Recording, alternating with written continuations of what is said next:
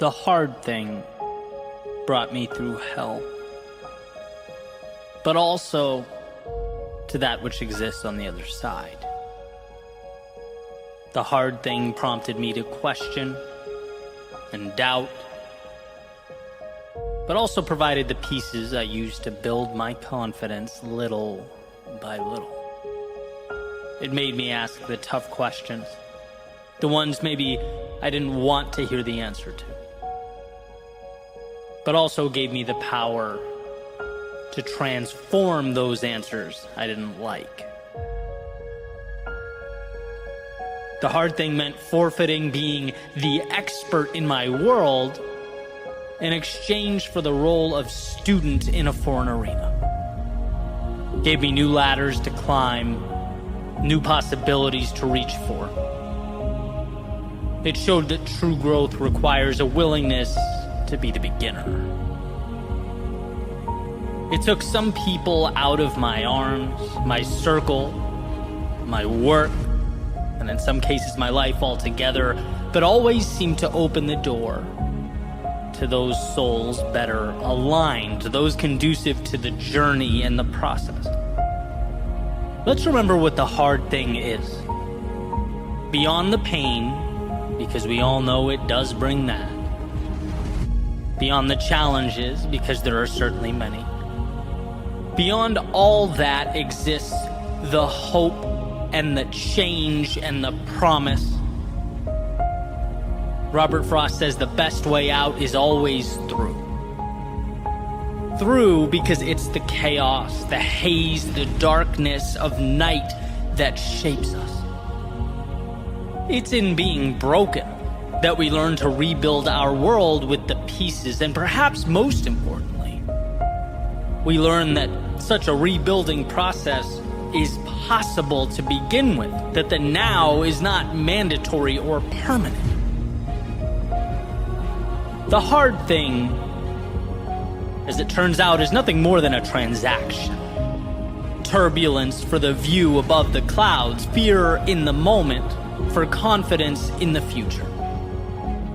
It's learning that although life sometimes appears to paint a picture of conformity and helplessness, there's always a path leading to the very place we need to go. It just asks we find the courage to walk it. Churchill has said, the pessimist sees difficulty in every opportunity. The optimist sees opportunity in every difficulty.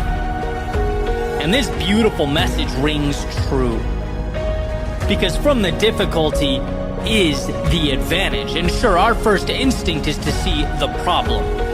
Our eyes tend to initially fixate on that which is unfortunate. But beyond that is where we get the most incredible things life provides, as if one is removing the shell or outer layer in order to get to the nutrients in the center, the ingredients required for growth, the pieces necessary to experience life at its fullest. And so we must be reminded that those opportunities, they're not rare, they're not reserved for everyone but you.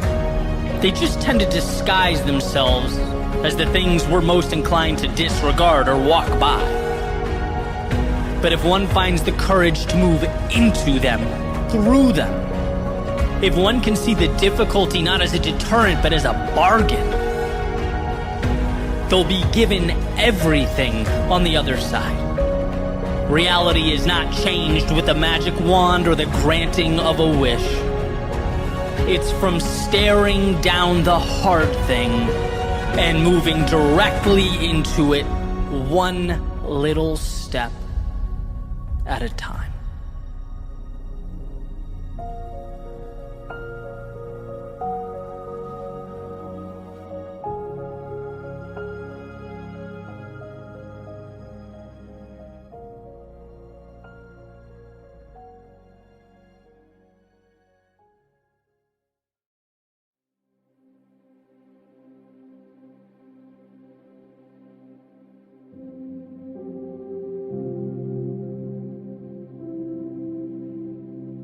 At night, the sky becomes visible.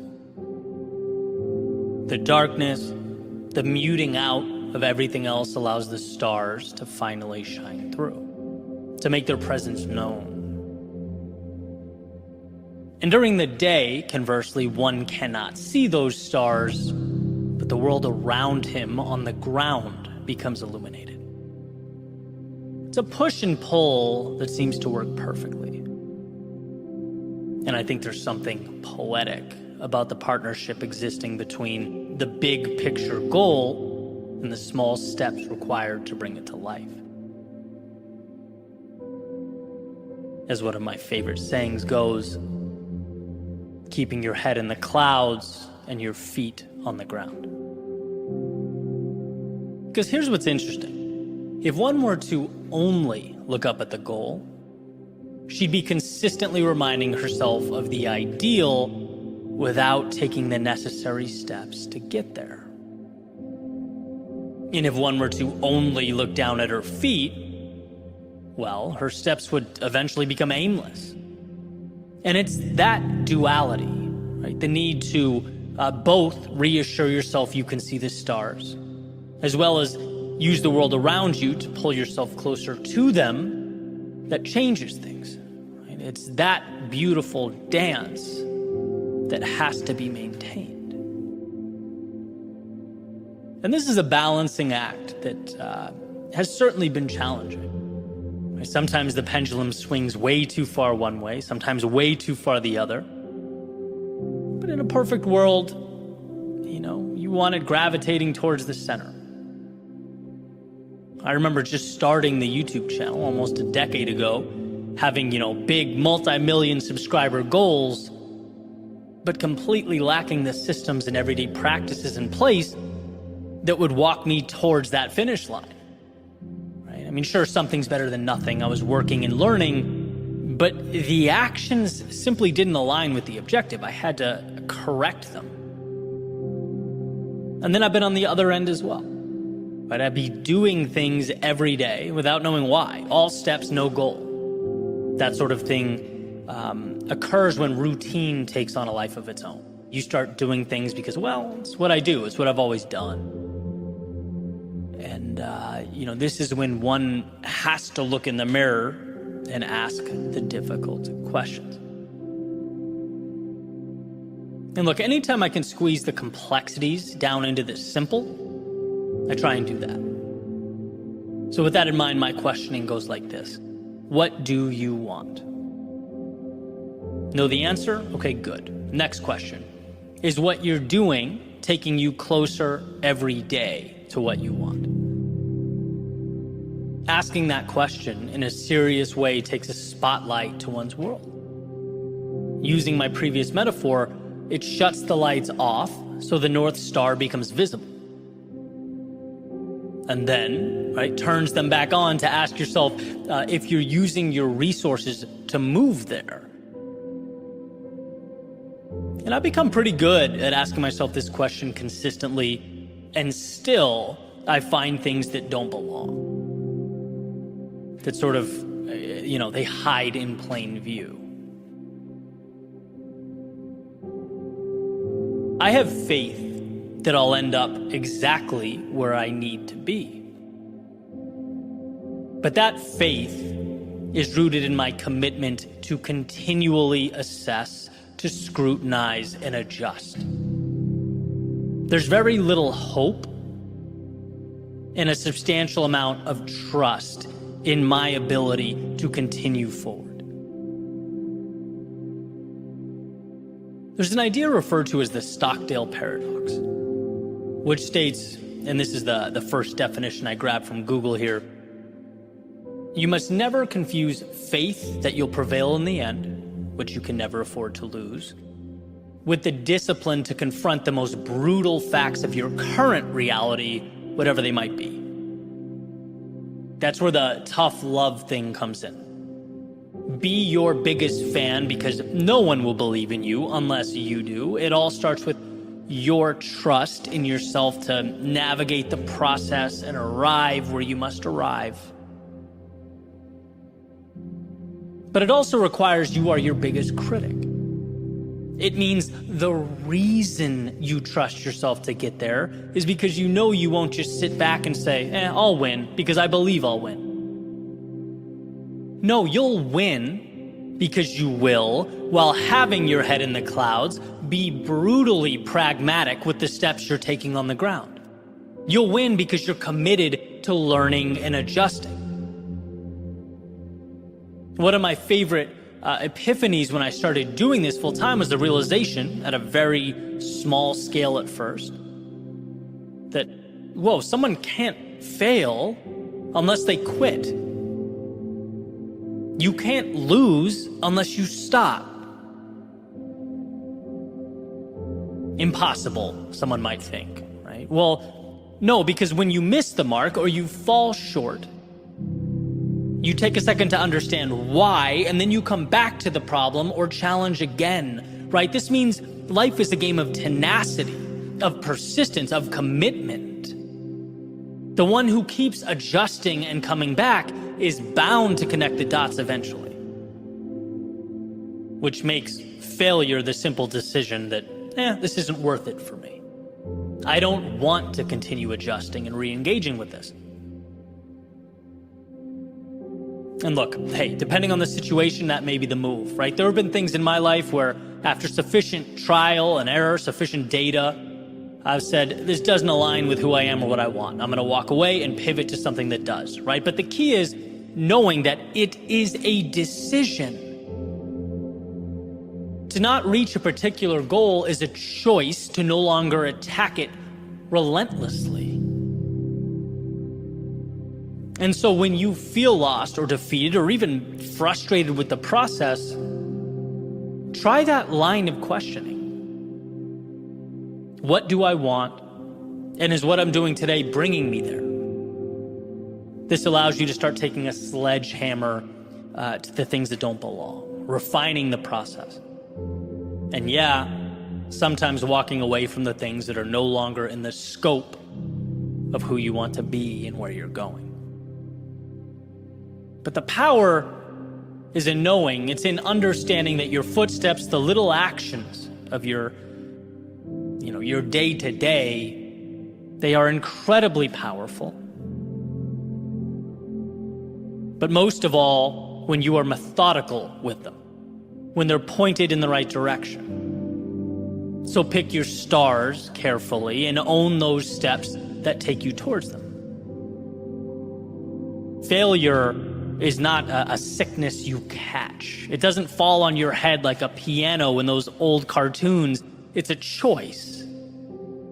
Meaning, in positive terms, as long as you are committed to learn, reapproach, and repeat, you will find yourself atop the mountain. As long as you're willing to evolve, you will ultimately arrive.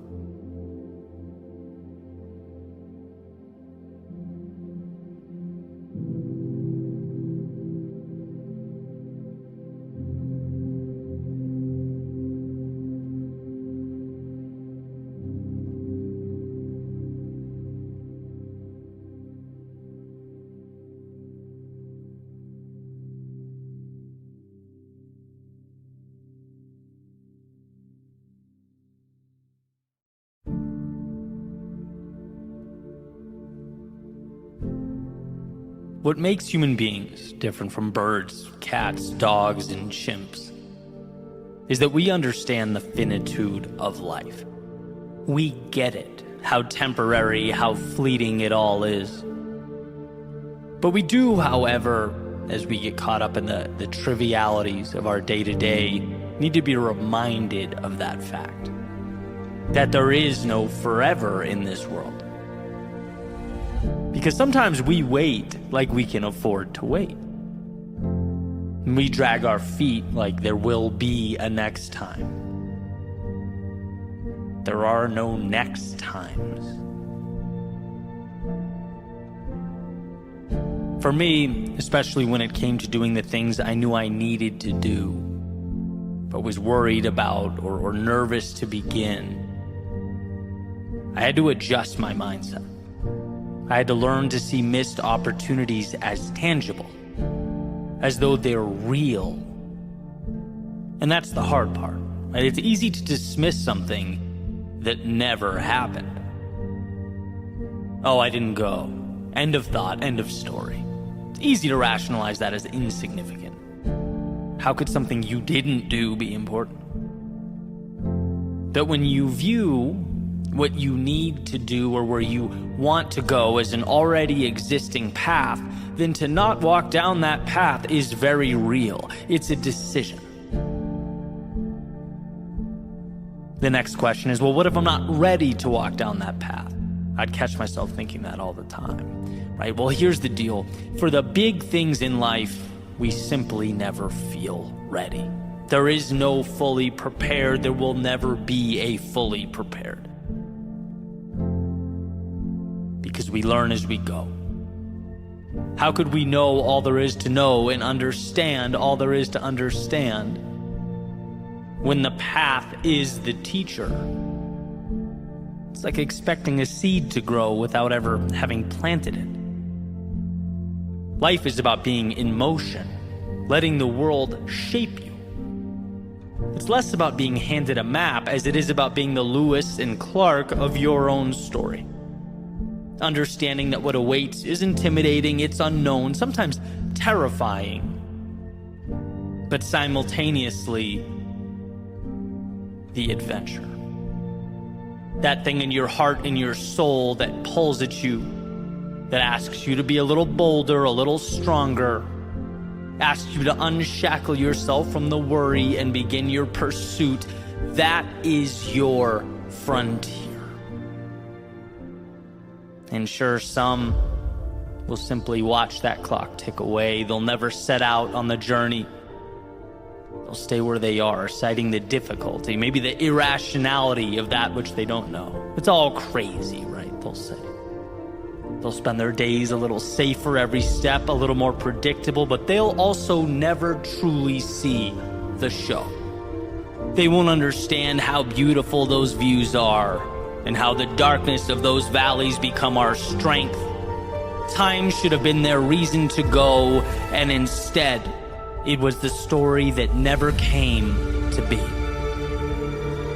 Like Jim Rohn has alluded to, you think going is expensive. Wait until you see the cost of not going, of not trying, of not walking down the path that will unlock your mind and change the way you see the world. You know what that is for you. Let's be honest, we all do. It's not about answers, it's about commitment to willfully embrace that which we do not understand. We don't get how those pieces stack up. But it's about letting yourself be the student and life the teacher. This, I believe, when our finite time is up on this rock rotating around the sun, will be what makes us smile, makes it all worth it. The memories we made, the adventure, the times we thought we were done but somehow kept moving, thought we'd lost but somehow found a way. That's our power. And if we're the authors of our own stories, the only thing truly unimaginable is the refusal to pick up that pen and open the book. Don't deprive yourself of the opportunity to explore the depths of your imagination. Don't hide from your greatness. Don't let what could go wrong cheat you out of all that can go right. As the saying goes, you only live once, but if you live it right, once is enough. So don't stay because of the clock, go because of the clock, live because of the clock.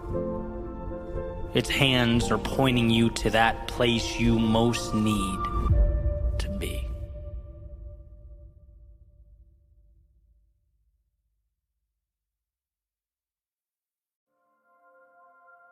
The miracle isn't that I finished. The miracle is that I had the courage to start. John Bingham. We all share a commonality. The runner on the starting blocks, the one at work, the one studying, the one trying to create the best life possible for their family. See, we are all at a beginning, looking up at an idea. Nothing given, nothing to adjust or react to, no, just an idea. An idea is when we are at the bottom looking up, They're deceptive in nature, their size, their weight, their breadth. They like to present themselves as much more than they actually are. And so, to turn ideas into things, one needs see themselves, not as some descendant of Mount Olympus tasked with lifting that 2,000-ton boulder before them, but as one armed with an understanding, the awareness that the 2,000-ton boulder before them can be broken down piece by piece, that it is nothing more than a facade, and while it may stop most in their tracks, you are simply not most. Not because the world treats you differently, but because you see the world differently. By knowing you are bigger than the sum of its parts, you have defanged this wolf. You have put yourself in position to do that which makes the world tremble, that which causes even the most confident to doubt. You have put yourself in position to begin. See, there is a time to look at the top of the mountain, breaking through the clouds, powerful and majestic. And then there is a time to look at your feet. And right now is the latter. You're not concerned with the big things. No, not right now. Your job is to move forward into this haze, to not see but adapt, to not know but trust. Things will materialize, and you know that. But at the same time, you can't control the future. Your battle is right now, and it's with the space immediately in front of you. It's with the thoughts attempting to deceive you. It's with the things the outside world will tell you, but forward motion is the antidote to all of that. And so forward you must go. The beginning is always the hardest because our thoughts are a mightier foe than life's obstacles. Thoughts take on lives of their own. They become monsters, demons, dead ends, obstacles. On the other hand, just ask that we adjust. There is no obstacle that can't be addressed by stepping into it. And so while the temptation is to sit, thinking, speculating about how challenging the road ahead, this is where you think less and move more. Harness the world as it comes, because the truth is nothing is as big as it appears to be. Life is incredibly solvable. Every problem has a solution. Every bad chapter ends. Every setback is a chance to be more than you've ever been. But how would you know that? If you bowed down to the mountains in your head, how would you know that if you never began? So let today be the dotted line you sign with your future self. A promise to be aware that the mountaintop peers over you, but to not be distracted by its shadow. To take the climb one rock, one step, 1 second at a time. Let it be an acknowledgement that nothing life throws at you can't be broken down and conquered so long as you don't get in your own way. Gone are the days of being held captive behind steel bars of self-doubt and fear. That road ahead is not the problem. It never was. Refusing to give yourself permission to travel down it was the problem. So without constraints, meet life head on. Let the trials and tribulations emerge, because they will, but know that you will rise to meet them. Let the unknown highlight all that you don't know, you can't see. Fine. The one thing you are sure of is that you will, one by one, transform the unseen into strength. And when those thoughts emerge, telling you that you've gone too far, that you're in over your head, that this isn't meant for you, know them not as truth, but as the only obstacle that can derail and distract. You don't have time for make-believe monsters. No, not today. So onward you go. To map the unknown, to tame the untamed, to live your life the way it was meant to be lived.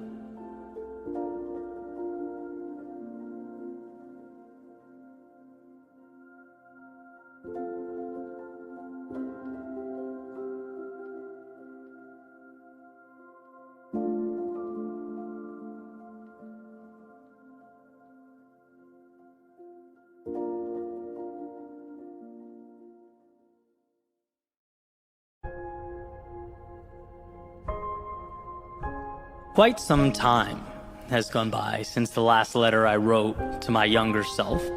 A few years, actually. And I think we're due. Because older me continues to learn to both enjoy and be humbled by life.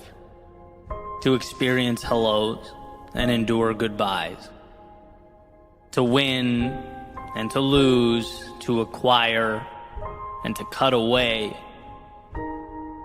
The world is a maze of complexity to navigate. And maybe we should start right there. Because look, kid, there are some fundamental ideas about life that you just have wrong. There is no door that you walk through where you suddenly go from not understanding to finally having all the answers. Part of growing up is realizing how little human beings know about anything. And that's okay. What you'll understand is it's not a reason to run, it's a source of courage to draw from. Oh, but adults are wise, you might think. No, adults are just children with mortgages. You'll learn that, and as we all become renters, even that's changing, right? Oh, but him over there, or her, wait, them, they have it all figured out. No, they just walk with conviction into their individual unknowns. That's all. Oh, but there has to be some certainty. We have to know some things for sure, you might think. Well, certainly we do, or at least we think we do, but you have to understand, 150 years ago, science said bleeding someone out would cure them of their illness, right? Our pursuit of truth is crucial, but it's a work in progress. Life is a work in progress. You are a work in progress. So what am I talking about? Why does this matter? Because I don't want you to think that you are ill-prepared to venture further into your potential. I don't want you to think that other people have what you don't, that you're not enough. The world around you is chaos. It's a mess. It's clay. Some people use it to build and create and shape their reality, and others, well, others don't. The kicker here is that nothing is built if you don't first give yourself permission to take the unknowns and make something with them. Once you understand that there is no secret code that must be figured out, you free yourself to explore and capture the essence of being alive. Again, life is messy. So go flail around. Wander. Go get lost. Who cares? You see what I'm saying? You can watch from afar, succumbing to the illusion that the world is some meticulously constructed orchestra where everything's playing in unison. Or you can dive in and make your own music, dance to your own melodies, because there is no perfect. There are people who stand still and people who pick up the pieces as they go. Next, and very closely related, younger me, give yourself a chance. Try things. No, more things, bigger things, terrifying things. You see those posters of people you have hung up on your wall? They're not of a different world. They're people like you. Right? But they decided along the way that they would try. That they would step out of line, break some rules, push life, and see how hard life pushed back. Younger me, on my college essay, I referenced one of my favorite quotes. I attributed it to Mark Twain. Turns out it wasn't even by him, but hey, life goes on, right? It said, 20 years from now, you'll be more disappointed by the things you didn't do than the ones you did do. So throw off the bow lines. Sail away from the safe harbor. Catch the trade winds in your sails. Explore, dream, discover. It's a beautiful quote, and here's what I gather from it. The biggest mistakes I've made over the course of my lifetime ended up being my greatest teachers, leading me to something new, to where I most needed to be. I mean, a lot of my mistakes are even funny stories, right? That I joke about with buddies over a beer. The vast majority of things you're worried about, they either won't happen or they're reversible. But what gets you, younger me, what truly hurts, is wishing you had the courage to apply to that thing that you instead let the deadline slip away. Or talk to that person you walked right by, or audition, or train, or travel, or follow your intuition, your heart to someplace new. Those are the things we tend to carry around. The second you learn that not going is far scarier than stepping out into the unknown, you'll possess a perspective that's incredibly valuable. It will change your life. And lastly, this one's kind of hard to articulate, but let me tell you, it continues to resurface. Here it is. If your intuition is telling you something, listen. Trust it. If something feels wrong, let it go. If it feels like it's where you need to be, you're being pulled in that direction, explore, move towards it. When you know in 30 seconds that someone isn't a good person, don't give them your time. When something doesn't align with your goals or objectives, don't feel bad walking away. When something excites you, trust that feeling. This is all intuition, and I've come to find that initial response to be more and more valuable. What that feeling is telling you matters. Don't turn your back on that. Now, of course, there's a line we have to walk, or an element of pragmatism we have to hold on to. Sometimes, when we're particularly upset, it makes sense to let the emotions subside and allow rationality to enter. But this is more about being aware of who you are and what you want, right? Don't talk yourself out of what you know you want and into what you know you don't. Life gives clues. It's not always 4D chess. Sometimes it can be simple. What's needed is right there. But you have to look around. You have to listen and trust yourself, and no one will ever know you better than you. But if you tune yourself out, then how can you have a shot at living a meaningful life? One on your own terms? Be impossible. So younger me, trust yourself. Beyond what anyone else tells you is best or most beneficial, again, those are answers only you know. So listen to you. One of my favorite messages is that you are your own experiment. That as we move forward into the haze of the unknown, we understand that at times we'll fall. At times we'll see our plans disintegrate right in front of us. But this is, when we step back and really examine, not a cause for alarm, but a chance to celebrate. Celebrate because the world pushing back at you implies that you are moving forward. And that is strength. As the saying goes, in the broken places, the light shines through. Younger me, promise me you won't be scared of breaking.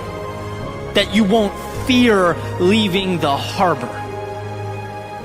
Because nothing out there is bigger than you, or too much for you to handle or navigate. The funny thing is, younger me, that your journey is reliant on you giving yourself permission to go, to see, to explore. All that starts with you greenlighting your own adventure. But remember what I'm telling you. There is no rubric for life, it's trial and error. Remember that if you don't give yourself a chance, you simply watch the opportunity slip by. And remember that you are the only one who knows what's best for you. So trust that intuition. The world will be whatever you choose to make it. And my hope is that you realize you are strong enough. You're bold enough. You're capable enough to make it whatever that might be. So younger me, go pave your path. Go blaze your trail. And remember, along the way, as you navigate the ups and downs, highs and lows, remember to look up and enjoy the ride.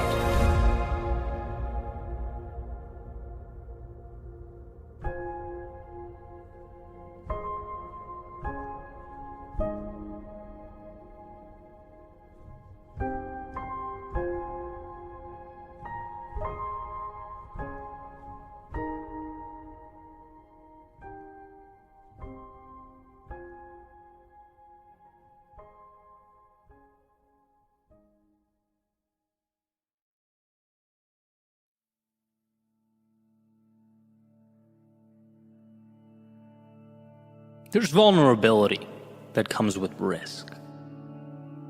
I'm not sure we can get the full extent of it from a book or a video. Rather, we only understand it once we experience it firsthand. Where you step further out into the world, a short distance beyond what was once the status quo, whatever that looked like for you. And suddenly you become susceptible to criticism and rejection. You feel things you've never felt, see things you've never seen. Sometimes it feels like you're taking off your armor and marching directly into battle. And it makes sense in the beginning. But there is always a point during the heart of the storm where we look around and ask why. It's like a hangover, right? Where there's this internal tension, frustration, knowing that the whole thing was self-induced. You could be comfortable right now. Comfort was always an option, but you chose differently. And as you push through, something becomes evident. It takes time, but all things of value do. You realize that life is now offering you things previously unavailable. As though your ticket now permits you to relocate from the bleachers to courtside. The lock has come off the door. And immediately, you see why there was a cost associated with leveling up.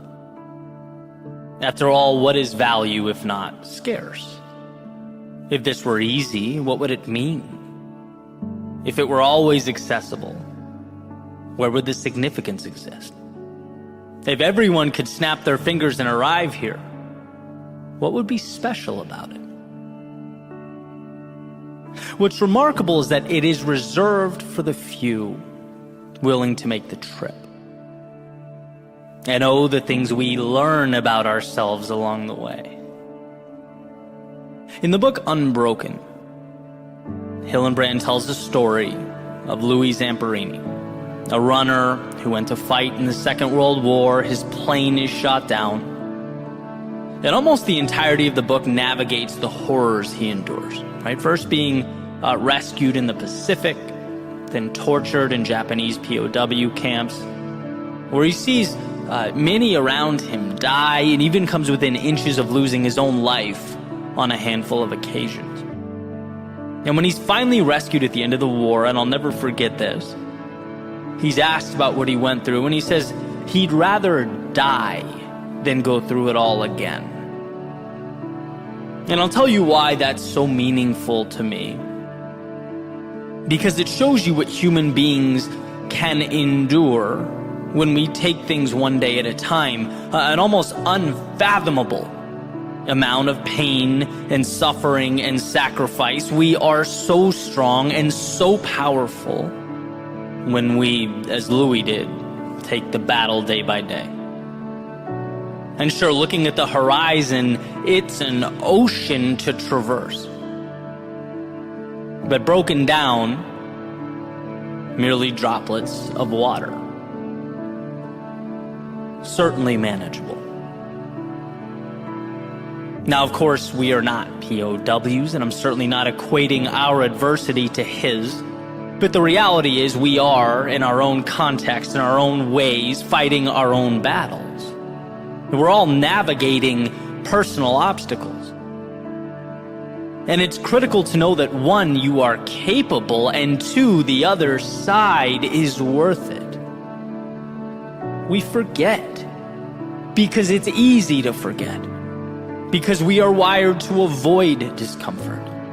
Because no one wakes up and intuitively thinks, man, I'd love to do the hard thing today. But what we learn is to love deeply is to take off the armor and allow the heart to be vulnerable. To seek out the adventure is to embrace the possibility of losing one's way. To dream of a place amongst the stars is to risk falling short and being reminded of our imperfections, our mortality. One might understand this and think only of the adversity, of what can go wrong, perhaps create lines in the sand that they refuse to cross. And sure, they play conservatively, their hearts won't be broken, their maps won't be necessary, their pride won't be crushed. But for what? What kind of existence is one where you never play the game because there was a possibility of defeat? We can all endure what is required to live fully. Every single one of us. Yet so many will never leave the harbor because we struggle to see the journey as a collection of manageable pieces. You deserve more and you're capable of getting more. Don't deprive yourself of it. 1,000 heartbreaks is worth finding that someone who lights you up. In 1,000 miles in the wrong direction is worth uncovering that place you were meant to be. 1,000 swings and misses is worth finding your place amongst the stars. Vulnerability is not a burden, it's a staircase to the moon. Why not make today the beginning of your ascent?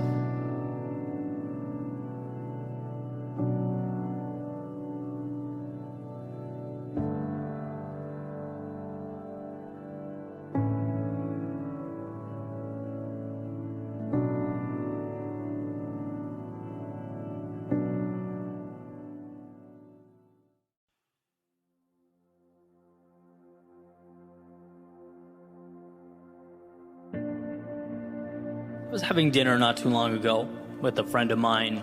I see him as somewhat of a mentor as well. He's a bit older, has a couple decades on me as an entrepreneur, and we were talking about personal development, different ways to invest in yourself, what has the most ROI, kind of throwing ideas back and forth. And I started talking about different coaches I've linked up with, some of my observations on that.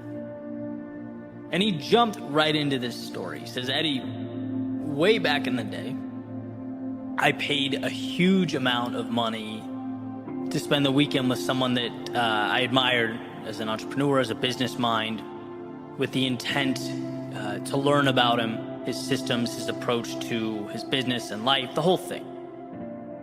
It was basically an investment into my journey. And he went on to say, I arrived for the weekend. Didn't take me long to feel completely underwhelmed, completely let down. Everything about the guy and his organization was sloppy, nothing seemed to be methodical, very little was extraordinary or groundbreaking. He said, I couldn't believe it, especially after tens of thousands of dollars spent, right? He spent a lot of money. Couldn't believe that someone he looked up to had so little to offer. And I'm sitting there just kind of like wide-eyed, like, oh man. And almost instinctively, I said, man, you must have been so angry. And he goes in this cheerful voice, no, I wasn't angry at all. This is a direct quote. He says, it was the best money I've ever spent in my life. I said, oh yeah, how? He says, it was that day I learned that, hey, if this clown can do it, if this guy can pull it off, what in the world is stopping me? What's my excuse? Basically said that day has been directly correlated to the success he's had since. Wow. Right, to which I responded, hey, thank you for the theme to what will become this Monday's YouTube video, right? Because the world needs to hear this message. So many of us need this. There's a tendency to put other people we don't know, people we know nothing about, right, on a pedestal and see ourselves as perpetual outsiders looking in. This notion that they have what I don't. When so often that thing they have is simply, even solely, self-belief. I know so many competent people that second-guess themselves out of starting or growth or progress. They see their inadequacies as substantially greater than their strengths. They don't go because they contemplate. They don't speak because they internalize. They don't create because they worry. And it's like, if you don't, someone else will. And that someone else could very easily be less suited for the job. But they did the thing that you wouldn't. The thing, as it turns out, that matters most. They trusted themselves to give it a shot. They understood that nothing starts until one looks in the mirror and believes in the pair of eyes staring back. And I look back and it just all makes perfect sense. You know, I think of the frustration in my parents' faces when I was a kid and would say, I can't do that. Right? It was the frustration of people who care deeply about me watching me get in my own way. Right? Yes, you can, Eddie. You are the one stopping you. You know, my grandfather saying everyone puts their pants on one leg at a time. No one is that special. And I think it's a critical reminder. It's not to say that success isn't warranted, that people who have done great things aren't qualified or talented or haven't earned it. No, not at all. The opposite, in fact. Time plus effort plus consistency tends to land people in pretty remarkable places. But it's like, no one takes that path or starts that journey unless they see themselves as worthy of it, until they give themselves permission. It makes you wonder how many people are simply too intimidated to lace up their shoes and walk out the front door. Don't even give it the thought. Hey, that's someone else's reality. I'm confined to this space right here. Think back to the early days of any incredible transformation. Right, I'm going to use a pretty cliche example, but I think it will do a great job of demonstrating my point. Think back to Michael Jordan playing JV basketball in high school his sophomore year because he didn't make the varsity team, okay? And at that point, if he was looking for evidence as to why he wasn't quite good enough, there it was. He could have easily found it. Not skilled enough, not quick enough, lacks vision, certainly, as his coach pointed out, not tall enough, right? What in the world gave him the right, despite his circumstances, to think he was good enough to ultimately play at a high level? Who gave him permission to be that guy? He did. And it's just that. We don't see or think about any of that now. We see the NBA legend, the greatest ever, forgetting that at one point, he wasn't. And his life continuously consisted of crossroads where he had to bet on himself. Times where instead of accepting outcomes that weren't ideal, he sacrificed. He said, I do not accept that. He put in hours, which is a concept that we take for granted, right? People don't sacrifice unless they believe something will come from the blood, sweat, and tears. He believed that it would. you have to believe that it will as well. In fact, your life, if you started right now, made a little dot or mark on the present moment, and you could live two simultaneous existences at once. One track where you saw yourself as something extraordinary and sought to live that out, and the other track where the same you saw greatness as some intimidating, larger-than-life reality reserved for other people, the few. Right? You viewed yourself as an outsider, average, incapable, undeserving. The difference between where those tracks would end up would be worlds apart. Again, because humans follow through on who they believe themselves to be. We don't do things unless we believe they're possible. We don't sacrifice unless there's some sort of delayed gratification. We don't climb unless there exists a summit. What makes life both beautiful and mysterious is that we have to arrive at those outcomes before they exist. As Babe Ruth famously said in that article in the 1940s, it's hard to beat a person who never gives up. And it's hard to beat them because they believe themselves worthy of what they are chasing. So when will you? When will you find yourself worthy of that next level?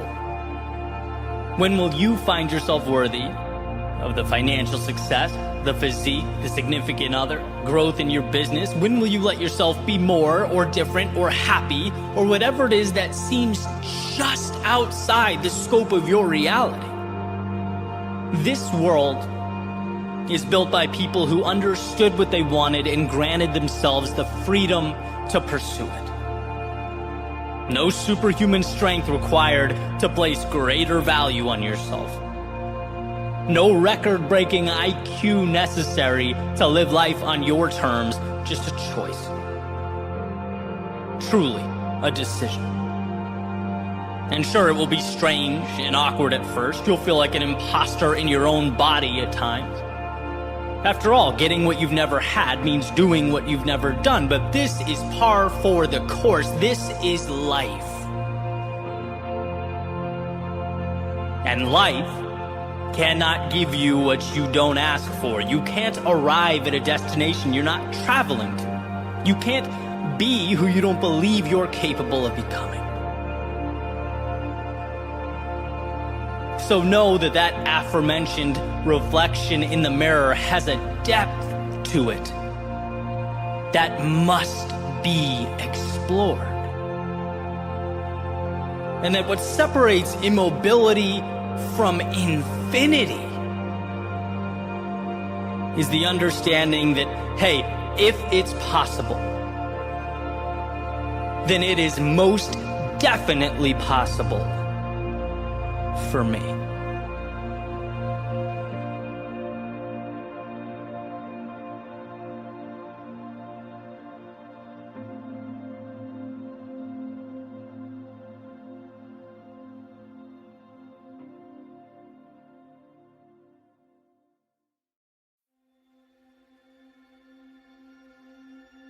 It's no secret that the best things in life come with the biggest price tags.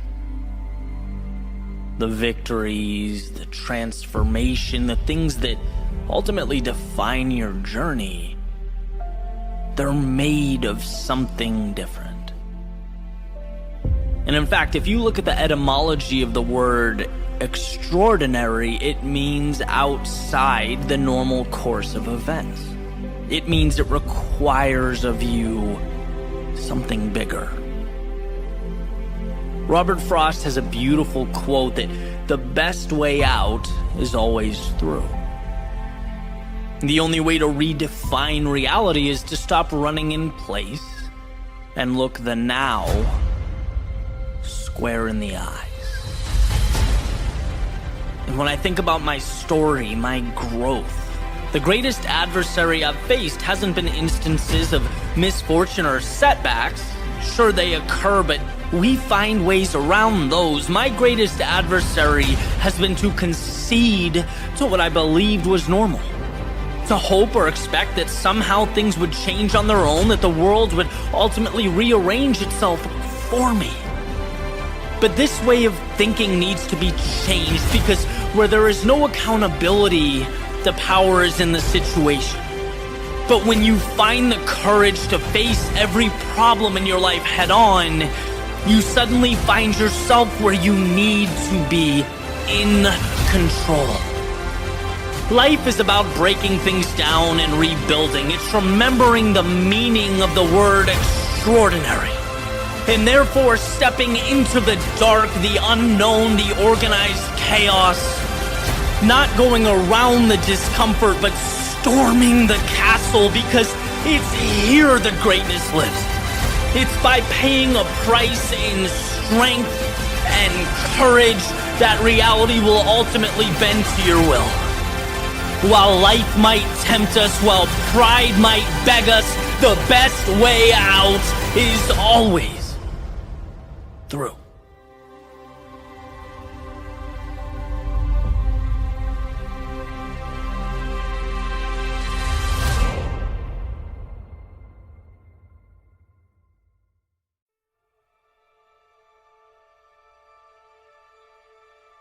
What if I fall?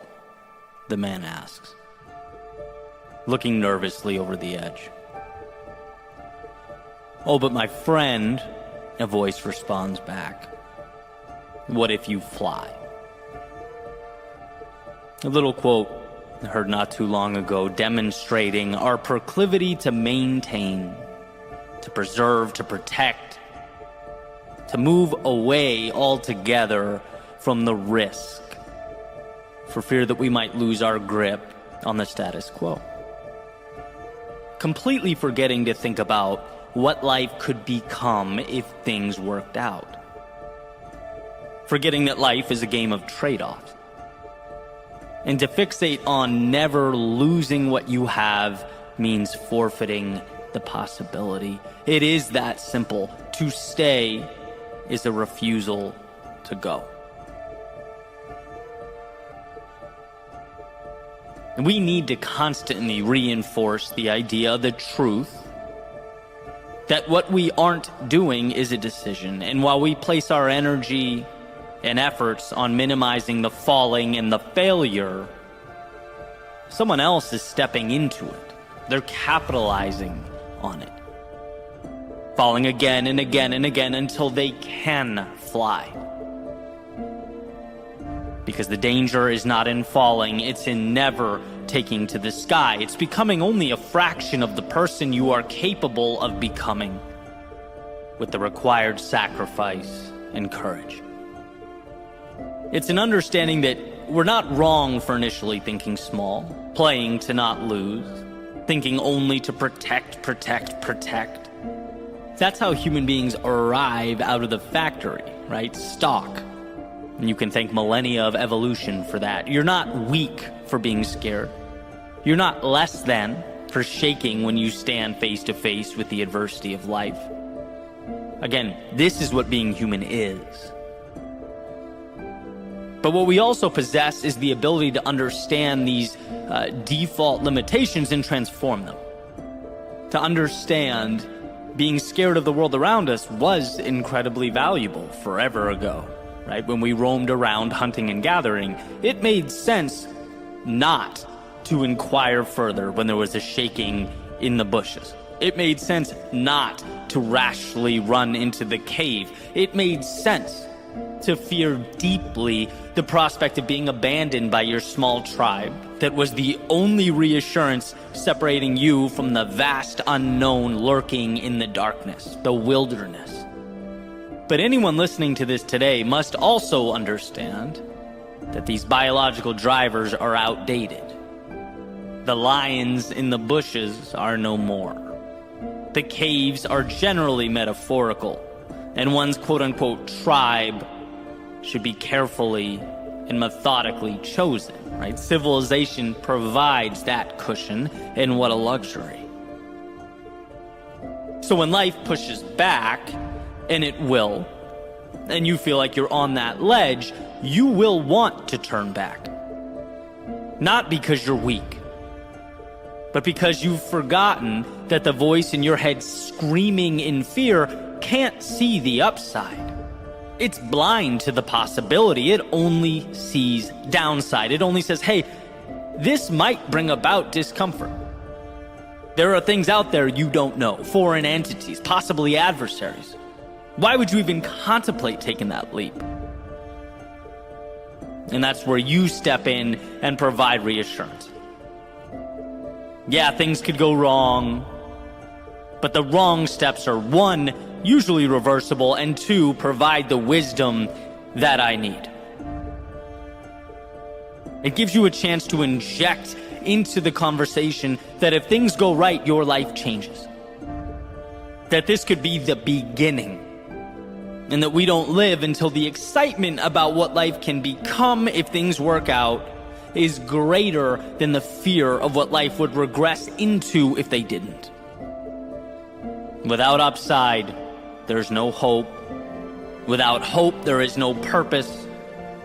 And as Viktor Frankl has said, life is never made unbearable by circumstances, but only by lack of meaning and purpose. We're all operating within the same parameters, same playing field. But the difference is, we have different soundtracks, interpretations, and narratives playing behind our eyes. He may see the world collapsing and spend the rest of his life mourning what is gone, while she may see this same devastation and bring herself to wonder, well, what can I build in its place? What can arise from the wreckage? Same circumstance, different storyline, different result. I often cringe when I hear mindset misinterpreted as this magical thing that becomes reality the second you close your eyes and make a wish. Like the law of attraction, as far as I'm concerned, is not magic. I think this whole song and dance is much simpler than that. We act in accordance to the things we believe. And if you believe you're not good enough, if you believe you're not worthy, if you believe more is out of the question, what incentive do you have to change? None. It's much easier to default to hating the world when that's your perspective. But when you can find the discipline, even for a moment, to pause and ask, well, what if things got better? What if my life could be more? That spark has suddenly given you a reason to take another step forward. It's made an argument as to why that discomfort just might be worth it. The magic isn't that you wished for it and so it was. The magic is that you saw it as a possibility, and in doing so incentivized yourself to move towards that outcome. It's hard to gravitate towards something that has not yet been built. It's hard to stand with conviction in defense of a life that hasn't yet materialized. But that, my friends, is the beauty and mystery of life. You don't get what you want until you start living like you already have it. Like you can touch it, taste it, like it's real.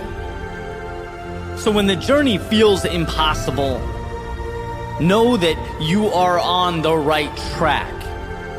You're competing against some very formidable adversaries, your very DNA. You're competing against the people around you that don't understand. You're competing against the obstacles that make you question whether that conjured up castle in the air, existing only in your head, could ever come to fruition. That is some resistance. But as you step forward into the haze, your single, solitary acts of courage will begin to tell a story, to take shape. The once make-believe will become tangible. You'll see the pieces coming together, and you'll see yourself as the one capable of assembling them. An architect of sorts, a designer, one with courage and self-belief. The truth is, you will never completely mitigate fear. That will be with you forever. It's par for the course. You just need to remember that the power of purpose, of meaning, the value of upside and opportunity is greater than that nagging voice of fear. It's not about closing your eyes to who you are or where you've been. There's beauty in all that. It's merely about opening them to all you can become.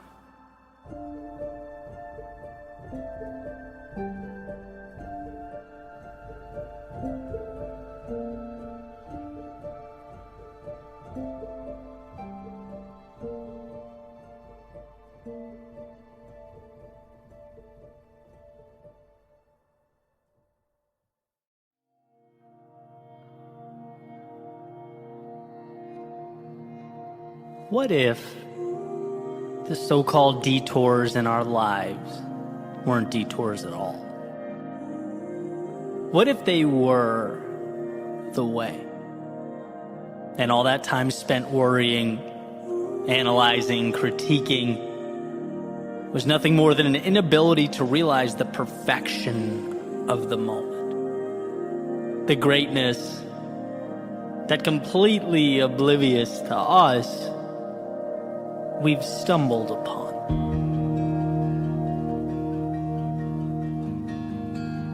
Sometimes we can fall into the trap of looking at life in a way that I believe is too linear. And I certainly think we benefit from simplicity for a variety of reasons. Clarity, the ability to make something repeatable, the gift of focus. But here's the thing, truth is so rarely black and white. And that begs the question, well, what do we make of all that nuance and detail, all that other stuff?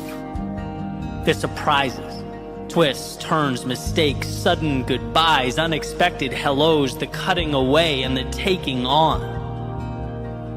Because life is messy, unpredictable. And our greatest lessons seem to come from places we least expect them to. Our most memorable moments are often somehow dropped into our laps. It's the whole John Lennon notion that life is what happens while you're busy making other plans, right? And it's interesting to me that I've spent a decade pointing at this metaphorical mountaintop, pouring myself into a methodical plan, just to see again and again that the value continuously comes from the places I didn't anticipate. Where if I kept my eyes closed or even blinked for a second, I might have missed it. Seems like the important things often dress themselves up as mistakes, problems, setbacks, and detours. So why bring all this up? Well, in case you're like me, and you have that tendency from time to time to beat yourself up for the times you fell short, let yourself down, the times you swung and missed.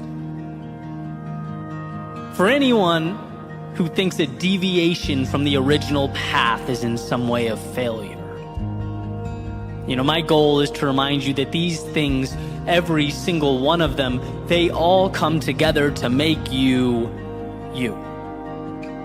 And the more days I collect, the more I realize they are not only part of the chapter, but integral to the storyline. They're the character development. See, somewhere, at some point along the way, you'll have situations that change, things that come and go, relationships that fall apart. Forever things that ended up being rather temporary. And that animal brain will tell you that, this was somehow a total loss, that your days were wasted, your time was stolen.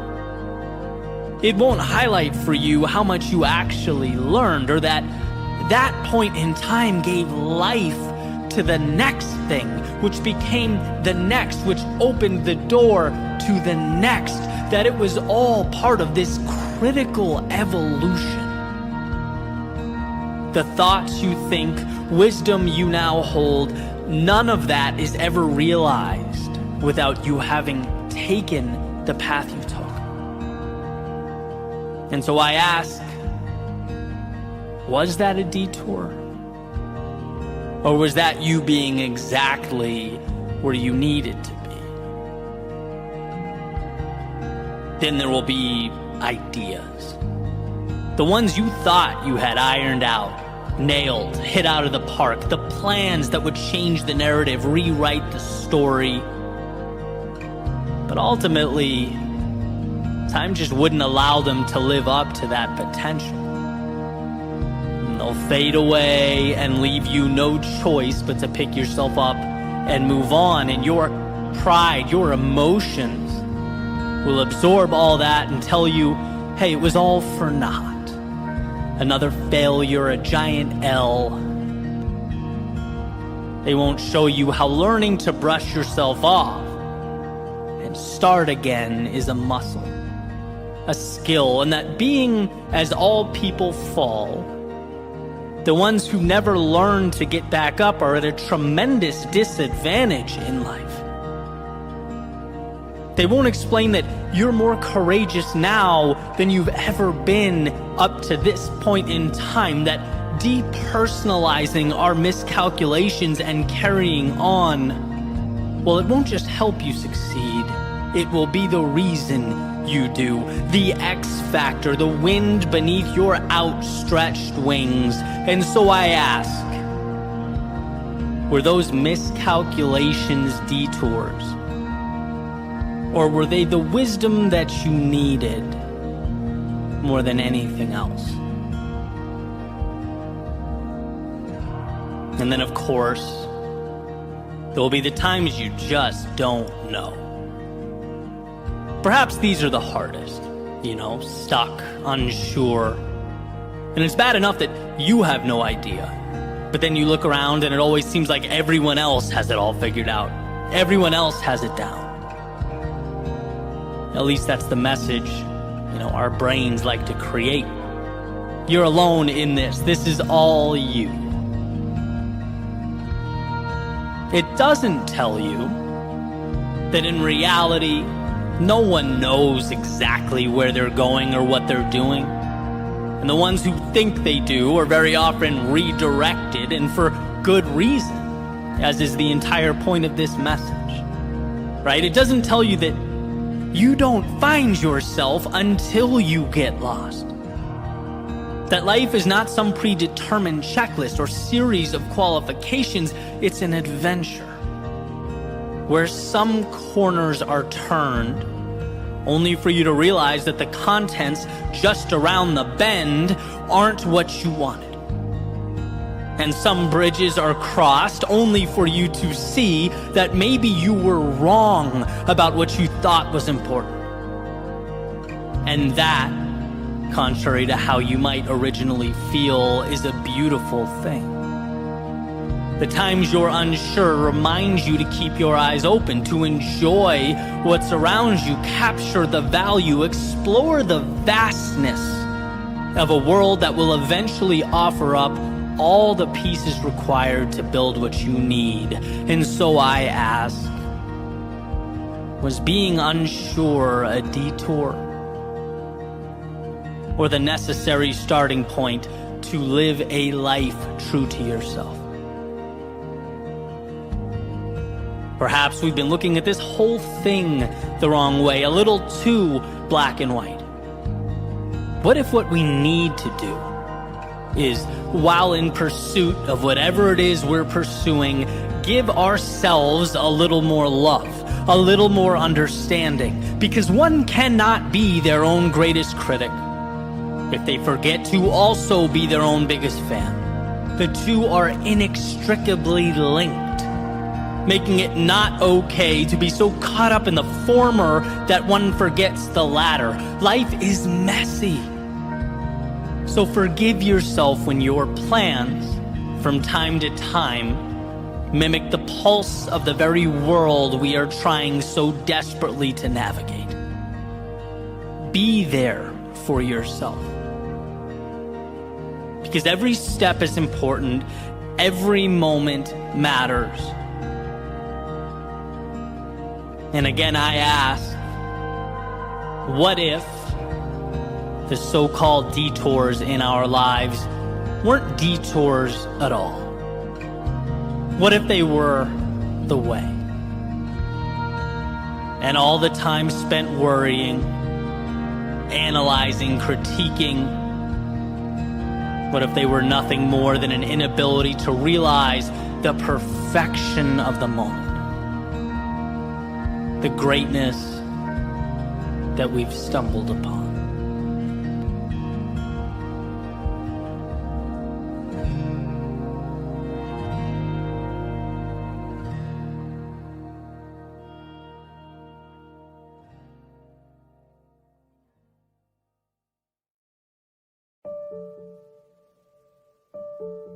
If it means something to you, it's not wrong. I'm talking about different roads, going to different places, different ways, at different times, none more or less important than any of the others. It's an amazing thing that a perfect life can mean something so different to each and every one of us. You know, I get asked quite a bit about my decision to do what I do, as far as what prompted the journey, the process of turning a page, beginning a new chapter, and in essence, leaving what didn't serve me to pursue what does. And what I realize is that a lot of these conversations are with people that have an outlook very similar to mine, right? We value a lot of the same things. But there's a distinction between what you see every day and what truly reflects reality, right? Is what's around you the only option? Is it the real deal, or is it a part of the puzzle, right? Like if you look at Twitter, for example, you have 20% of Americans supposedly use Twitter. And of the conversation on Twitter, 80% of it comes from 10% of the users, right? So it's a subset of a subset. But how easy is it to open the app and think that's a reflection of the world and how people think and what's going on? It's not. It's a very small fragment. And the reason I bring it up, the reason it's important, is because we tend to look at what we see around us as the right way or the instruction manual. You know, I've talked a lot about the corporate world like it was essentially a prison for me, right? And in many ways, it was because of the way I think, how I get fulfillment, right? There was a predictability and a straightforwardness that just doesn't mesh with my personality, but that's me, right? And I had the realization the other day when I was on someone's podcast and they asked me, well, how come some people don't get it? How come some people don't understand the entrepreneurial spirit or that sort of adrenaline that comes with the high highs and the low lows? And I spent some time thinking about the answer, and I think it boils down to something simple. It either pulls you that way or it doesn't, right? It's the thought process isn't the right way to live or the wrong way to live. It's one of many ways to live. It depends on what you gravitate towards. You know, I like to reference one of my best friends, Chris, because we couldn't be more different, right? He has a 9-to-5. He loves the structure. He's immersed in it. And because of that, he's moved up the organization very quickly, comes home, spends time watching TV with his beautiful kids, cooks with his wife, sends the group chat shots of the smoked pork or whatever the hell he makes. He's in heaven. He loves his world. You know, but then he looks at my world. He sees the unpredictability of my life, my choices, traveling, moving around all the time, the financial oscillation where it's like 1 month is great financially, the next it's underwhelming, it's up and it's down. And he goes, how do you live like that? You know, and I could ask the same of him. Where's the rush? Where's the uncertainty? You know, it's two very distinct ways of looking at the world, and I think that's incredible. But I also think it's easy to miss. You know, like Twitter, you sort of think what's around you, what you see is the real deal, is the path, is where you should be. And it's why a lot of people are concerned or question themselves. It's like there's this invisible metric, whatever side you fall on, there's a right way or a wrong way, and that's not true. There's your way. If it means something to you, it's right. And that's the standard, period. It's where you need to be, right? Who is anyone else to set those standards? No one knows you. And I think the question is twofold. One, have you taken the time in your busy life to identify what that is? Whatever it may be, have you thought about it? I'll never forget a friend asked me once, what my perfect day looked like. He asked me to describe it in detail. And I looked at him like a deer in headlights. I'm like, I don't know. I've never thought about that, right? He could tell me when he got up from when he went to bed what his perfect day was. He goes, well, how could you ever have one? By accident? Right? So do we take time to think about what matters? And number two, are you willing to drive towards whatever that is? Whether it's entrepreneurship or athletics, being a rock star in the corporate world, being a world-class painter, an amazing dad, some combination of some or none or all of these things, like what are you aiming for? But it's nice sometimes to get that reassurance that your path, regardless of how different or quote unquote normal it is, if it's right for you, it's right. And that's something that no one can tell you. So much of life is a conversation with yourself. It really is. You have to give yourself permission to live. And I've spoken about it. I've spent a lot of years at that intersection of what I thought was right because others were doing it and what truly made me happy. Waiting for the light to turn green before realizing that moment doesn't come. You need to be the one to change it. Life is a beautiful experiment, but it is an experiment, which means you need to get to work. It's testing what you love, what you don't, where you want to be, where you have no interest in being, and embracing that, right? Discovering what you love, what's meaningful, and then trusting yourself to get there.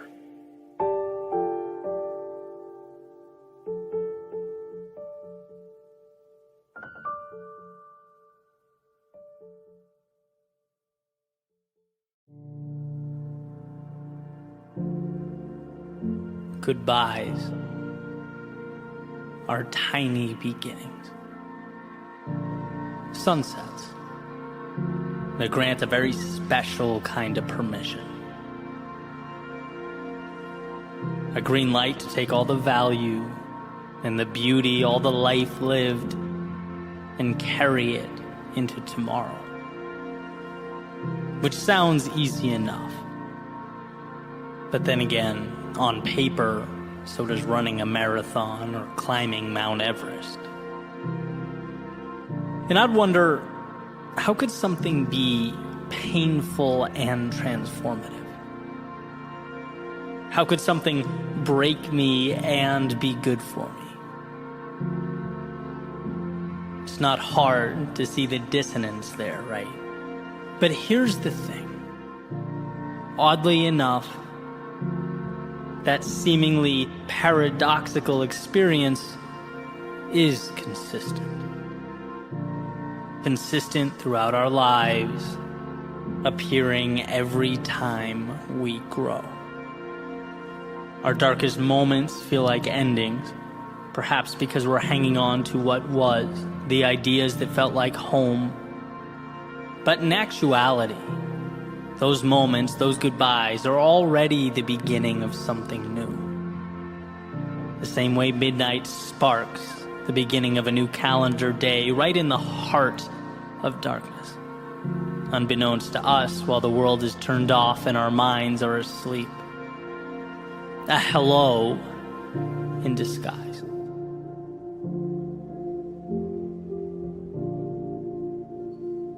When we said goodbye, my heart immediately declared war on my mind.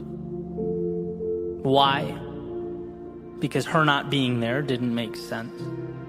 Because when you care about something, you fight for that thing. Because goodbyes, well, they signify change, and I liked this chapter. But my brain fired right back. Right idea, just wrong time.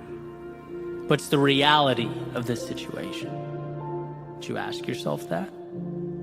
It said letting go can be the hardest thing and the right thing simultaneously, that I should know the rules. And so goodbyes were said and suns, they set. And we went to sleep in separate beds, not knowing anything about the future except that it would be different. Way different than today. And immediately in comes the heart. Picks up the mic, tap, tap, is this thing on? Check 1, 2. Hey. Make sure you're aware of what's gone. Make sure you spend your time thinking about what you don't have. See the blank pages? They used to have writing. You see the empty space? That used to be occupied. Make sure you shine that spotlight on what was once there. Oh, it's empty? How does that make you feel? Asks the heart. Then the door opens, in comes the brain, the pragmatist, more direct, certainly more matter of fact. Says, hey, time to move. You have things to build and places to go. You can't let that blood-pumping organ get in the way of what really matters here. Lace up your shoes. Open the door. Go make a name for yourself, kid. Go be that guy. You get what you focus on. Remember, focus on the reality, the process, the analytics. Data doesn't lie. Your heart does, though. I let them fight it out for a few. Our desire for faction so deeply ingrained that I feel like I'm looking down at myself while my right half fights my left half. How best do we go forward here? Right, wrong, yes, no, stop, go. Before realizing, like so many things, the truth hides in the gray space. Maybe in an obtuse way, they both want the same thing. The truth is, it hurts, because change hurts. But that doesn't mean I've lost more than I've gained. It doesn't mean that yesterday's memories won't impact the minutes that make up tomorrow. Nothing is disappearing into thin air here. This isn't a magic trick. The time spent doesn't suddenly become meaningless. No, it comes along. Because I'll continue to move along, and those moments are now me. So recalibrate. Acknowledge that. When I watch a movie, see a concert, go on a breathtaking hike, run up the coast in the morning, they are experiences that take me somewhere beyond the physical. They're peak experiences, but they are not forever. And interestingly enough, upon their completion, they're not quite gone either. They make a little home for themselves somewhere in the soul, like a candle that, as small as it might burn, is never truly extinguished, a light to help guide the way forward. And so when we find ourselves in the dark, how powerful that we remember to reach for it. As the saying goes, you have everything you need. And you do, because of everywhere you've been and everyone that's helped keep your soul ablaze. You are the continuation of the best story ever written. And no hero makes it on his own. And so that night, I decided to mix things up a bit. Sit under the bright lights of the South Florida sky, glistening pieces of wisdom that share for free. And the moon, that moon, which I recently learned we can only see because the sun's light reflects off of it. Perhaps they too knew each other in a previous life. But me, I got in my car, drove out to the beach, a nice change of scenery. Figured it would be a real treat to hear myself think, to find clarity. I climbed up onto a lifeguard stand, let my feet dangle over the edge, and just looked out. Watched the waves crash on the sand. The clock would strike midnight soon, and while the world slept, I would be given a brand new day. And what a relief. Because the previous one was painful, the previous one hurt, the previous one broke me. But as I sat there, waves crashing, feet dangling, I was starting to feel like those little pieces just might come together to comprise something meaningful. As Hemingway put it, the world breaks everyone, and afterward many are strong at the broken places. Well, under those stars, I felt like I could be strong. Like once again, I could be anything, and the heart and the head can bicker all they want. But they're saying the same things, just through each other. One sees what's no longer there, the other sees what's next, and that's what goodbyes do. Force us to look around and realize what we've become as we start the next journey. Eyes a little wider, soul shining a little brighter. Because of her, because of me, because of the blank spaces, because of what will someday occupy them, because of what it all means. And just like that, midnight. Quiet, calm. Those waves, they crashed and they crashed and they crashed, celebrating the new day. They've certainly been here before, and they'll be here tomorrow, long after I come and go. And in a way, my impermanence is what makes the now so precious, why it all matters.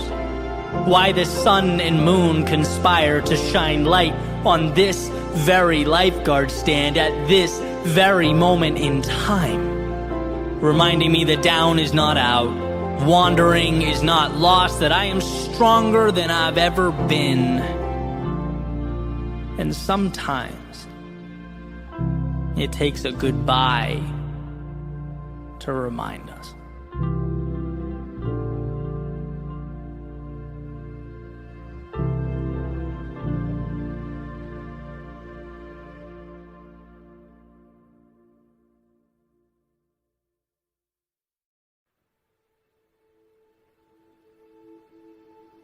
You were made to rise, to take your pain and convert it to purpose, to take your struggle and transform it into meaning. In a world of concession, of self-sabotage and defeat, you were made to rise. And so it's critical that you look around at where you are now and adjust your lens. It's critical that you see the present moment not as an ending, the culmination of wrong turns or broken plans, but as the beginning of what all that will be turned into. The start of the next chapter, a new road, because you were made to rise. Life has an interesting way of not pushing us to be more until our backs are against the wall, until we've fallen or found ourselves where we don't belong. But it's down in the ashes that we're presented this blessing, that we're given the chance to be more than we've ever been. You weren't made to look around and call this diminished reality home. No, you were made to rise. Life is about decisions, what to accept and what to cut away. And it's in our moments of distress we must find our calm. When we feel low, that we must remember the heights we're capable of obtaining. Look, our greatest invitations, they often feel like defeat, like hopelessness, but see beyond that narrative. Look in the mirror and know that what looks back at you isn't the problem, it's the reason you'll succeed. Someday you'll see the present as the moment that made you, the days that shaped you, just as a sculptor arrives at his masterpiece. So stand up, brush yourself off, and look up, because that is where you're going. Now is where it begins. You weren't made to accept what is. You were made to rise.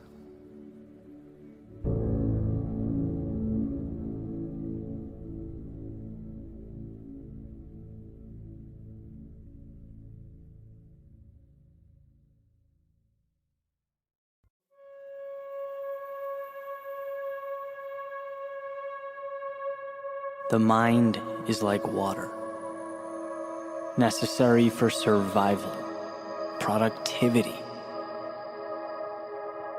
but can just as easily drown out that likelihood of success. And I can tell you with confidence, you've never seen your body's limitations. What you've seen are the limitations of your mind. When you're tired or uncomfortable, weak or unsure, these things start as fear, being planted in your brain and attempting to grow roots, looking to acquire the real estate that exists between your ears. It's a powerful source. It can manipulate you, your reality, anyone and everyone around you, but it only exists with your permission, and we're not always cognizant that we've opened the gate and let it in. That's the crazy part. Oh, but we do, subconsciously or not. It's the reason you haven't gone as far as you can go, pushed as hard as you possibly can, because at some point fear stood between you and what you want. At some point you started asking yourself if you've gone too far. Look, it doesn't matter if it's athletics or business or art or anything. When things become uncomfortable or hurt, fear always shows its face. It's not because, you're dragging your leg on the floor or your knee gave out. It's not because you can't go on. It's because those thoughts trickle into your mind about not being able to finish. What if I can't handle this? I don't usually go this far. Am I pushing harder than I normally do? Is this right? Is it dangerous? Is it over the top? These thoughts are the seed of destruction, a virus. But here's the remedy. There's a saying in naval special operations that when your mind is telling you you're done, when you feel maxed out, you are only at 40% capacity. You haven't scratched the surface. And value isn't obtained until, in one way or another, you're able to realize this and push the panic, the anxiety back underground. You're not stopping because you can't go on. You're stopping because of the what ifs and the worst case scenarios. You're stopping because you're preconditioned to stay within boundaries. Because that seed has grown into concerns about the world conspiring against you, but the body does not control the mind dictates what the body does. See, the thing about life is that we all have narratives.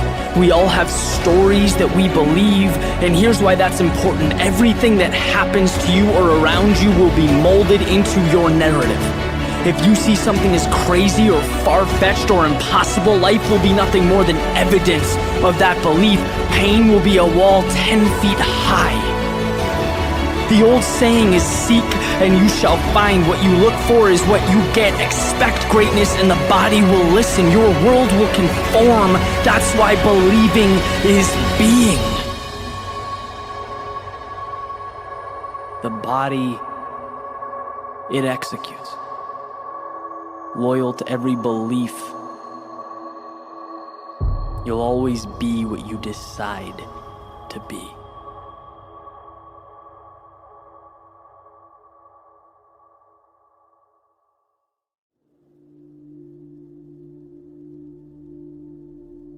had a window seat on the plane a few days ago, and during the descent, I watched as we lowered into a thin layer of clouds, which anyone who's flown before knows creates turbulence, right? The plane starts to shake. For a brief moment, can't see anything outside the window, only white. And no matter how many times I watched this happen, and at this point, probably in the hundreds, I can't help but feel a little uneasy. Heart rate increases a little bit. It's just an uncomfortable thing. And here's the deal. Not only is a plane going through turbulence safe, a quick Google search will explain to you that no plane was ever brought down by turbulence. They were built specifically for that, to endure it. And I know that, I understand it, I believe it. I guess that, faint nervousness I feel highlights the divide between my mental capacity to understand something and, my physiological reaction to it. It shows, to put it simply, that often what's necessary will be uncomfortable. Right? Will get easier over time, but the point is there's a very real biological resistance associated with doing what's necessary. Even when we know the necessary thing is the right thing. Even when we know we're capable of enduring the journey, right? Just like that plane was built specifically to endure turbulence. Well, in your own world, so were you. And yeah, that world might shake. Yeah, you might look around and see an unknown providing no clarity or visibility, at least in the moment. But that feeling of discomfort should not be interpreted as negative, a sign to stop or turn back, as a signal that the world is too much. No, it's where you close your eyes and remind yourself how much you can handle, despite life trying to make you feel to the contrary. You were built to overcome, made to push into uncharted territory, to take your losses and uncover the hidden away value within them. Sometimes to grow, it's required that we learn not to resist that trembling, but to see it as the courage to say yes, when it would have been infinitely easier to say no. And that's what this is about. Nothing groundbreaking, no secret formulas, just the reminder we often need but don't hear enough. That during the ascents and descents of life, and there are and will be many, know that you were built for the turbulence. You can harness the chaos, you can get through to the other side. What's required is simply that you remember who you are and what you're capable of. Because again, when visibility is limited and our worlds shake, it's easy to forget. You will not lose because of the challenge. You will win despite it again and again and again.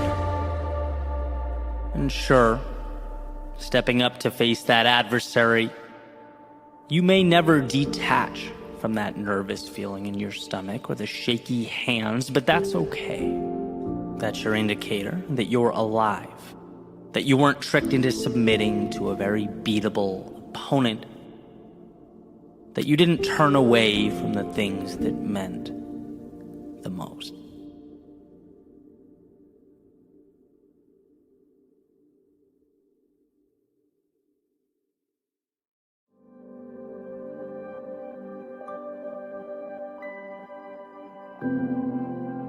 Sometimes the most important things we do in our lives are the product of sheer will, of taking little nothings that surround us and making something out of them. In other words, the greatest opportunities, often the ones we need most, they simply aren't obvious. They're hidden. Hidden behind what looks like difficulty, what appears to be hopelessness. The reason I place so much value on a single step forward when we're overwhelmed or at a low point is because a single step means you're in the game. You're giving yourself a chance to find and obtain those little hidden away pieces that can't be found when we stand still and dwell on a situation. Mobility is empowerment. And when we move forward only with what we have, we're continuously reminded that what we have is enough. We have the tools, the resources, and the ability. We just have to somehow remind ourselves that with those tools, we are capable of building, of creating the incredible. So, quick story about what I believe is the best song ever written. Certainly one of them. And it's a little bit older now, but in 1998, a band called the Goo Goo Dolls released a song called Iris. And that song changed my life. It was the first album I bought. It introduced me to music. I listened to it, probably thousands of times. And even 24 years later, it gives me chills listening to it. And so I wanted to find out a little more about the song, and I came across an interview from Johnny Resnick, who is the frontman and songwriter for the band. And in this interview, the interviewer is asking Johnny about the song, basic questions, how it came out, how he wrote it, and stuff like that. And there's a few points that I think are amazing. I want to share them with you. First is the state he was in prior to writing the song. He just came out of a divorce, personal life sort of in shambles, coming off of a bad record deal where the label from his previous album had done what record labels are notorious for, and ended up keeping the vast majority of the revenue. He had writer's block, just felt down, and had left his home to stay at a hotel in Los Angeles. Right. Bottom line is, it's not a dream scenario by any stretch of the imagination. And then gets a call from his manager about potentially writing a song for the City of Angels soundtrack. And he says he went and sort of auditioned with what he had, which was 2 lines of a song and a guitar with 2 broken strings. It was evidently good enough. He gets a nod from the label and starts writing. And the verses, according to Johnny in the interview, they align perfectly with the movie, right? It's an angel willing to give up anything, even his immortality, to be human so he could be with this girl, right? And it's this deep dive into, what it is to love someone so much that you give up everything for them. And this is the icing on the cake for me, that's when I realized that I wanted to write about this. The interviewer says essentially, okay, Johnny, the verses align with the movie, but the chorus, this revolutionary, big, beautiful, powerful chorus, it seems to take a left turn. Can you explain that to us? What were you thinking? And he just kind of pauses blankly for a second.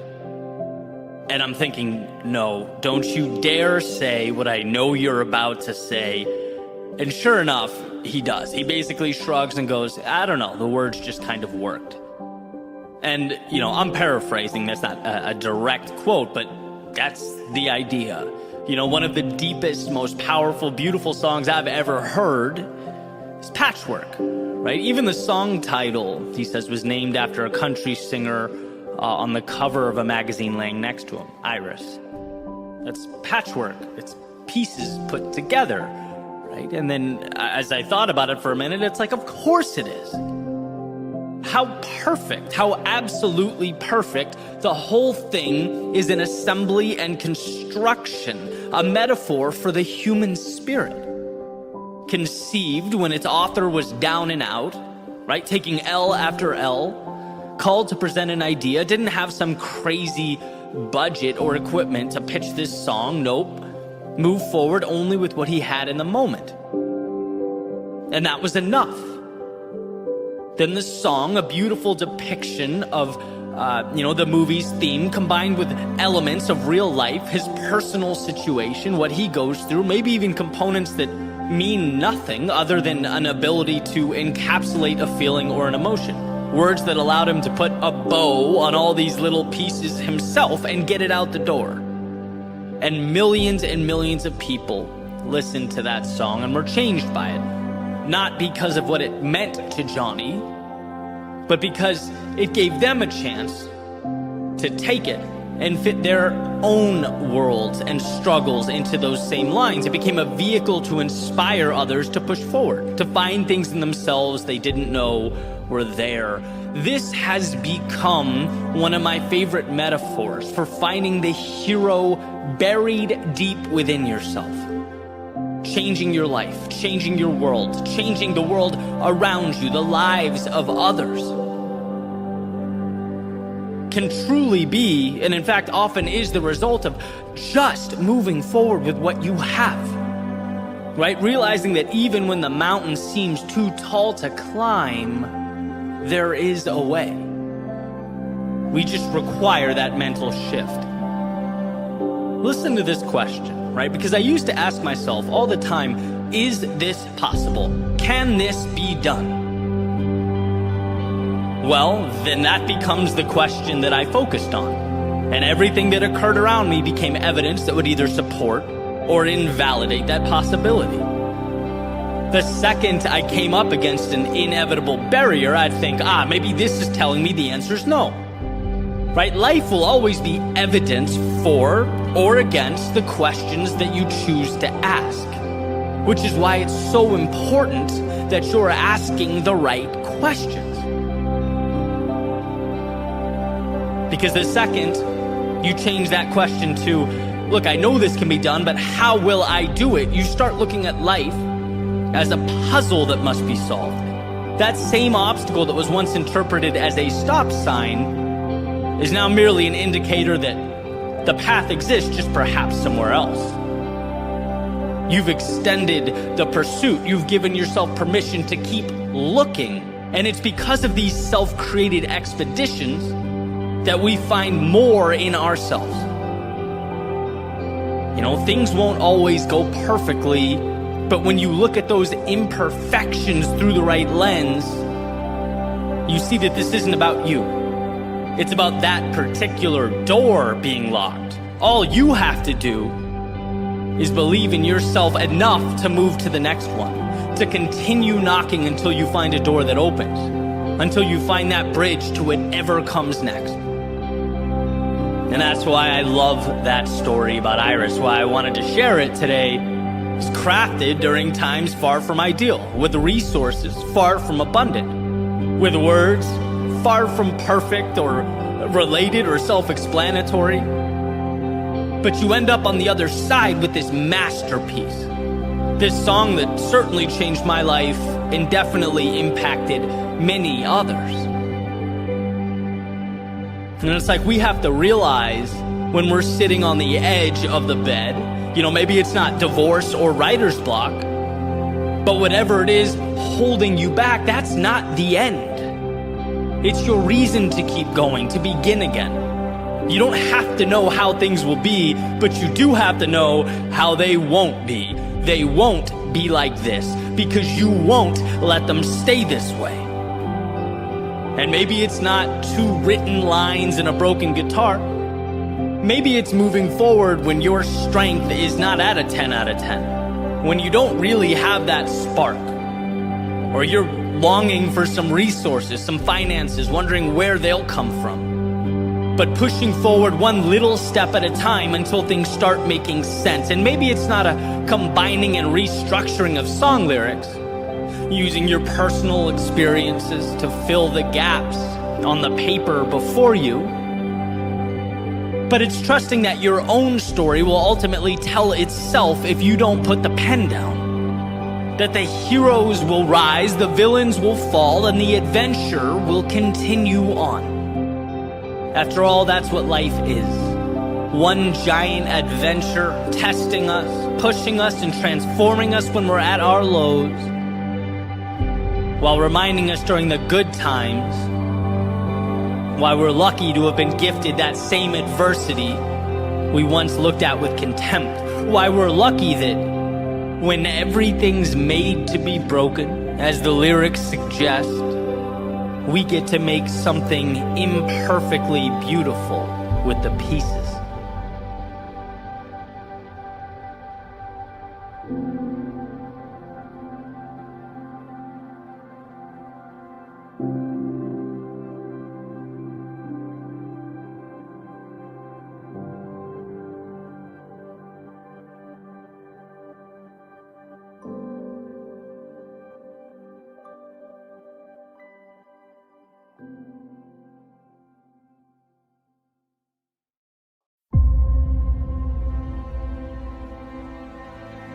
There's a quote from Henry David Thoreau that I've learned to love over the years. He says, "We are constantly invited to be who we are."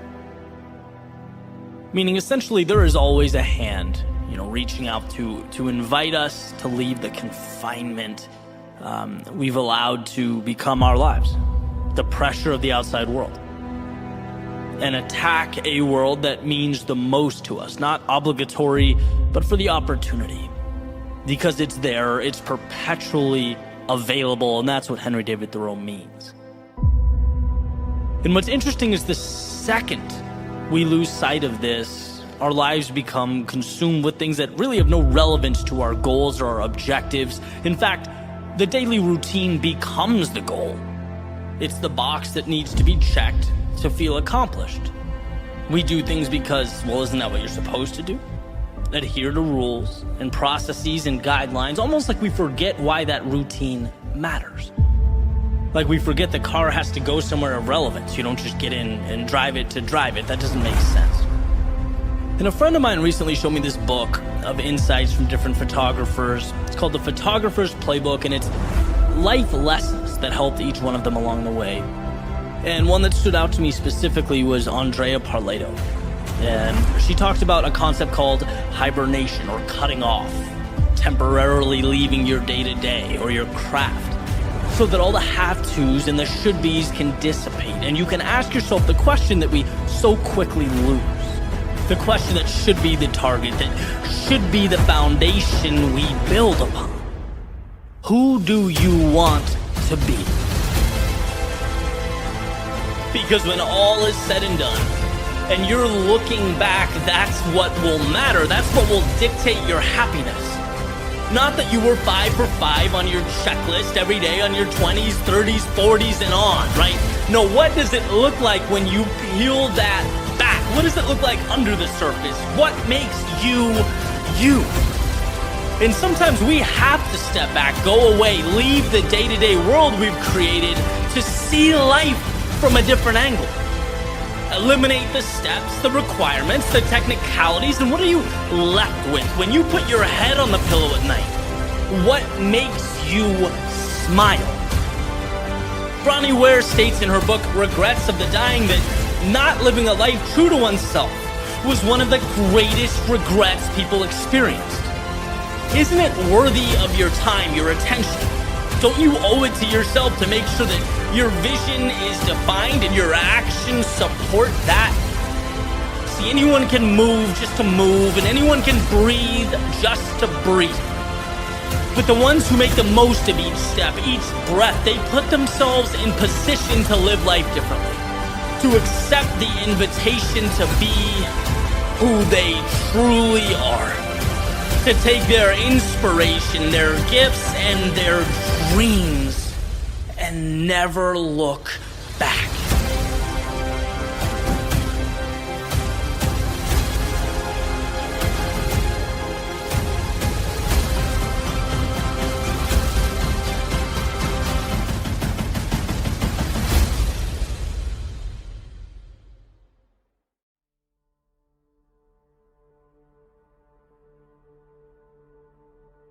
Why is this battle you versus you? With all the complexity, all the obstacles out there, why are you your greatest opponent? Well, to put it simply, because all those obstacles and all that complexity still can't tell you no. They can't say enough is enough. They can't look back at you and say, let's just settle for what we have now. No, only you can do that. The world may create the landscape. It may construct the terrain and those obstacles. But you are the sole decider on where along the way you stop. You decide how far you want to go and how much you are willing to endure. When it comes to your advancement or limitation, you are in the driver's seat. I just picked up a copy of Will Smith's recent book, and one of the ideas that stood out to me was resilience. And this part in the book, it's actually kind of uncomfortable to get through, but incredibly powerful. He's talking about his childhood and the polarity of his father's personality. A man who would do anything to provide for his family. He took pride in that and saw it as his primary responsibility. But simultaneously was their greatest source of pain. And he mentions his father, hitting his mother from time to time. In one particular example, struck his mother in the face so hard that it knocked her on the floor. And as she stood back up, she said something along the lines of, "You can hit me, but you can't hurt me." And that was the first time Will understood as a child the difference between what the outside world inflicts upon us and how we choose to react to that occurrence.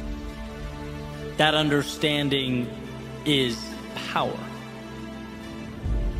It's why you are the author of your story. In the sense that every single thing dropped at your feet, every situation, every occurrence, they come with an implicit question attached. A question that you and only you are responsible for answering. The question is, what does this mean? And how you respond to that question determines whether you go left or right at that metaphorical fork in the road. Does the occurrence detract from your ambitions, or is it a multiplier? Does it confirm your doubts and insecurities, or is it your reason to rise to the occasion? An opportunity to stretch, to evolve. That's a gift. That's an invite. Not some sort of divine punishment. But the challenge is removing the layers until you arrive at the value. And it's hard. But you get there by saying yes. You get there by choosing to see the value. And here's a quick example. My favorite thing about athletics, which was, for me, a ton of running. Now I throw more interval training in there, but the same concepts apply. It's a chance to remind myself that I don't negotiate with my weakness. I don't give myself an opportunity to rationalize with the voice that wants me to quit. That question, that fork in the road, I answered it. I charted its course before the workout started, knowing this is going to be uncomfortable at times, but it's where I need to go. There will be no more thinking from here on out. And so today's workout, for example, switching deadlifts, burpees, to squats, to core, you don't think. You see the next requirement, the next task, and you simply say yes. You don't need your mind for this. In fact, you go before your mind even knows where it's going, because that dotted line has already been signed. And that was the breakthrough for me. When you separate what you have to do with the hurt associated with doing that thing, you free yourself. After all, what's there to hold you back if you can't talk yourself out of doing things? See, we tend to think our greatest adversity is the pain, or the confusion, or the unknown. But it's like, no, those are the byproducts of doing anything of significance. The adversary is the voice that begs you to slow down because of those things. And if you can figure out in your own life how to create space between the two, how to separate the task and the discomfort often brought about by the task, there's nothing that will ever be able to slow you down. And look, I'm not saying that you walk around without ever utilizing the power of that brilliant mind you possess. One's ability to think is everything. But what I am saying is there is a time to shut it off. There is a time in which, to avoid overthinking, we simplify. Action, reaction. One more mile, okay, end of story. 1 minute of jump squats next, roger that, period. It's taking the emotion out of the process, refusing to leave the door cracked for the inner dialogue that says, hey, maybe you don't do this. Maybe you slow down. Are you sure you can handle what's next? No, all of that is tuned out. It's assignment, go. Next, go. Next, go. You know this is the right thing. You did your thinking before grabbing the sword, shield, and stepping into the arena. Now guess what? It's instinct. It's doing what has to be done. And what has to be done hurts. And look, you didn't have to accept that. You didn't have to step in. You could have stayed home, but somewhere along the way, you looked in the mirror and said, the difficult path is the one with the value. And now here you are, face to face with hungry lions, clashing swords with your adversaries. There's no turning back now. Now is when you parse out pain from the objective. The pain is now part of the audience. It's not with you or in you, it's watching from above as you do what you came here to do. So yes, those swords clash, but the eyes remain focused on what's ahead. And yes, those lions roar, but that's background noise. When you simplify your world into objective and action, objective, action, objective, action, there is time for nothing but forward progress. And sometimes that is all that is required of us. In the face of adversity, in the face of pain, self-doubt, in the face of discomfort, can you break your world down into nothing but one single step forward? One more set, one more rep, one more session, one more attempt, just one more. No rocket science, no negotiation, there's nothing to figure out here. It's walking the path before you. It's the discipline to carry on. It's one more swing of the axe. Audience or no audience, lions or no lions, you are bound to the universe at your feet. And that simplified concentration is why you will succeed.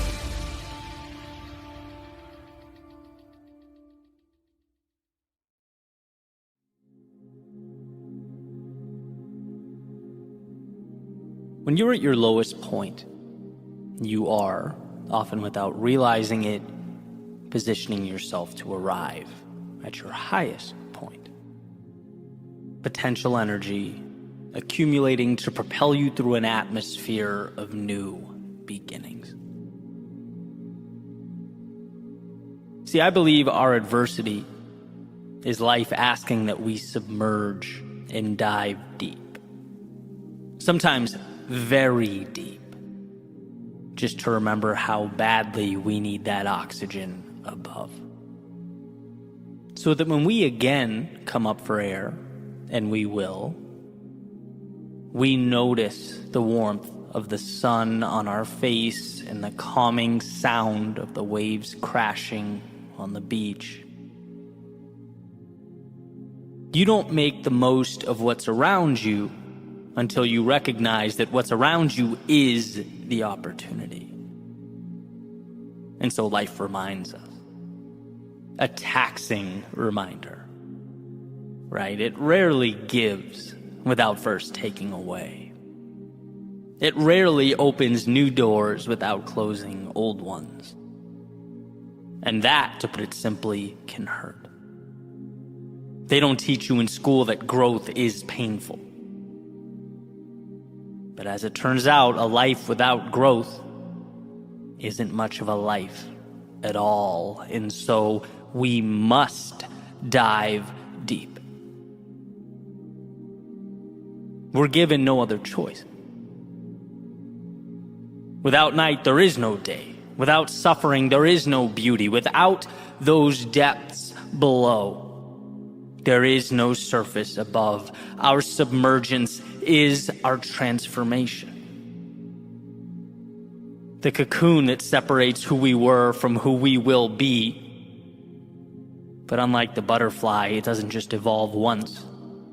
Our journey requires that we are continuously growing a new pair of wings. Life is chaos. Life is unpredictable. Life is hard, but you were built to not only endure in its arena, you were put here to excel.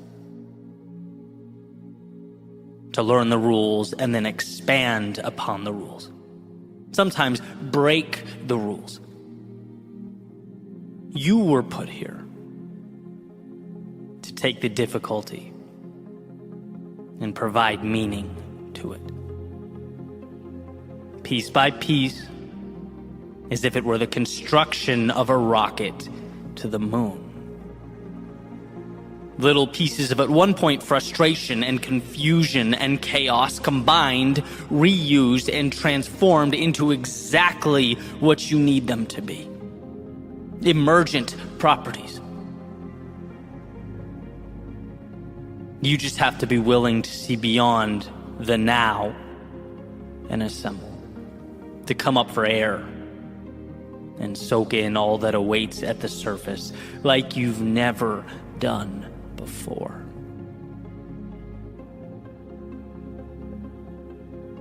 The other day, I was texting with a friend of mine. Out of nowhere, she goes, "What's wrong?" And I'm thinking, nothing, right? I haven't said anything. What do you mean? She's adamant, right? She goes, "Something feels off." And I thought about it and realized, yeah, she's pointing out something I've known for a little bit here. Something is off. I'm hiding from myself. Feel a little burnt out, a little tired. Certain areas of my life had become unevenly distributed. In fact, I was flirting with that thing I've always feared doing most. Simply going through the motions. That scared me. I don't want this, right? I've come too far to feel like this. I'm better than this. How do I fix it? How do I solve it now? Figure it out now. But eventually came to realize the now part just might be the whole problem. Fix the now like it's a headache and me shaking my fist at the sky will be ibuprofen. No, battling imperfection is a fool's errand. It's setting yourself up for disaster. We are humans, not gods. We are perfectly imperfect. And when something is off, don't fight, listen. Don't retract, expand. Here is the opportunity. I'm under the surface, diving down into the depths of my own soul. Hear what it has to say, so that when I come up for air, and I will, the sun will warm my face like it never has. The crashing waves will offer a symphony to my ears that I've never heard. And I'll see that the world I'm taking in is more a reflection of me than of it. As that saying goes, you don't see the world as it is. You see the world as you are. And how lucky to have taken a step back, a trip below the surface, to realize again that I am the painter, not the critic. My world had become black and white, not because we live in a black and white world, but because sometimes we forget to put the color in. Sometimes we don't give ourselves permission to expand beyond the parameters we've created for ourselves. So with the breath and the oxygen will come a new appreciation, a liberating gratitude. There's nothing so sweet as remembering that both the castles in the air and the chains at our feet are imaginary. And hey, you get to choose which one to believe in. See, what time has taught me is that there is strength in our vulnerability, in the times we fall or lose ourselves. And I know the inclination is to panic, perhaps assess too quickly, to not hear but talk, to not listen but attempt to solve, which leads to the application of band-aids on bullet wounds. When we are low, when we are lost, it's our chance to better understand ourselves. It's the metaphorical equipment room where we stock up prior to our next ascent. And if I could emphasize one thing, it would be that our perceived understanding of life, it oscillates. Sometimes we feel like we get it. We do. And sometimes we feel like we're sprinting with our eyes closed. It's a riddle we will never fully come to solve. But I do know one thing. We can't change the unpredictability of the world, but by observing, by listening, by getting back up, we can change ourselves. By recognizing our strength, we can utilize the downtimes, as they are the education we've been longing for. Remember, the world does not and will not ask perfection of you, so don't ask perfection of it. You were built to endure, to overcome, and to recreate yourself. Losing your wings will never be the problem. It's forgetting that they must be regrown. That is the problem. So step out. Rise to the surface of your world and breathe. Take in the surroundings that will become your resurrection story if you let them.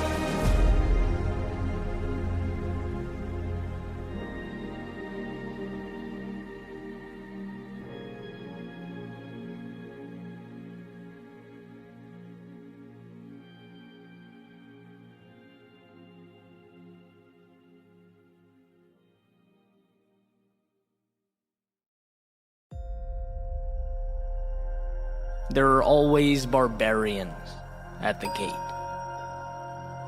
And I mean this in the sense that the second we give less than our best, the second we let up, it's not just that we allow the important things to fade.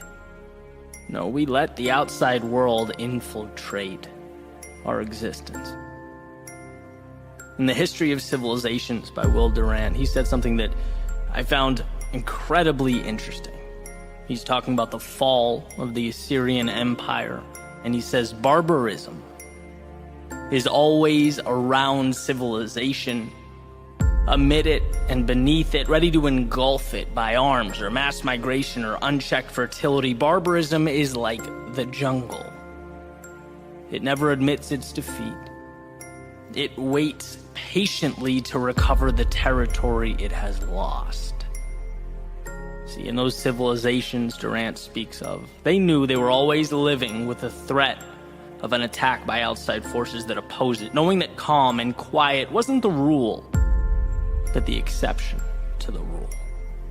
And in its weakest moments, it crumbles. In fact, Durant says societies are born stoic and they die Epicurean, right? Created from discipline, but fall apart when people take what they have for granted, when pleasure and leisure become the standard.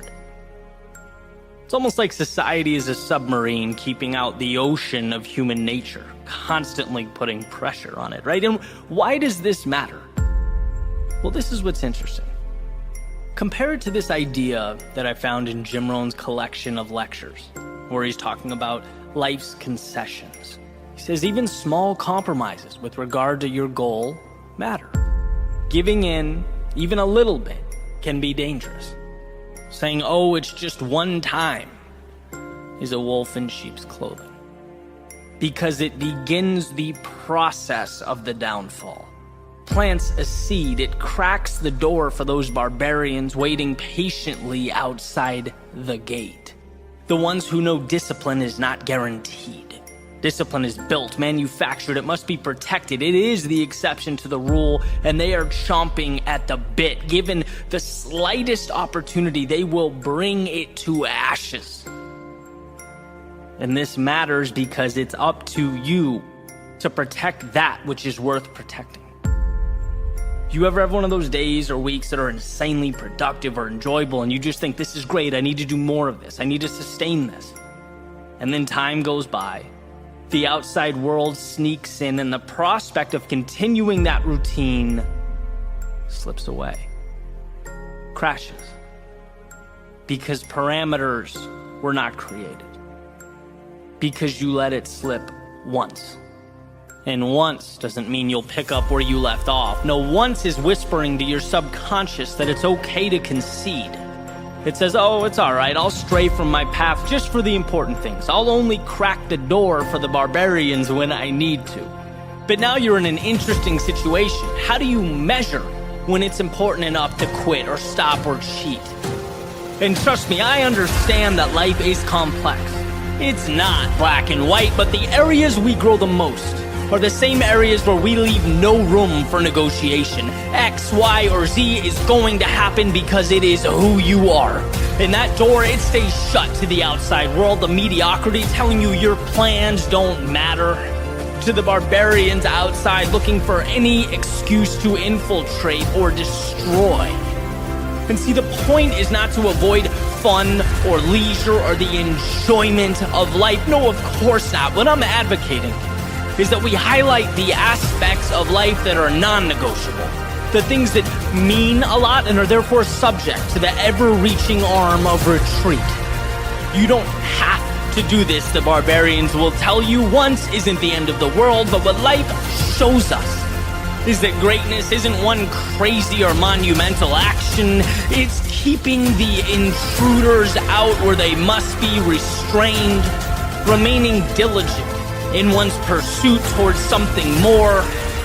Yes, there are always enemies at the gate, but there is also within you the ability to keep them in check, to tame them, to differentiate between your world and theirs. And in your life, your world, your empire, you are the gatekeeper.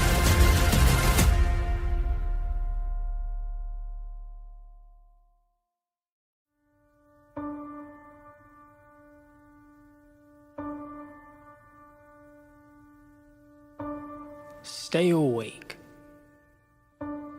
long enough to capture the reality in front of you, but not so long that you forget to dream of new realities. Stay who you are, because your voice and your vision and your talents, they're unparalleled. But don't stay the same, because to evolve is to breathe life into that authenticity. Stay away from those misaligned ventures, the broken places, the empty relationships. They're not you. But stay close to those things that are. Stay in when it's time to invest in yourself, to chip away at our default ignorance, to turn that curious soul into a knowledgeable actor. But know that all that other stuff, the fun, the escapes, the distractions, they stay right where they are, waiting, should you need them. Stay the course. Not just when it's easy, but when it's difficult. When things for a moment in time feel impossible, lose their glamour, feel like a burden too costly for you to pay. Because hanging in there through the storm, it changes the way we look at life. Like being able to see the stars for the very first time, and no storm stays forever. Stay humble. Because knowing what you don't know is the first step in becoming who you might be. But don't stay so humble that you can't move with conviction into that great unknown. Stay hungry, stay motivated, stay fixated on the next great adventure. But stay grateful for everything you have now. See, without that, the future loses its allure and its relevance. Without that, the perpetual desire for more stays. But that all-important sense of purpose goes. And a life without meaning, well, it just isn't much of a life. And that, if anything, is what we are left to understand. That fine line between staying and going, anchors down or sails up, acceptance of all that is, but the pursuit of all that can be. When the heart pushes and the brain pulls, perhaps this little formula is what connects all the dots. Stay who you are and go where that truth leads you. Stay because identity is power, home is our foundation, and our reflection tells the story. But go because progress is happiness. Meaning is rooted in overcoming, dying and being born again, slaying dragons just to prove to ourselves that we could. So go dream of new realities. Just make sure you stay awake long enough to remember why you dream.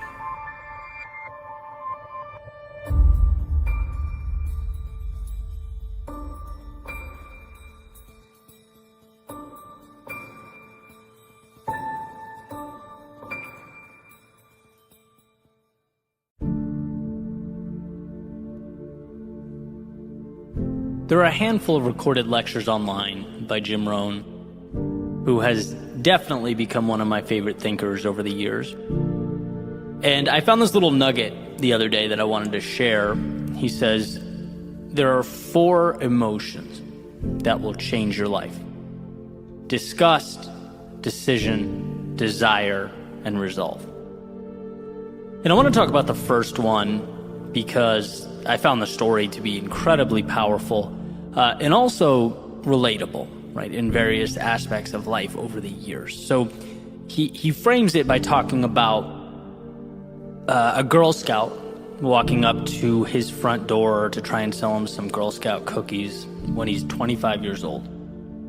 And he's broke, doesn't have any money at the time, and tells her what I assume to be a white lie as to why he can't buy the cookies at that particular time.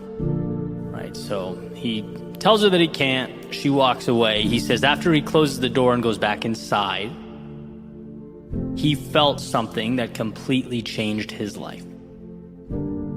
Disgust. An overwhelming feeling that he simply didn't want to live like that anymore.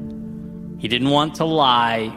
He didn't want to be broke. And I'm quoting him. He says, the day you can say I've had it may not be the day it ends, but the day it begins. And that feeling, which of course on the surface seems like a terrible thing, right? No one wants to feel disgust with their circumstance. But it's ultimately one of the most powerful indicators life can present to us. There has always been, and I assume will continue to be, that point in many different facets of my life where I say enough is enough. I just never thought to categorize it and label it like he did, but that's what it is. You know, getting to a point where you look around and realize you've conceded too much. You've strayed too far beyond what matters to you. You've left too much on the table. That feeling, again, while uncomfortable, is often what becomes the first step towards that which is truly meaningful, a better version of yourself. A realization, by the way, that's not some denunciation of who you are, right? It's not saying, I'm not good enough or I'm inadequate. I would describe it as the exact opposite. It's thinking enough of yourself to acknowledge that you're better than this. It's saying, yeah, there's a reality where I stay the same, where I don't change, where I allow this to just be my life. But that's not the reality I'm going to choose, because I respect myself too much to continue living with that dissonance between my actions and who I know I truly am. And I think at a deep level, we all understand this. You know, so many times in life, funny enough, we don't change until we have to. Until our backs are completely against the wall. It took me years in my previous professional life to say enough is enough, but ultimately got to that point. I've been there in relationships, been there with my creative work, been there with my finances. And what's especially interesting is that as you grow, evolve, and your goals change, what you expect of yourself changes, grows along with you, you'll find yourself at that place again, and again, and again, and that's good. Listen to it, right? That's your intuition telling you you're ready for more, that something else awaits, that the status quo is no longer sufficient. And there lies the opportunity. Right, to recognize and associate that feeling of disgust, as Rohn calls it, with the need to change or an opportunity to change before things blow up or become more difficult than they need to be. Everything in your life has been allowed by you to some extent. You know, that's an important thing to understand. If there's someone in your life that's making it hell, you, to an extent, are responsible for that, right? No one gets your time without your permission. If you're doing things that don't move, motivate, or inspire you, well, the reality is you're choosing those actions.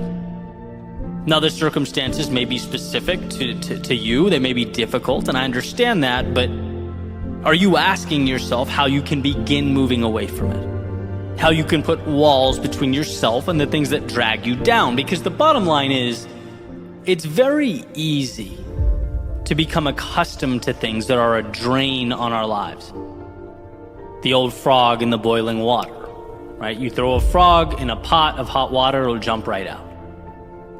But you put it in a pot of cool water, and you slowly but incrementally increase the temperature until it's boiling, the frog won't realize it's burning alive. I think in the same way, we learn to live with that situational disgust. The things we're unhappy with just become the baseline or normal. It becomes regular. And what I love about this Girl Scout cookie story is that light bulb moment where it's like, no, I don't have to accept this. I can take back control. I dictate how I'm going to live, and I know this isn't it. Now, you don't need to have all the answers right away. In fact, you most certainly won't have them. But every journey, as the saying goes, begins with the first step. That's precisely why the moment is so powerful. You don't start moving to that new place until you realize that you want to start moving away from where you are. Rohn talks about disgust being a powerful motivator. That's why. It's the initial leverage you need to create that momentum. To see the gap between where you want to be and where you are. And this is ultimately a call to that realization. Do an audit on yourself and your contentment, the places you find lacking. They're calling for your attention. And it's normal, it's okay, it's part of life, but it's also your opportunity to begin making that change. I like very simple, very straightforward notes to help me parse through this. Simple list, 2 columns. On the left, everything that brings me some level of anxiety or that is a drain on my peace. And on the column on the right, directly across from it, simply what I plan to do about each item. Nothing major, but a tangible, manageable step. Because as Jim Rohn says, you begin to utilize that feeling of disgust or discontent to act. You turn that message into something beautiful, an adventure, some variation of growth. That's where the good stuff is. By the way, it also changes our relationship with those emotions when they emerge. It's no longer, poor me, I'm stuck, my life is hard, and the list goes on and on. No, it's, oh, this doesn't feel good. How can I use it to connect me to something that does? Let's listen to that. I don't like the feeling of making excuses as to why I can't buy the cookies. I don't like the feeling of not having the financial resources. Obviously, can't fix it overnight, but let's make a plan. Let's allow the wheels to hit the road, right? Which, hey, who knows, might be more than I've ever done. This is the magic beginning he alludes to. The confidence being earned, the purpose, the meaning, and ultimately being that we only get results where we place our attention, the outcome we've been looking for. So when you find yourself at that point, when you experience a repetition of disappointment or frustration with your circumstance, let that be the gift it's trying to be. Let it be the reason you will soon wake up a different person, moving towards that which aligns with who you are.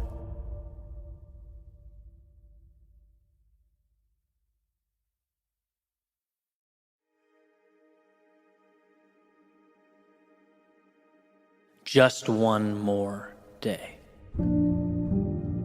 The power is in just one more day. Don't need to have the whole book written, stories told, or city built. It's not about one universal solution to all your problems. It's about continuing forward until the breakthrough. It's about knowing that when it feels most hopeless to go on, that's precisely when it's most important to do so. The world is not asking of you everything, just something. So give it something. Keep yourself in the game. Keep your head up and your eyes open. Keep your feet moving, even if you don't know where they may be leading you. You need not a billion answers, but one breakthrough. One breakthrough. See, we all fall. We all lose our footing. Life can be tough. And being that this is par for the course, the contract we signed before we breathed our first breath of air,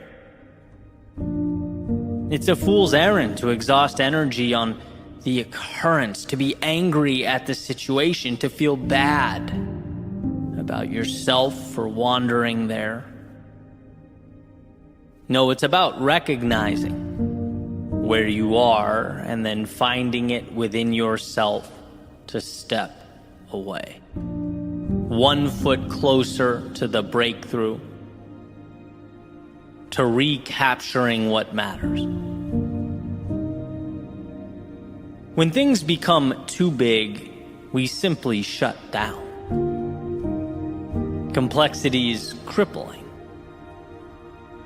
But truth be told, the path is not complex. Our manufactured interpretation is what's complex. So simplify. Step forward one more time, a little bit closer to the breakthrough. A little bit nearer to the light at the end of that tunnel. Remember, there is no all-encompassing formula. What there is the strength that emerges from one's willingness to inch forward. When all seems dark, when temporarily you've forgotten what that sense of excitement feels like, when the thrill of progress seems foreign, shut off the mind. This isn't the time to weigh pros versus cons or this versus that. Move into the haze, trusting that what you need will reveal itself. Because as long as you don't stop, it most certainly will. You'll find yourself again, your path again, things will make sense again. But that right is earned now. When we're tired, worn, in our solitude, beaten down, we might not be able to see it in the moment, but that's when the beautiful things are made. So trust that you are the designer you've been looking for all along.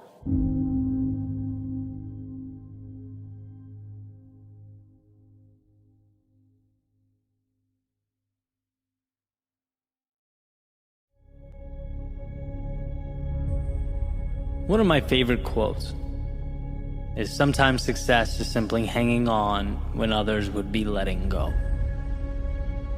The reason is that it reminds me how frequently the advantage is in not stopping. It's in consistency. It's in showing up.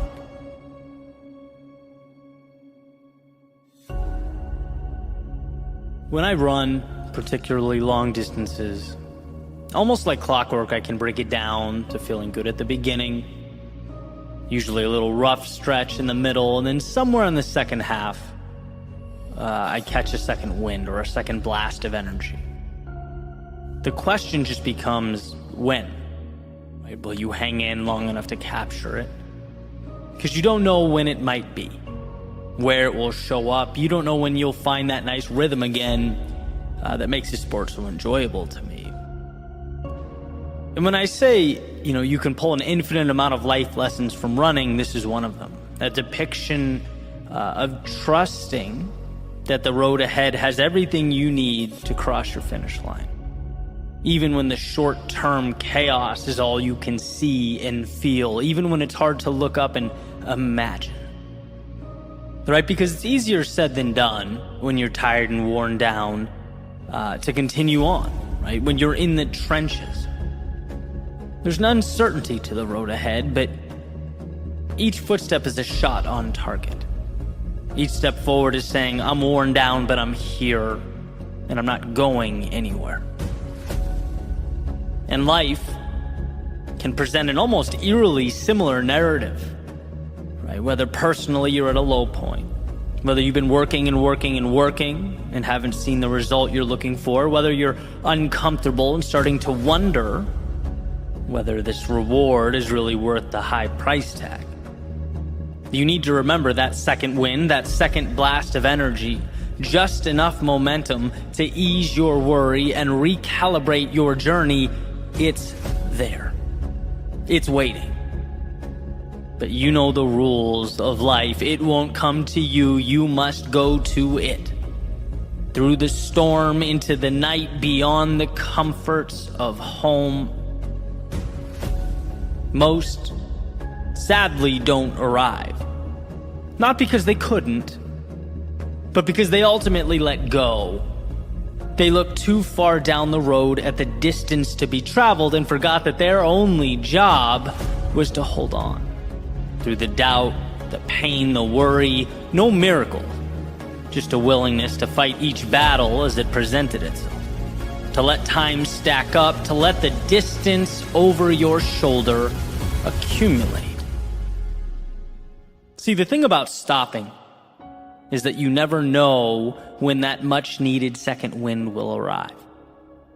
There's a saying that many of life's failures had no clue how close they were to success when they gave up, when they turned around.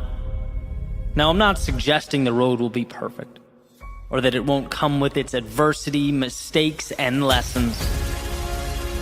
But what we always have control over is the ability to push forward until we finally come face to face with that which we so desperately needed.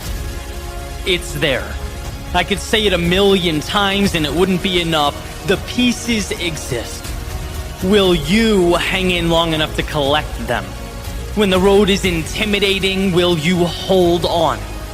When you run into those moments of self-doubt, will you hold on? When you feel small, navigating the ups and downs of life, will you hold on? Because if the answer is yes, you'll find yourself crossing some finish lines that will blow your mind. You'll get from life that which most can only dream of.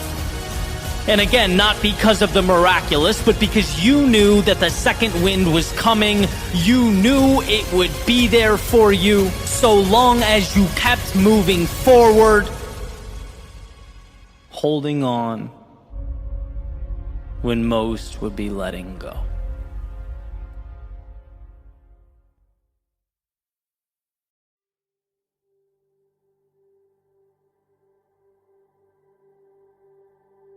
The little E on the car dashboard reminds me that I'm pointed east.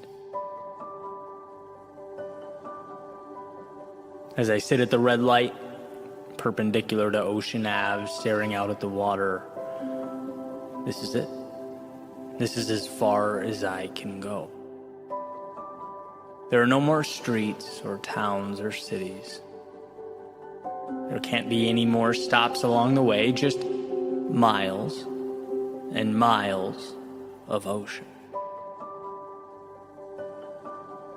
And it's interesting for me to think about all the changes I've made up to now, growing up outside of Los Angeles on the opposite coast, relocating again and again, sometimes very targeted, methodical moves, sometimes just for the sake of change, but always moving, always going.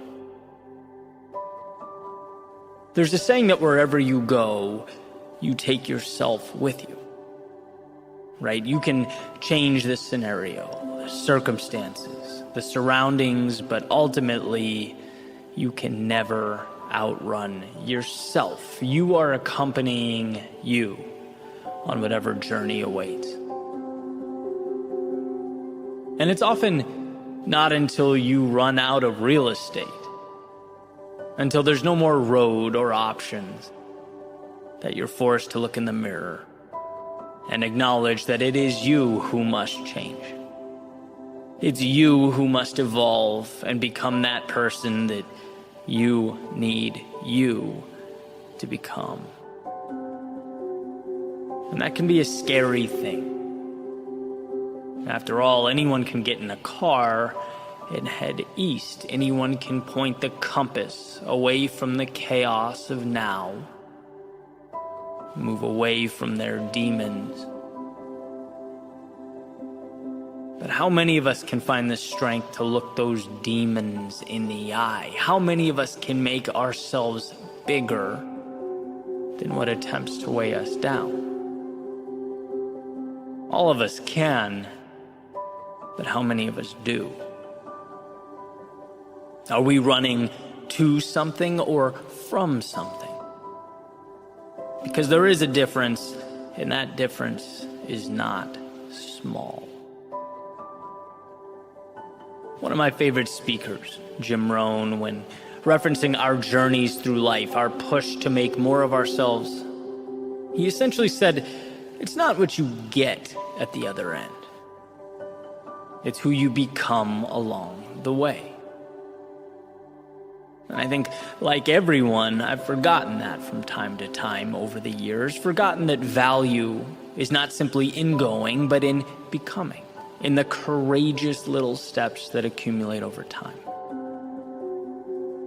Forgotten that the external world might inspire or excite, that change might invigorate the soul, that the road untraveled might remind me of life's beauty, but these externalities are only as valuable as you allow them to be. They're only opportunities if you decide them to be so. Change inspires. But will you let it inspire you to do that thing you know you need to do, but are terrified of doing? And that road, it might remind you of life's beauty. But will you let that reminder be your invitation to share your own beauty with the world, whatever that means for you? Can you be that vulnerable? Can you take that leap in the story of your becoming? See, it is incredibly easy to look out at the world and pinpoint its flaws. All those little problems and imperfections, they tend to jump out at us. But can you identify what you, yourself, need? Can you be courageous enough to ask those questions of yourself? What matters to me? What does a meaningful life look like to me? Where am I falling short? That is a conversation that needs to be had. And it needs to be had often. Otherwise, we will drive and drive and drive until we hit water and are forced to ask that question. Because it's interesting that when we don't pause and make the changes that need to be made, life has a way of ensuring that we do. But when it's mandated by life, it tends to be a lot messier, a lot more chaotic. At least than when we make the decision ourselves. But either way, we cannot run forever. Either way, we must step into a new pair of shoes and learn to walk confidently with them into the night.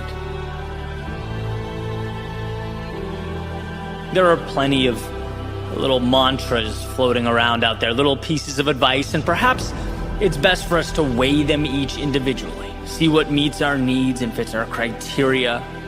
After all, life is not one size fits all. But one of my favorite among these is to do one single thing that scares you every day, and I'll tell you why. Because when we become conditioned to turning our backs on all the uncomfortable things in life, we cripple our prospects of a better tomorrow. It's synonymous with the seed refusing water, saying no to the very thing it needs most. And what should be noted here, one of the reasons it's so dangerous, is that saying no is incredibly subtle. It's not some big event or explosion. There's no fireworks show that occurs every time you walk away from what you need. No, it goes unnoticed. And again, one of the greatest challenges is quantifying that which we don't do. How do you measure that thing you walked away from? Well, unfortunately, you can't. You can't, at least until you're staring out at the Atlantic with nowhere to run, no more escaping on the agenda. You don't know until you're forced to pick the pieces up and make something of them. And I say this so that hopefully it can ignite that spark in your soul that you need most, whether you previously recognized it or not. I say this to remind you how much bigger you are than your problems, how you have the ability to transform all that exists around you when you transform yourself. There's a certain inevitability associated with how we see ourselves. And I believe this to be true at both the personal and the societal levels. Anyone can look in the mirror and see the past, where they've gone wrong, how inadequate and ill-prepared they are. But the courage to look in the mirror and see strength, to both identify and understand one's shortcomings, but know that you have the power to do something about it. To know that the times you fell or didn't make the cut, they don't indicate that the endeavor was all for naught or unequivocally wrong. No, there is so much good tied into your pursuit. So much beauty and courage ingrained in your soul. But imagine a life where you no longer run from the gaps, but close them. Imagine finding it in yourself to begin that hero's journey. And where you used to run to protect yourself, now you take the offensive to grow yourself. Where you used to avoid the possibility of failure, now you chase the possibility of victory. You can have that if you want to. You can be that if you choose to. And sure, you may never be able to outrun yourself, but you can always adapt yourself to be that person you always needed you to be. Sometimes we just need the reminder that we are strong enough. We do have what it takes. And that the thing that hurts us most in the short term not only saves us pain in the long term, but it becomes what we live for. It is where we find our meaning. And so perhaps this ocean before me is not there to remind me of my constraints, that I have no road left, but a reminder of just how often we measure using the wrong metrics. Perhaps I needed to see again that it's not where I end up, but who I become along the way. That when the internal self steps into the shoes it's been too intimidated to wear, that when the world within becomes the beacon you need it to be, the roads and the stops along the way, they matter a little bit less than the eyes that process it all, that decide what it means, how it will be utilized in the game of life. And so, yes, the little E on the car dashboard, it says that I'm pointed east. But as I sit at this red light, perpendicular to Ocean Ave, staring out at the water, I know this is only the beginning.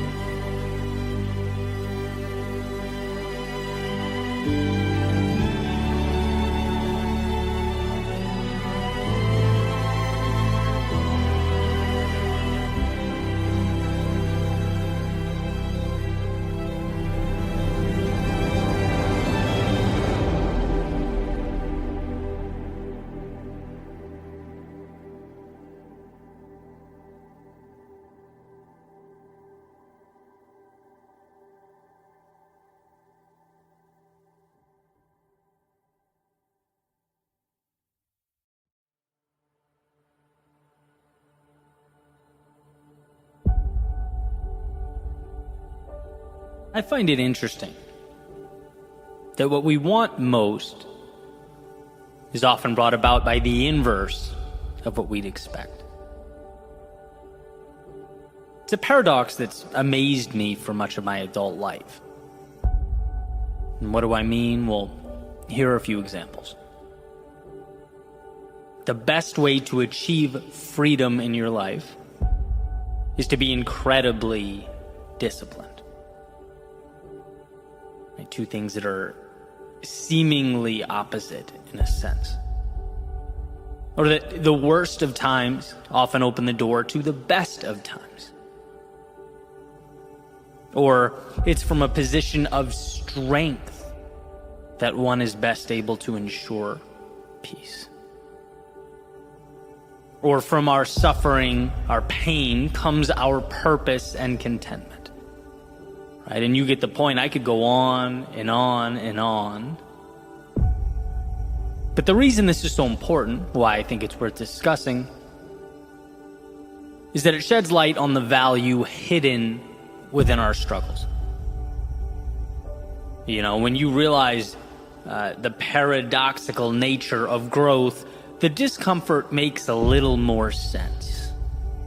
It's easier to wrap our hands around. So let's say getting up early.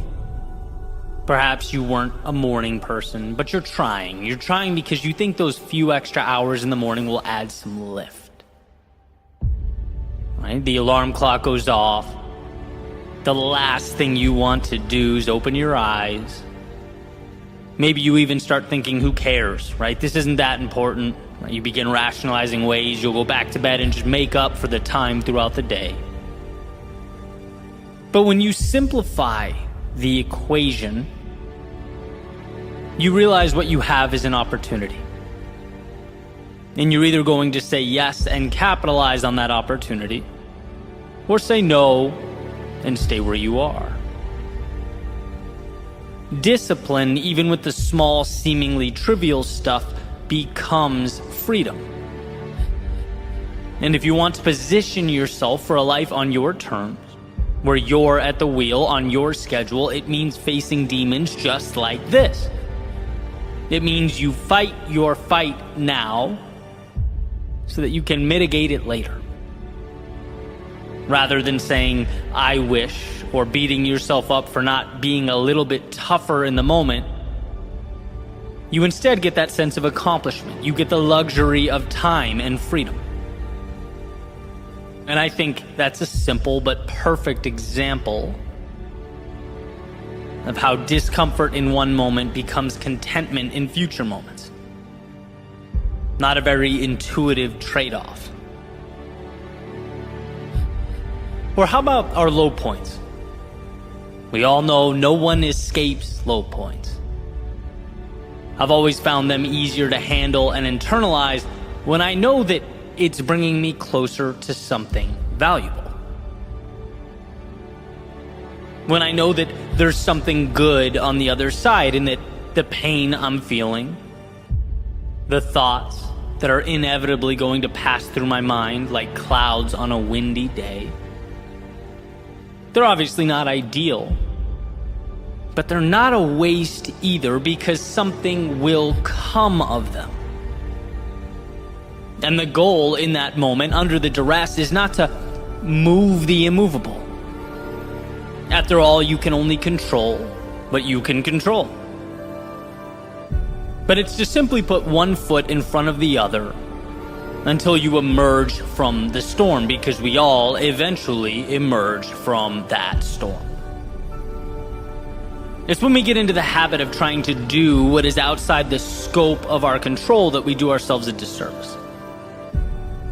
Because look, we're human, equipped with human biology and human emotions, navigating a tough world that is indifferent to how we feel or what we think. And while we can certainly strengthen and fortify that emotional IQ, the reality is no one is on a high all the time. Life is ups and downs.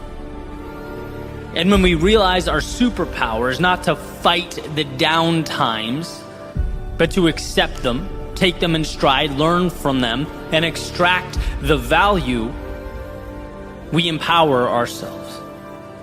We're giving ourselves permission to live life just a little fuller after what we've experienced.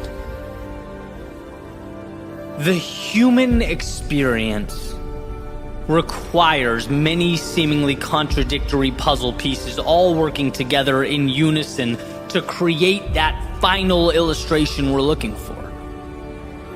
Not just discipline and freedom, not just low points and high points, but countless others. Jordan Peterson, of course, famously discusses chaos and order, and how both not only exist, but are pivotal to a fulfilling life. We are designed for chaos. We must step out into unknowns, situations that feel bigger than us. The courage to do so ultimately becomes the pathway to order.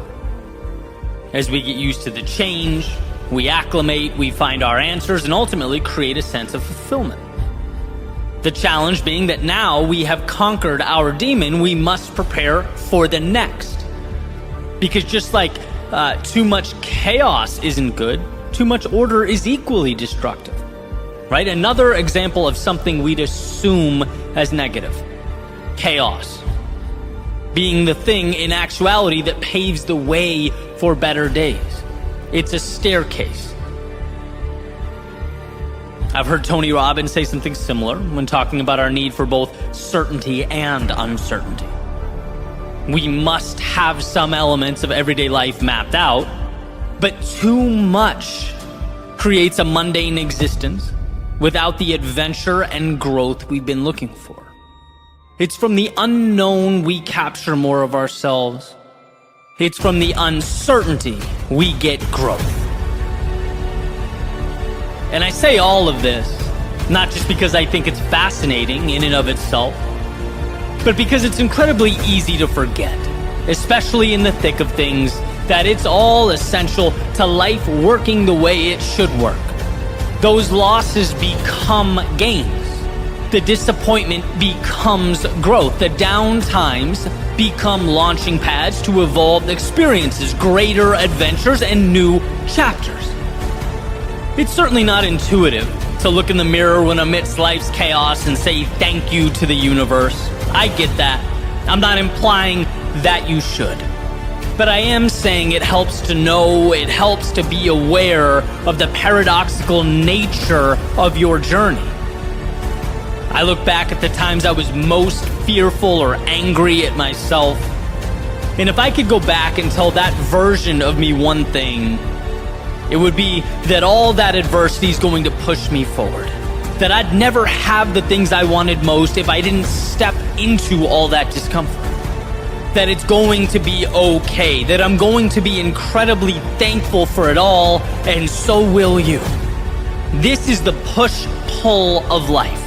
The chaos and order of the day. It is not in spite of, but because of those moments, you'll be more than you've ever been. The human experience is a paradox.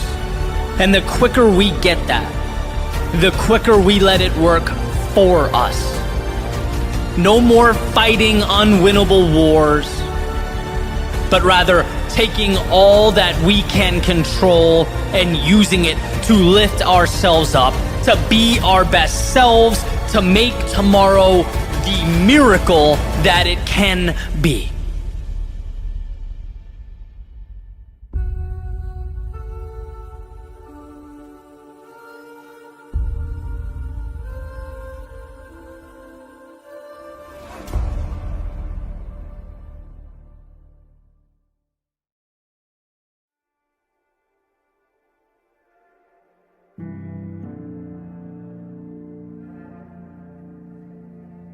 She had a picture framed on the table that said, "Make today amazing." Placed there to remind her just how much of life is a choice. How much we get to decide. It symbolizes that on our worst days, life hands us lessons. And on our best days, the highs of existence. During our low points, currency, and during our high points, the chance to cash it all in. Yeah, make today amazing. Because today's are few and far between. Today's are not an inconvenience, nor an obligation. Today's are what it's all about.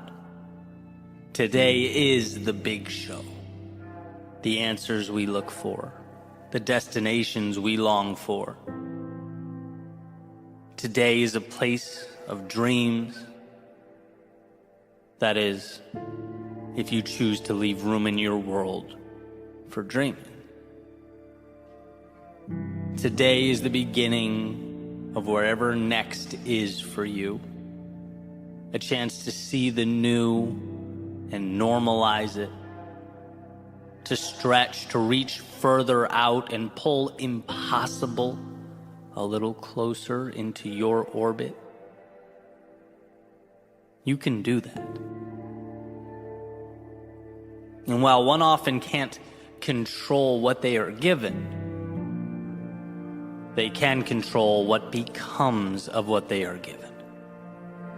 Like architects and designers engineering what will be and what the malleable world around them will become. When one raises their standards, life seems to accommodate. Because believing it means acting the part, means making the changes, means the external world makes room, means your identity is reinforced, and so the cycle goes. By making today amazing, you are making yourself more. Decisions are the beginning of all things. See, very rarely is the tool in and of itself the differentiator. It's the vision that pulls us through. And if you take something arbitrary, say a hammer, there's no way to, based upon its existence, determine what it will mean or what will become of it. A hammer can be an agent of chaos. It can smash and shatter and destroy. It can be the thing used to tear down. Or it can be what builds. It can connect. It can alter and redefine so that something, when all is said and done, is brought into an existence that never was. It was never the tool. It was how the eyes viewed the tool. It was the vision that designated the roles that made today amazing. And the reason we all need this reminder, as far as I can tell, is because the difficult things just so happen to be the meaningful things.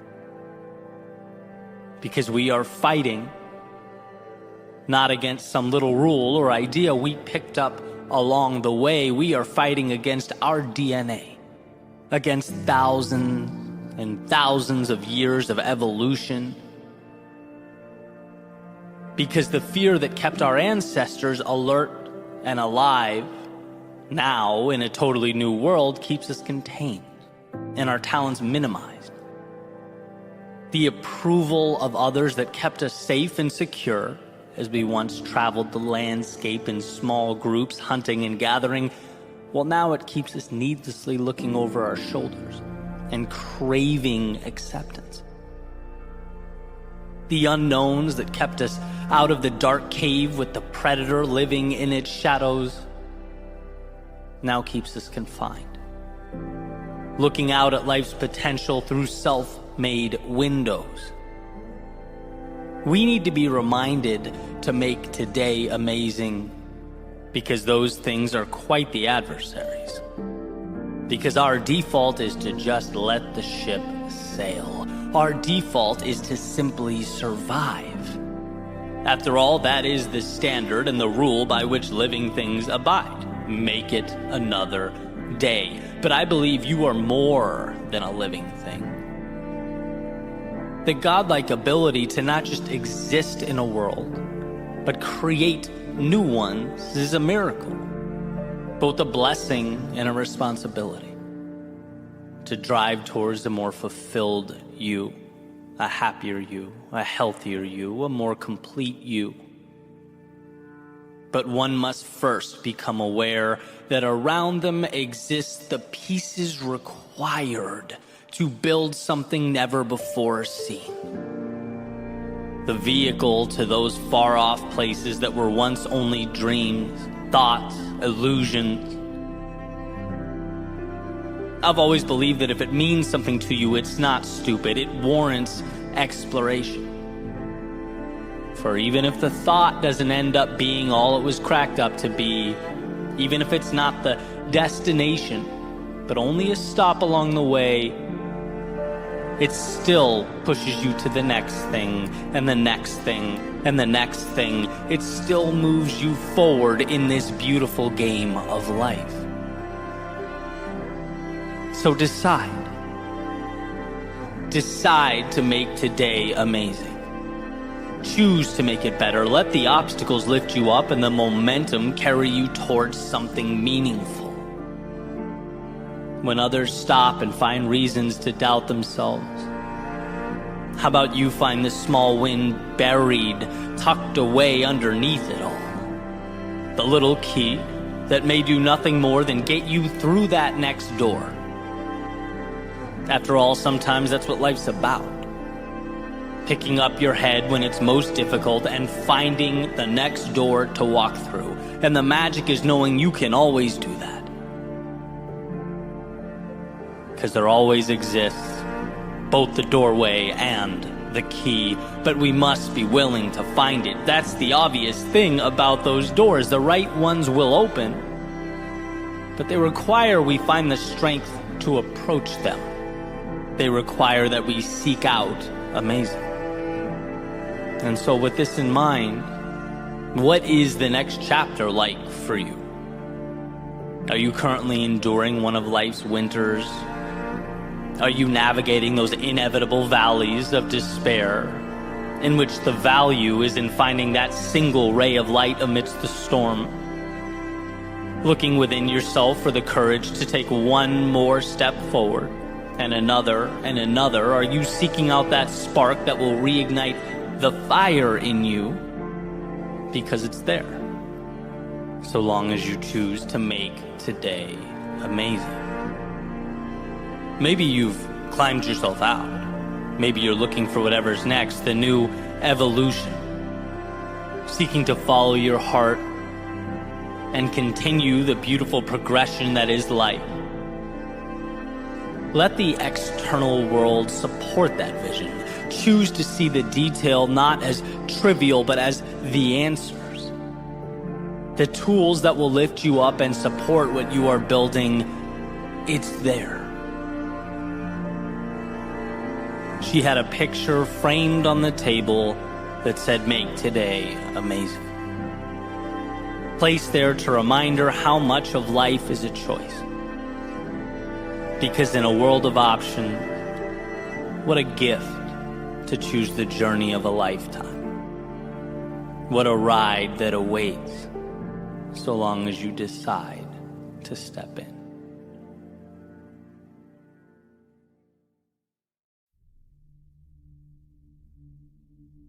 There's a haze that circles around our most important moments. And I say haze because often the things that will be most meaningful in our lives, or that will best position us for future transformation or success, they don't accurately depict the value that they ultimately provide. In fact, a lot of the time we get the opposite impression. The answer is deceptively masked as the problem, the thing we are most inclined to run away from. It's often unclear to us that the pain we're experiencing will become the purpose. The loss will become the strength. We can't always see that losing the job will become our reason to find ourselves and the work that will be most meaningful. We don't always understand that losing someone that was a big part of our lives will ultimately create a little space that will bring about connection with others who will lift us up and make us better. We aren't always aware that falling short is incredibly powerful, because it's what most often prompts us to look in the mirror and ask that magical question, how can I be better? Again, we see it in a million different ways, different contexts. The solutions masquerade as problems. Or as has been famously put, the way often presents itself as the obstacle. Which means we have to operate with a sense of awareness and understanding that often eludes us. Sometimes the reality is that it hurts to let go. But if it's not right for you, it hurts to hold on as well. The difference is, when you do find the strength to let go, you simultaneously create space for the things that will make your life better. And I've noticed, as I've navigated this crazy place well into my 30s, that the discomfort I've experienced in the past, it rarely utilizes my future as its benchmark. right? When I'm uncomfortable, it's because something has gone awry in the now. This moment hurts. In this moment, I feel less than. In this moment, I feel lost. In this moment, I am X, Y, or Z. It's all generally immediate, emotive responses to what's happening. Which is why I advocate so strongly for pausing, pulling back, taking a breath, and assessing the whole picture in totality. See, I've made decisions in my life that have set me back a year, right? That destroyed me emotionally, totally altered my plans. And I look back on some of those decisions now, with all the pain they brought, and I think, was there another way? Did I make the right move? Did I need to endure all that? And I'm not going to pretend, I know how some parallel universe would have unfolded if I acted differently. But as I reflect back, I still think that I made the right choice. I don't see another way. Sometimes there are no easy decisions. Sometimes life is about choosing the least bad option. I've talked about having to step back in order to leap forward, or stepping sideways in order to ultimately advance.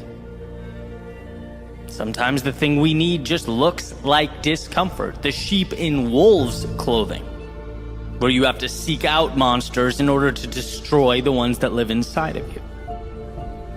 The reason, one, I think this is so important, and two, I'm so passionate about sharing it with others is because, again, our instincts drive us away from the things we need most.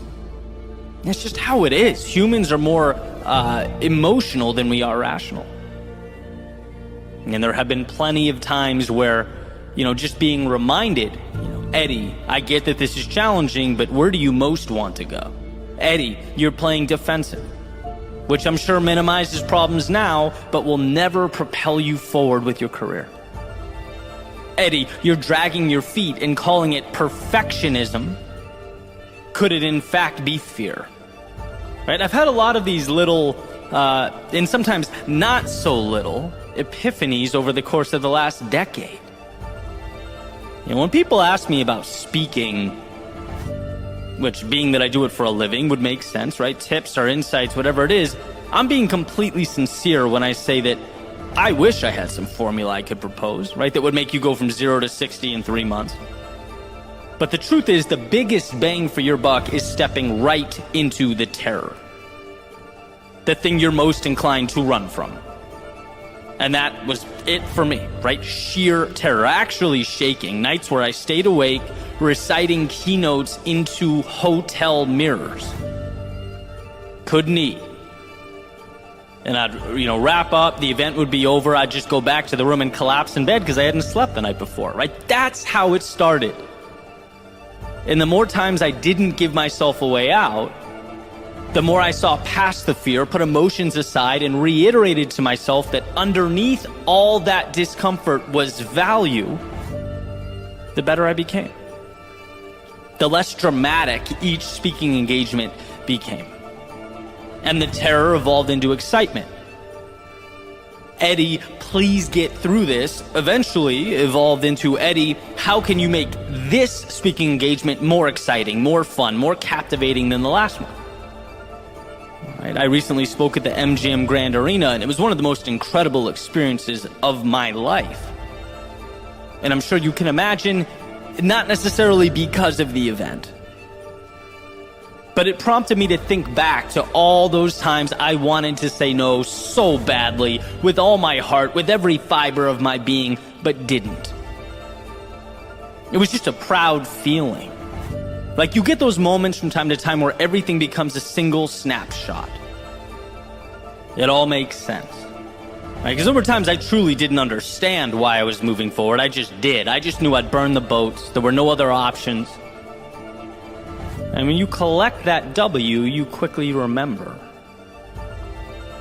And so all this to emphasize the very important point that it may not be speaking at the MGM Grand Arena that's your North Star. Maybe it's something totally different. But I want to remind you that the road to wherever you most want to be is not perfectly paved and decorated with flowers. It won't always be sunny with clear blue skies. And to take it even further, the paths that are paved with flowers and clear blue skies are often the wrong ones.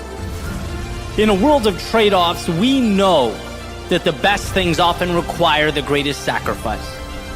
The beautiful things are often derived from a willingness to endure prior turbulence. And should you find yourself amidst all that, in the thick of it, it's essential to know that should you choose to do so, you can transform the chaos into something incredible. Realistically, that pain of loss, we can't do anything about, right? Nature has made it so that we feel every sense of what's been taken away. But nature doesn't do such a good job of reminding us of the infinite value that can now move into our souls, be used to open our eyes so that we may see the world as we've never seen it before. There is such power in the ability to view that fleeting emotion, the discomfort of now, in terms of what it will ultimately become. As the saying goes, the hardest thing and the right thing are often the same thing. So be your own judge, your own critic. Decide what best points you to that place amongst the stars you long to be. Just understand that the road won't be pain-free, and those who try to make it so miss out on a lot of the brilliance available to us. That haze that tries to conceal what's most important is only effective if we keep our eyes closed, if we aren't honest with ourselves. But if you know, one, what's most important, and two, are committed to one day arriving there, the short-term obstacles become a relatively small price to pay.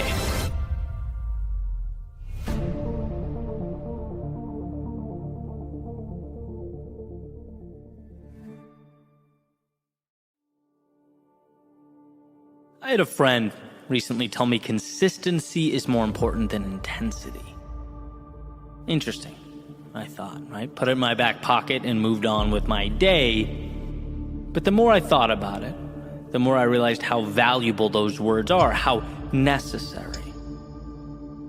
I think because typically my brain associates the acquisition of more with an increase in intensity. It's like you want more, okay, find a way to give more, to be better. That's the equation my brain was familiar with. And while not necessarily wrong, what it can do is diminish the power of showing up. It neglects the compound effect. The reality is that consistency over time becomes intensity. A snowball rolling downhill doesn't just increase in size, it increases in speed. Intensity is second to consistency because consistency creates intensity. Consistency is the material from which everything else is made. And we forget that. Thinking about how much bigger, better, stronger we'd like to be. Why can't I just leap a mile? Well, my friend, it turns out you don't have to. Miles are comprised of single steps. I wanted my run yesterday to be about 3/4 intensity. Decided the goal would be to land just under 8 minutes per mile. 7:59 would put me in a good spot for my plan for the week. But as happens, from time to time, the sun, the heat, my body weren't about it, right? And halfway through the run, I'm a little higher than I wanted to be, averaging about 8:01, 8:02 per mile, a little above my mark. And I thought to myself, you have to be better. You have to make a move right now. You have to find something in there. But did I? Did I have to find anything? Because it turns out I was right on track and didn't see it. What I needed to do was simply hold the 8-minute pace, 8:01. Just hold it. That keeps me in the game. Then we kick it up at the home stretch. And the last sprint will be enough to get my cumulative average down to 7:59 per mile. No miracles here. Forget the intensity. All the world is asking of me is consistency. Show up, step by step, keep myself in the game. It's amazing that when you're hurting, the mind plays highlight reels of everything you lack, everything you're not doing, right? It's reaching. We get so uncomfortable or impatient that we think we need to perform magic tricks. And it's like, no, keep showing up. Keep yourself in line. The intensity is a derivative of the consistency, and it will make its presence known. So during those first 7 miles, I showed up, I committed, and I held on, right? Understanding the assignment, big picture. Not only about consistency, staying calm, and then as planned, picked it up at the last mile, hit that goal. See, these little mental games are packed with value. They reinforce bigger picture truths. Show up, put in the work, find your rhythm, and hold. Don't stress yourself out looking at finish lines you have not yet crossed. Don't let the delta between where you are and where you want to be intimidate you. Right, that's precisely the reason people quit and walk away. They get so caught up in where they are not that they forget little steps over time are what bring about change. They don't understand that the snowball is increasing in velocity as well as it rolls down the hill. That by staying focused, their output becomes the avalanche. So when you have to, when you feel like the world is increased in size and its obstacles in number, know that there is value in holding the 8, the 8:01, the 8:02. Know the power of simply getting on base, of getting up again and again and again, of putting yourself in position to succeed. Because your time to sprint will arrive. And when it does, you'll be battle-tested and prepared. But the sprint only matters because you stayed steady, stayed consistent throughout, step, step, step. So remember when the rest of the world is talking about the shortcuts, the life hacks, and the secret solutions that will change your reality, they're missing the mark. Because one brick at a time, one step at a time, one day at a time, you're building something that can't be manufactured overnight. You're committing to the process and will ultimately experience that which can only be experienced by those who paid the price. Those who didn't panic or overanalyze, but put one foot in front of the other consistently, every single day.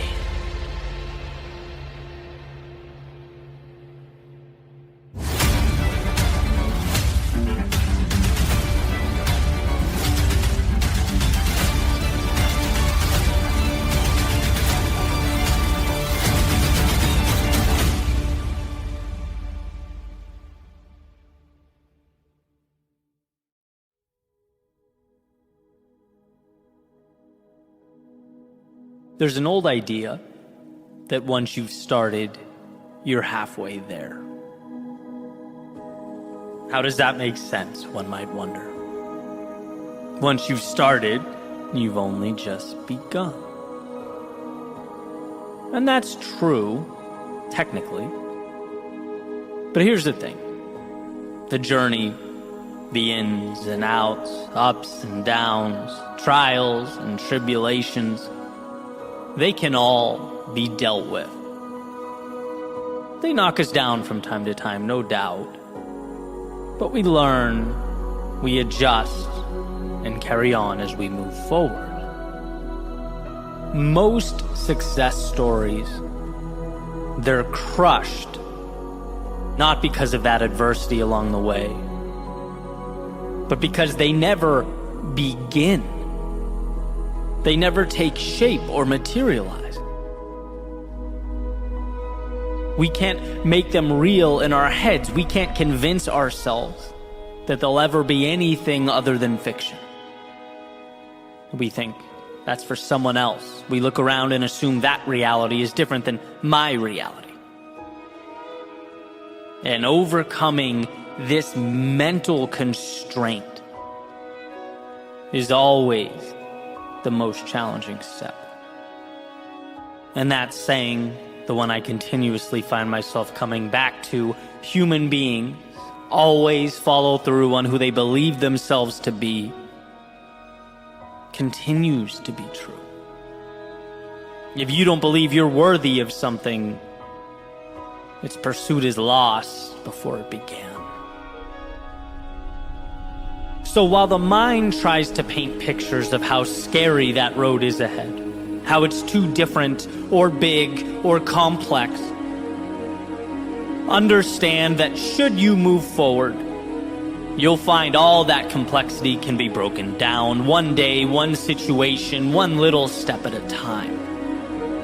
The only real demon here is the possibility of inaction, because you couldn't make yourself believe it. You couldn't see yourself at the top of that mountain. And so, the front door was never opened. Emerson says, hitch your wagon to a star. A beautiful reminder that that star is proof your dreams are real. And only as real as the conviction with which you move towards them. Green light your own glory, your own contentment. Because contrary to what we might think, no one comes up and bestows that upon us. To live life fully is a decision. Decision, Latin root words, cut off. It's removing and abandoning your restraint in order to be more authentically you. In order that you'll give yourself permission to chase down that which makes you feel alive and soak up all that aligns with your heart and soul. Once you start, you're halfway there. And oh, that first step, often perceived as the beginning, but in actuality a point few ever give themselves the luxury of experiencing. Step 1, believe it's possible. Step 2, believe you're worthy. Step 3, go. Everything else works itself out. You're capable of dancing through life's chaos, of managing the world's unknowns. So know that, understand that, but most importantly, be one of the few who gives themselves permission to experience that. And it starts now.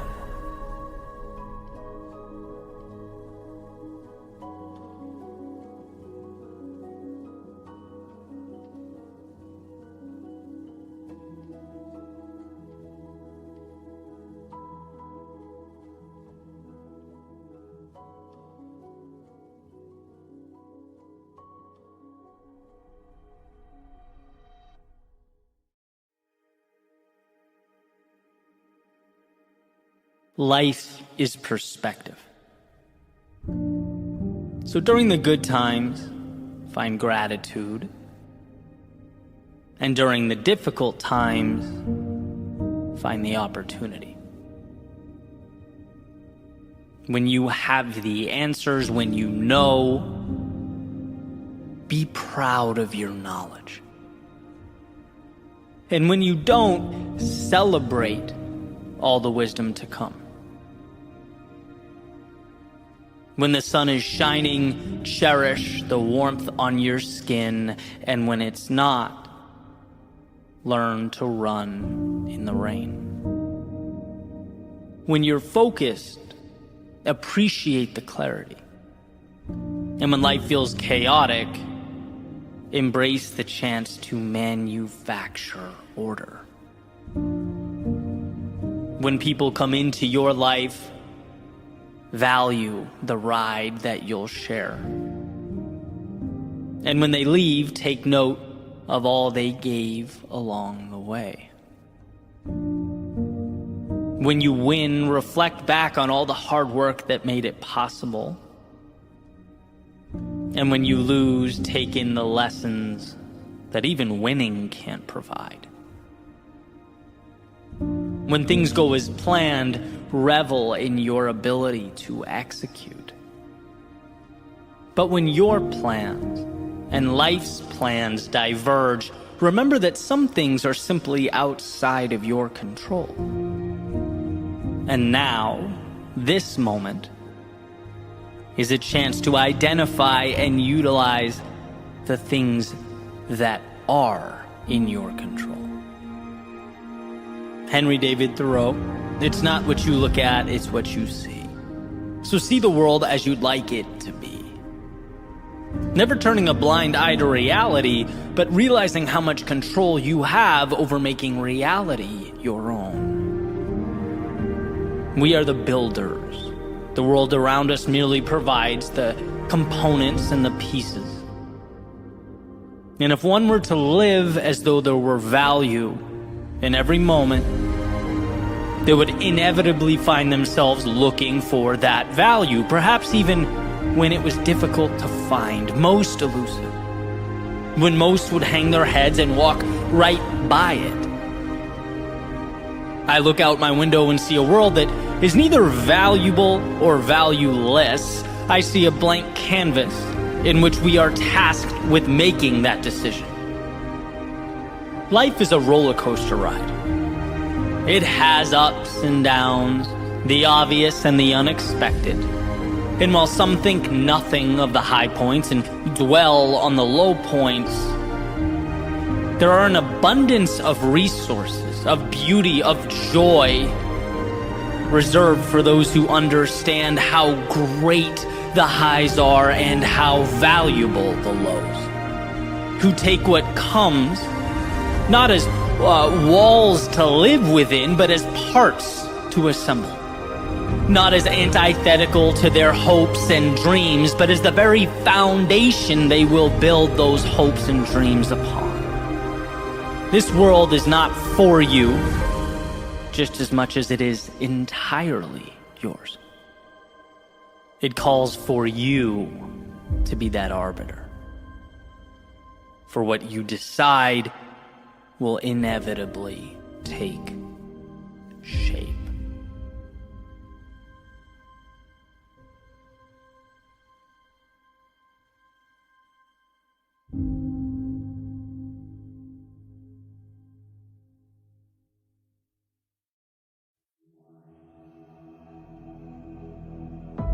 What's the difference between simple and easy? Well, simple is straightforward, uncomplicated. Easy, on the other hand, means achieved without great effort. The difference between those two words is subtle, but essential to understand. One deals with the complexity of an outcome. The other, your will and determination to achieve that outcome. Becoming who you most want to be is simple. But becoming who you most want to be is not easy. Just like walking is simple, yet hiking up a mountain is not easy. The procedure didn't change, the context did. So let's talk about context. Let's talk about this cyclical nature of growth, because it's not that most people can't. It's that most people won't. It's not that most people don't get how. It's that they don't have a strong enough why. The path is laid out before you. You just have to be willing to walk down it. Will you?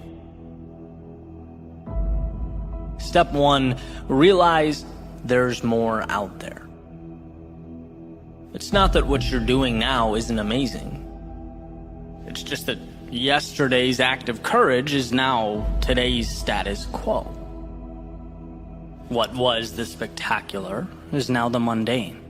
What was once the ceiling you had to jump to touch is now the floor you walk on. So at the very least, it prompts you to ask, well, what's next?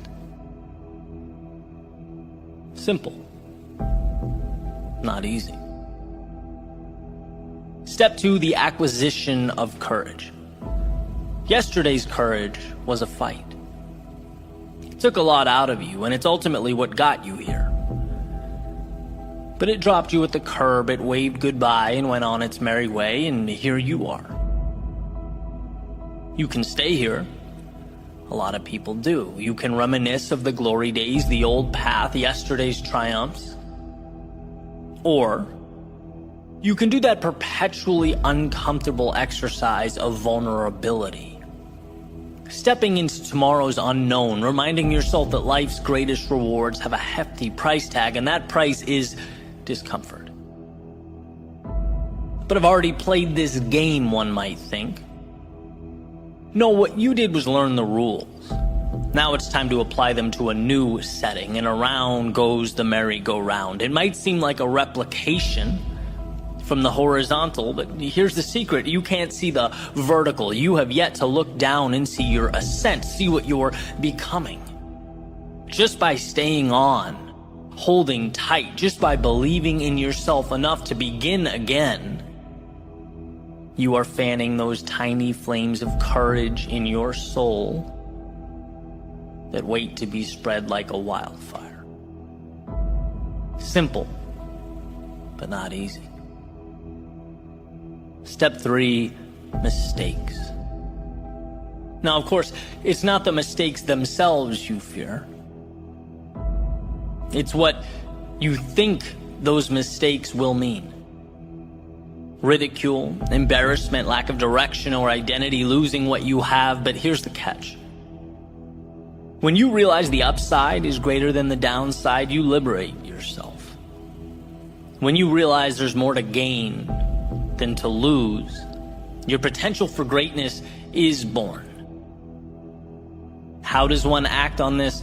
Mistakes. By making mistakes. By injecting yourself into the turbulence of progress.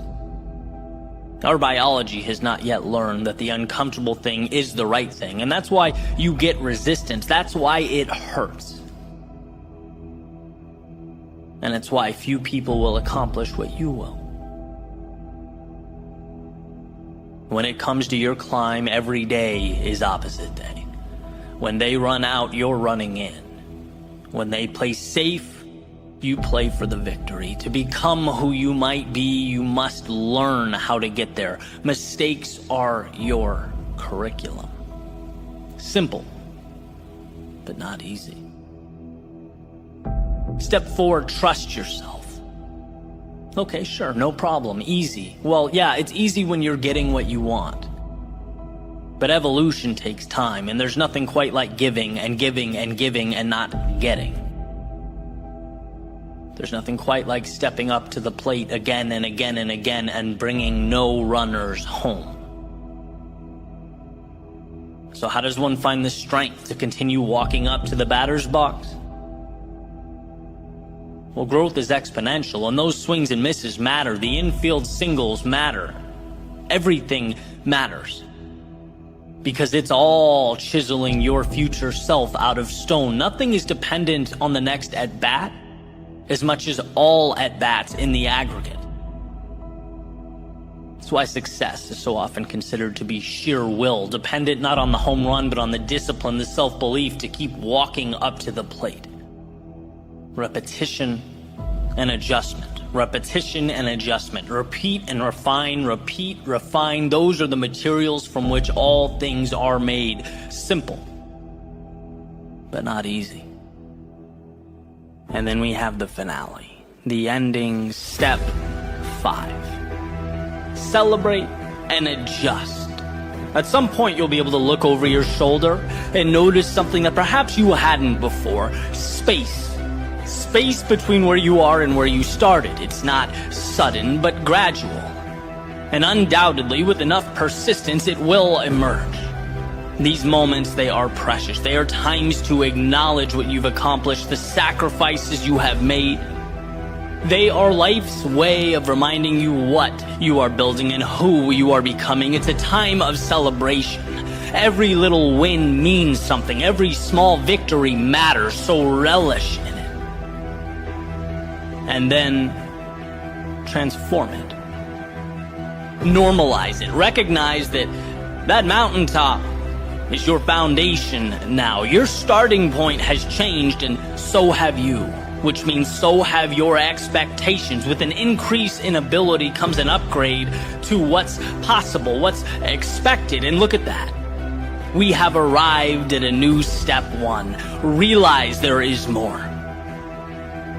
This is the process for capturing that which life has to offer. If you can fall in love with that, appreciate it, respect it, while simultaneously understanding it's not scary, it's dependent entirely on your ability to push forward.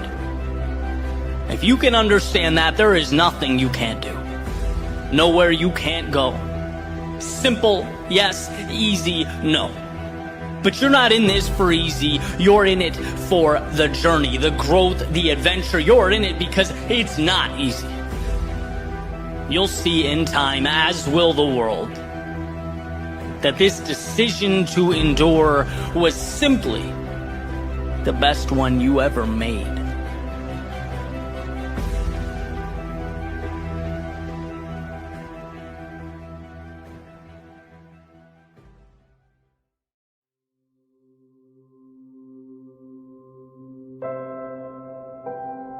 What is the complex but an accumulation of that which is simple? What are big things, if not just a multitude of little things? There's comfort in the understanding that all we have in life, all there is simplicity. Easy to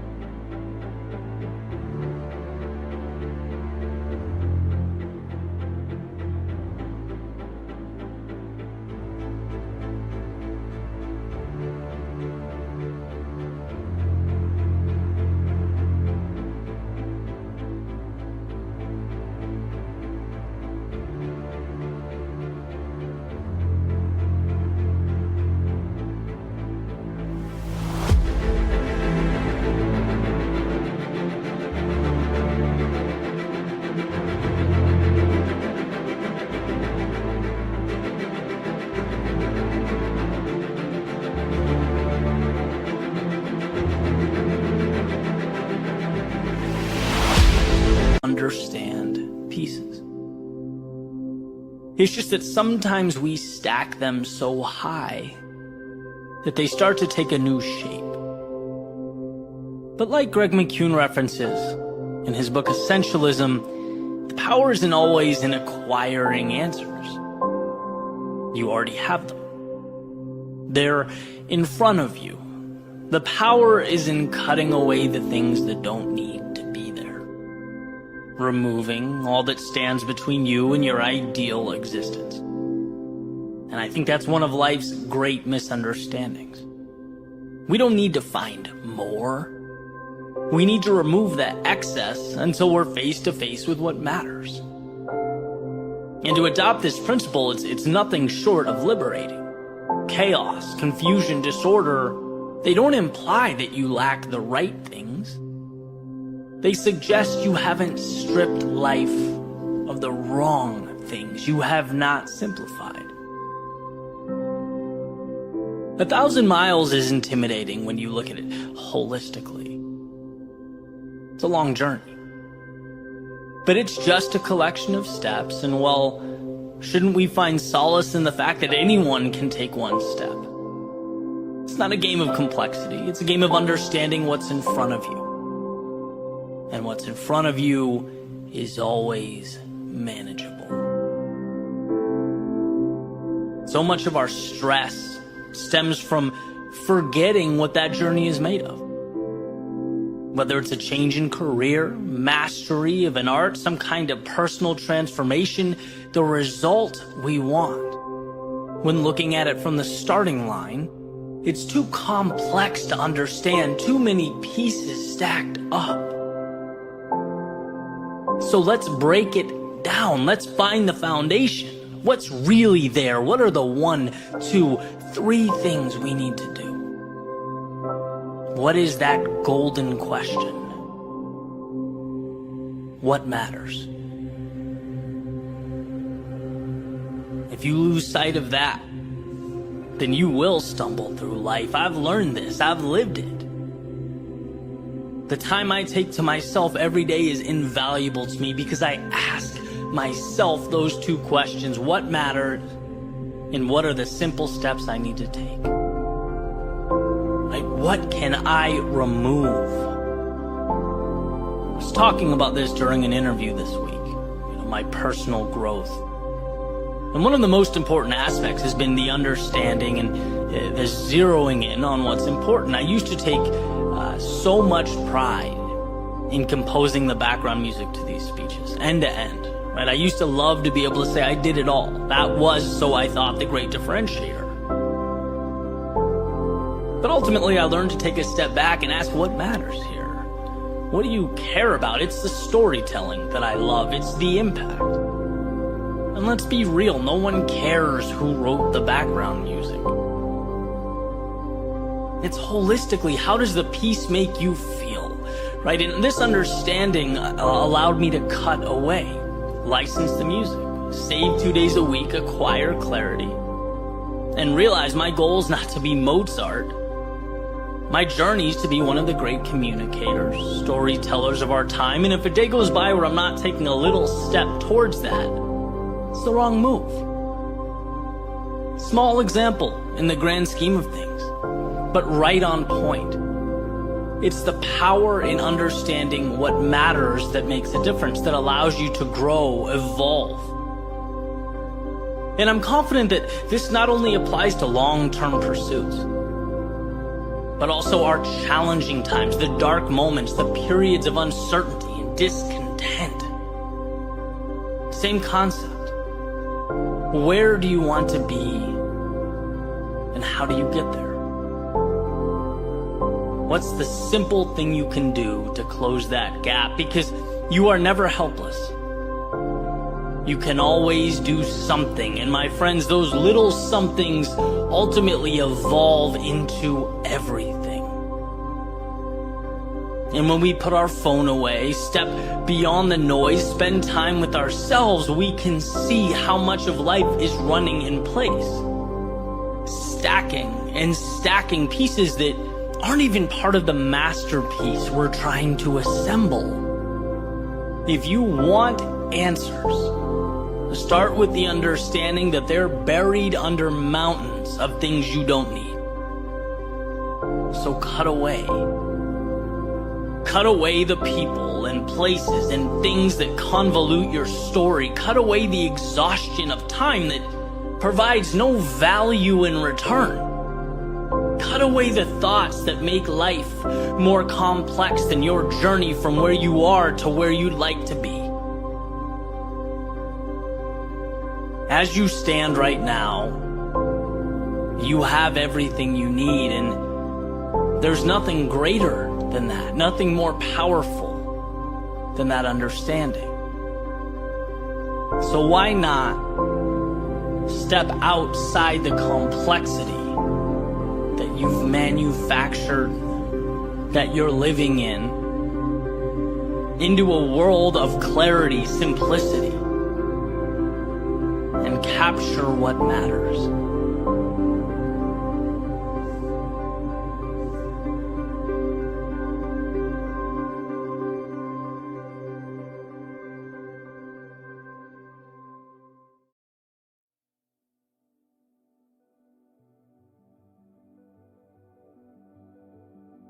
Use what you have where you are.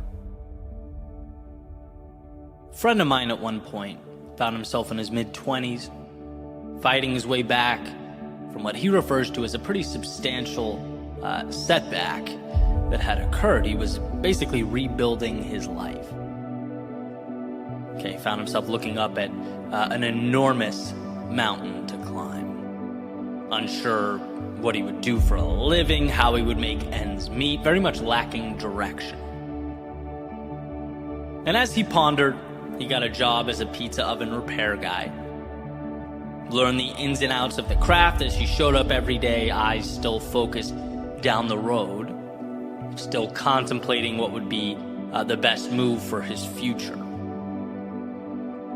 And as some time passed, he started to realize he was mastering the very niche craft that he was showing up to do every day. Right? Was acquiring a very specific competency and quickly becoming great at it. After a little bit of time, he started thinking, hey, I could branch out on my own here. I could start my own pizza oven repair business. And he did. And after not too long, hired an entire team to work with him. Then progressed into delivering and installing new ovens all over the country, and is currently working on some new technology as well to supplement the install and repair part of the business. The guy's doing incredibly well. And it's interesting because you're having a conversation with him about his success, and it's like, how on earth did you find yourself doing what you do? It's so specific. And he'll tell you, he worried, he pondered, he thought about business degrees and career trajectories and all that. But the difference was that he didn't take the moment for granted. He saw the value where he was with what he had. Where, he could have seen it as a bridge job or a chapter in the story or however you want to describe it. He saw it as an opportunity. He saw the present as the answer. Show up and give everything you have to being great now.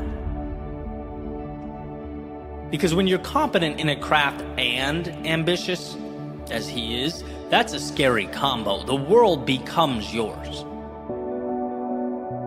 Use what you have where you are. And you will, because of this mantra, see doors unlock that perhaps you never thought possible. There are pieces around you now that will push you to grow and evolve. The problem is we very often dismiss them. What my friend turned into an empire, a success story, could just as easily have been an obligation while he waited for the world to give him something different. And sure, I think it's important for me to emphasize the point isn't to stay where you are forever if you're unhappy. Of course not. The point is that there's value in aiming to be exceptional at whatever it is you are doing, whatever you are committing to, even if it appears mundane. The point is that so much potential is sown into our day-to-day. It just tends to blend in and not feel important, at least at first glance. Doors open for people who are great at what they do, and people who are great at what they do live with a curiosity, consistency, and intensity that others might not. It's amazing how when we feel that we are gaining competence in something or excelling in something, it becomes enjoyable. Which highlights the fact that, so often our stagnation is a byproduct of us standing in our own way, choosing not to grow. I can't explain how trivial what I do now felt when I first started in 2014. Sharing my thoughts into a microphone, making little 3-minute videos, uploading them to the internet, right? To an audience of my immediate family for $0. You know how dumb my rational brain was trying to convince me that was? You know how easy it would have been to move on and simply look back on that period of time as my little YouTube experiment? But again, there is this strange phenomenon that when you inject yourself into something and vow to get better at it, it lifts you up, it excites you, it brightens your world. I had, as I've talked about so many times, found that intersection of what I love and what adds value to others. And that was everything. And the solution appeared not because, I bumped into someone that had some life-changing opportunity for me. It wasn't because I found this shortcut or secret formula. No, I just used what was already sitting in my little apartment on Comm Ave in Boston. It's incredible how often our answers are right where we are. That's why, as I've progressed through this journey, I understand balance. I understand the value of, looking at that horizon, having big plans and ambition, but also cherishing the opportunity at our feet now, looking around, because again and again and again, the opportunity is disguised as triviality, as the stuff we walk right by. Always remember that there's something around you that can be transformed into opportunity, even if it's small. And if you choose to look for it, you will empower yourself. Everyday things. I can throw off examples for days. The internet, incredible resource, leverage it. Whether it's connecting or sharing or creating or learning. Your day-to-day effort. Like my friend with the pizza oven installation repair company. That world doesn't exist if he doesn't take the little things incredibly seriously. Show up to whatever you do with a tenacity that will propel you to new heights. Whether it's in that same field or it carries you over to another. Or utilizing your network. There are people you know today, right now, that can contribute to your momentum. Seek them out. Time. The 30-minute blocks that we deem insignificant or downtime between one event and another. Think of the compounding of turning that into a push-up session every day or your 30-minute audiobook time. And sure, all of these examples are sort of sporadic, they're contextually different, but they have one very important common theme. And that's opportunity being squeezed out of resources that we already possess. It's instead of walking by the pile of bricks every morning, picking one up at a time and beginning to stack them. I'm a firm believer that the difference maker for so many is not IQ. It's not going to this or that college. It's not your background. It's, did you recognize the opportunities surrounding you? Did you find the value or the excuse?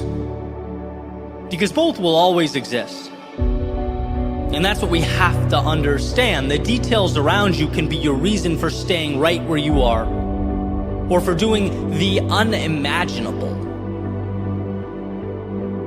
So understand the power of utilizing what you have where you are. Make a point to look for the tools within reach. They say what's trash or junk to one man can be treasure to another. We'll understand that your eyes are capable of seeing both. You have to leave them to the value. You have to become comfortable with pausing, letting the emotion subside and asking, how can I win here, now, with the pieces that are available to me? Because they are available. And if you're willing to pick them up, you can undoubtedly, as Thoreau said, build your castles in the air.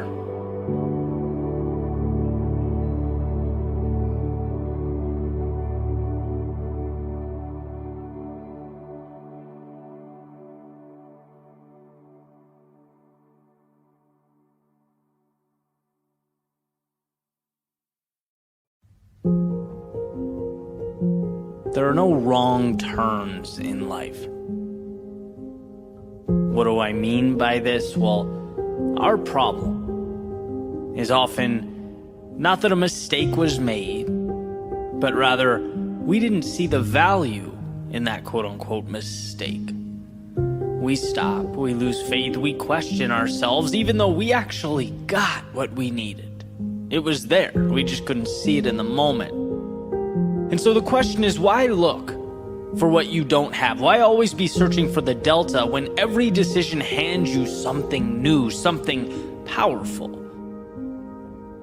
Almost like we're walking on this path, and every time we do something, not necessarily the perfect thing or the thing we drew up, but something. As long as we do something, we get to put a brick down, another step to walk on in the path before us. We get to expand in some way. We're wiser, stronger, capable of more. And where sometimes we think we need to wait for that perfect brick, to take that perfect step. But if we can get beyond that and focus our attention on just getting more bricks out in front of us, we allow the answers to materialize. The question is, will you let them? And you take this podcast, for example. Right? Just to be where I'm at right now has been a roller coaster ride. Started out 5 days a week, wake up, write an episode at 5 a.m. for 100 episodes, and then I tried the weekly interview, and then it was a few days a week, and then back to 5 days, and then I realized I didn't even need to create new content. If I take the YouTube stuff and make that the podcast as well, I get 10 times the result with less work. That's like a content creator's dream, and I can focus on making that one thing amazing. And so it's easy to look at the whole process and say, man, those 5 a.m.s were a mistake. They were a waste, right? That decision to interview once a week was a waste. All that fluctuation was a waste. That's not true. You don't realize how much you learn. I don't get where I am today without scrambling at 5 a.m. to create content that is not what it is now, right? Just like a year from now, I won't be where I am without the mistakes I make today. So the goal is not to be perfect. In fact, it can't be. It's to allow yourself to make those mistakes because they have the answers contained within them. And that's my point, is that, I've found the greatest outcomes are derived from not always trying to do the right thing, but rather promising yourself you'll do something. When you expect to look like a fool, you can then relish in all the wisdom that comes with it, right? Those wrong turns, they'll always take you where you need to be if you don't abandon the journey. That's what it's about, sticking with it, not abandoning why you're there. There's a saying that really stuck with me, and it's that you are your own experiment. Meaning life isn't about getting it right. Life is about trying and pushing and adjusting and eliminating the things that aren't quite you, until you're able to refine the world around you.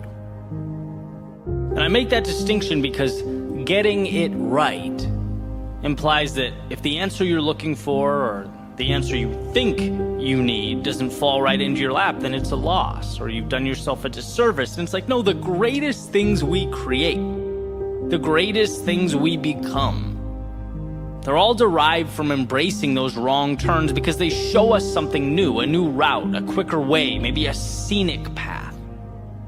Maybe you pick things up along the way that redefine the context of the whole journey. Maybe you even find in your detour a destination better than the one you were headed towards. Right? So you cut ties with plan A. That's experimentation, that's growth, that's what you cannot be scared to do in life if you want to make an impact. And so I'll end with this: life, it doesn't stop until you do, and that will always be the case. For pursuits big and small, far and wide, the right thing isn't found, but discovered by willingly undertaking many wrong things, by not being so results-oriented that we, ironically enough, ignore what brings the result. Life is a process, and one in which the picture isn't always clear right away. But if you hang in there long enough, if you're willing to adapt and adjust and grow, that picture ultimately will take shape. Remember, there are no wrong turns in life. Only turns not taken.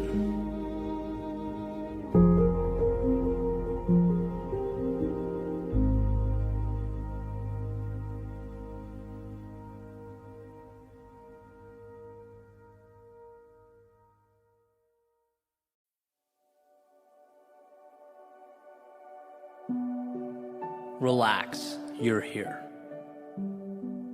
That's a clever little sign hanging above the sidewalk, right at the border where Pompano Beach turns into Lauderdale by the Sea.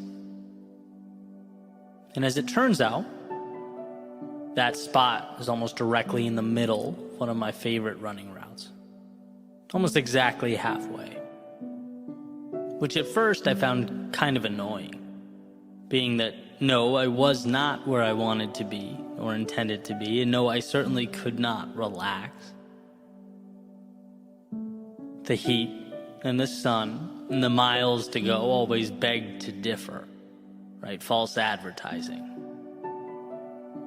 I was not, in fact, here. After all, here in this context suggests one has arrived. And how can arrival feel like missing pieces and unknowns? How can it feel like so far to go? In the valley of despair, can one really be here?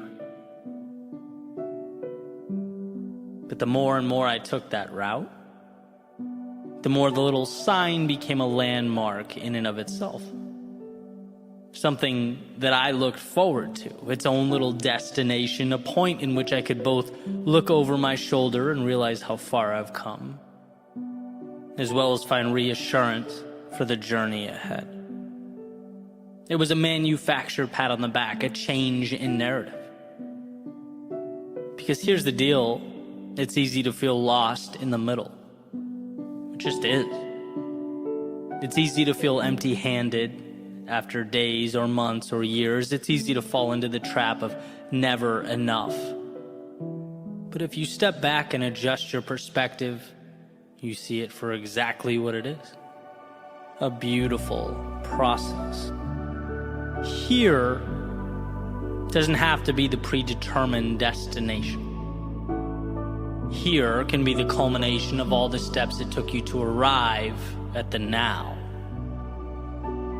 Here can be the lessons learned along the way, can be the reassurance that while you're not done, you've overcome every obstacle up until this point, and there's no reason to think you won't continue that pattern moving forward. So relax. You're here. Perhaps here being a place of trust.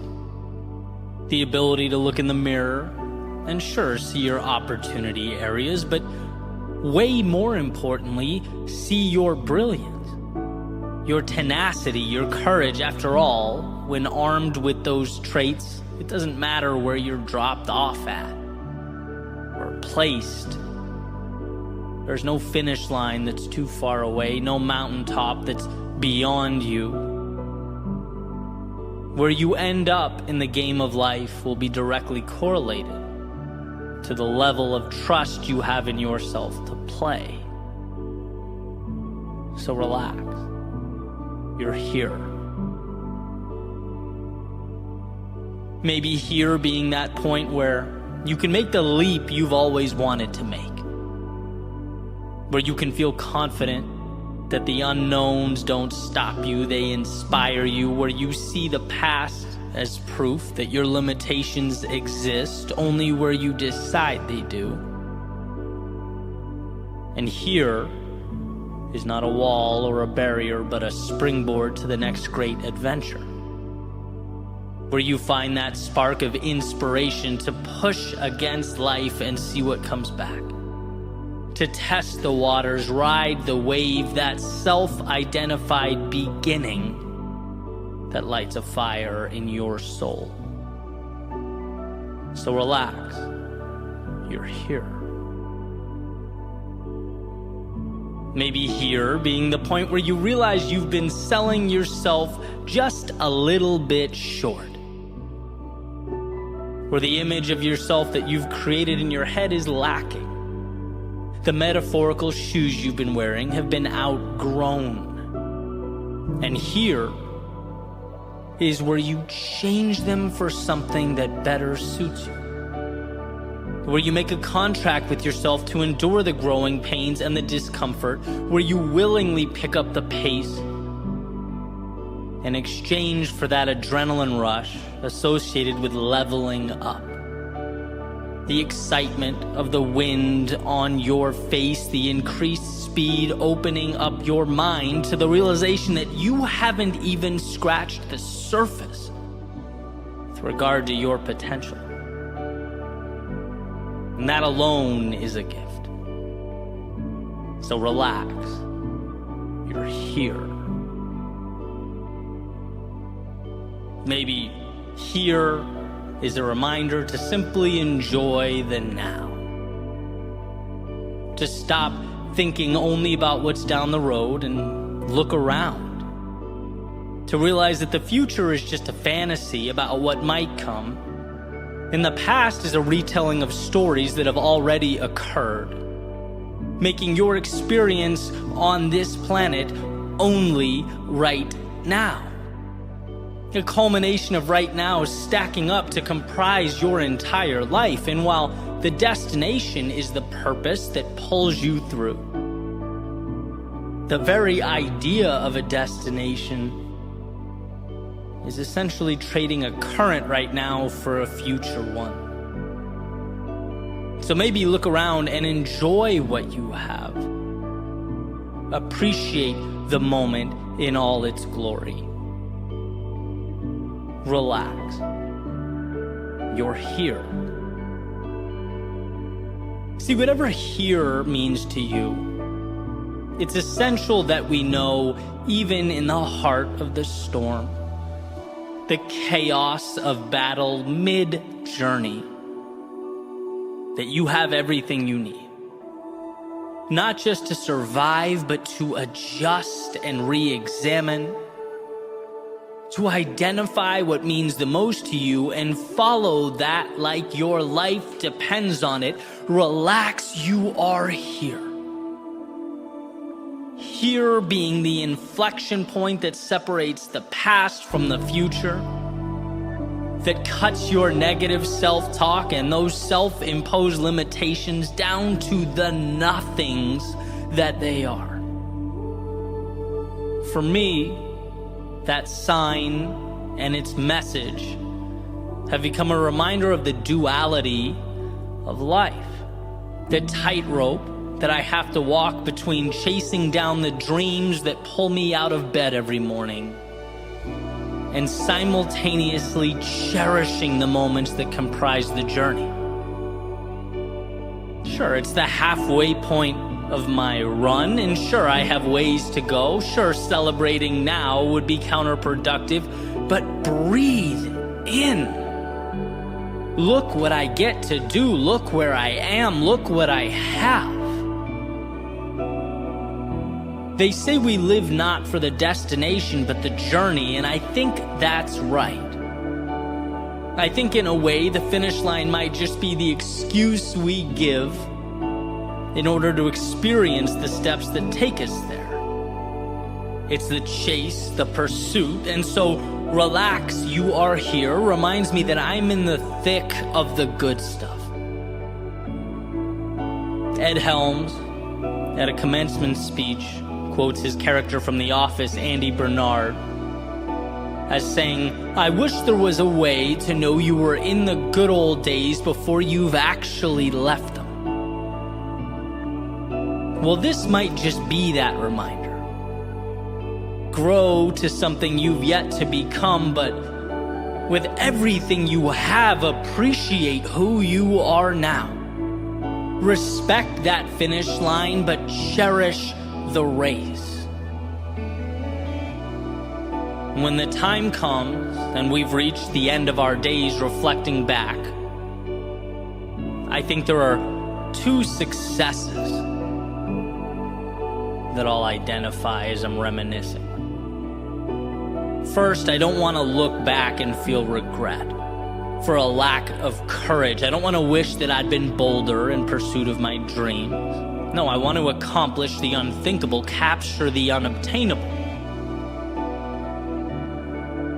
But second, I also don't want, when reflecting back, to realize that I never looked around and enjoyed the ride. That I didn't know what I had the entire time. That when things felt like a lot, I forgot that a lot was in and of itself a gift. So when the pressures of life seem to consume us, the expectations overwhelm us, the story disappoints us, let's find the time to pause, take a breath, and relax, because it just might be life's way of telling us that we're here.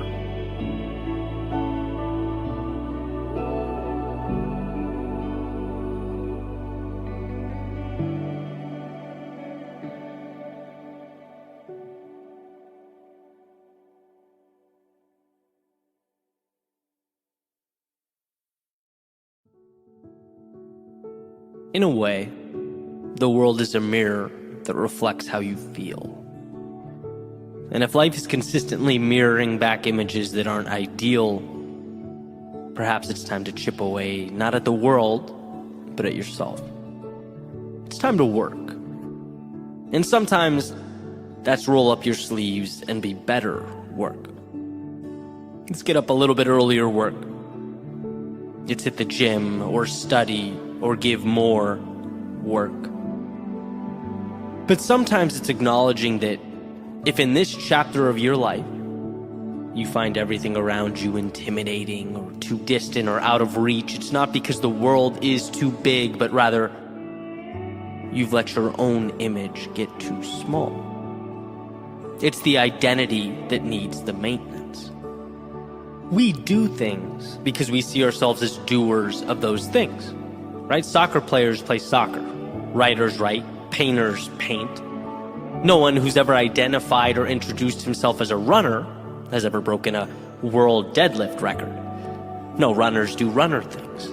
Bodybuilders do bodybuilder things. People who view themselves as small do small things, and people who see themselves as capable or strong, daring, adventurous, larger than life, well, you get the point. We're out there overanalyzing all these details, trying to decipher code without realizing that we've already won or lost. You gave yourself permission to run 50 yards and then became Sherlock Holmes trying to figure out why the world wouldn't let you reach yard 51. We go as far as we allow ourselves to go. We do as much as we allow ourselves to do. We become who we allow ourselves to be. I'm not saying the other variables don't matter. Of course they do. I'm saying over time those variables become blocks for us to build ourselves up or build walls around ourselves that keep us down in one place. If the world feels bland, give yourself permission to seek out the beauty. Be someone who finds joy in life. If the world feels lonely, give yourself permission to connect with others. Be someone who brings people together. If the world feels chaotic and confusing, give yourself permission to break it down. Be someone who turns big things into small, manageable things. If the world feels sad and disheartening, give yourself permission to uncover what makes you smile. Be someone who, in the darkness of night, can find that light switch. Because for every reason to be sad, there's one to be happy. For every reason to be weak, there's one to be strong, so on and so forth. Of course, it's not the easiest to remember when we look out and don't like what we see.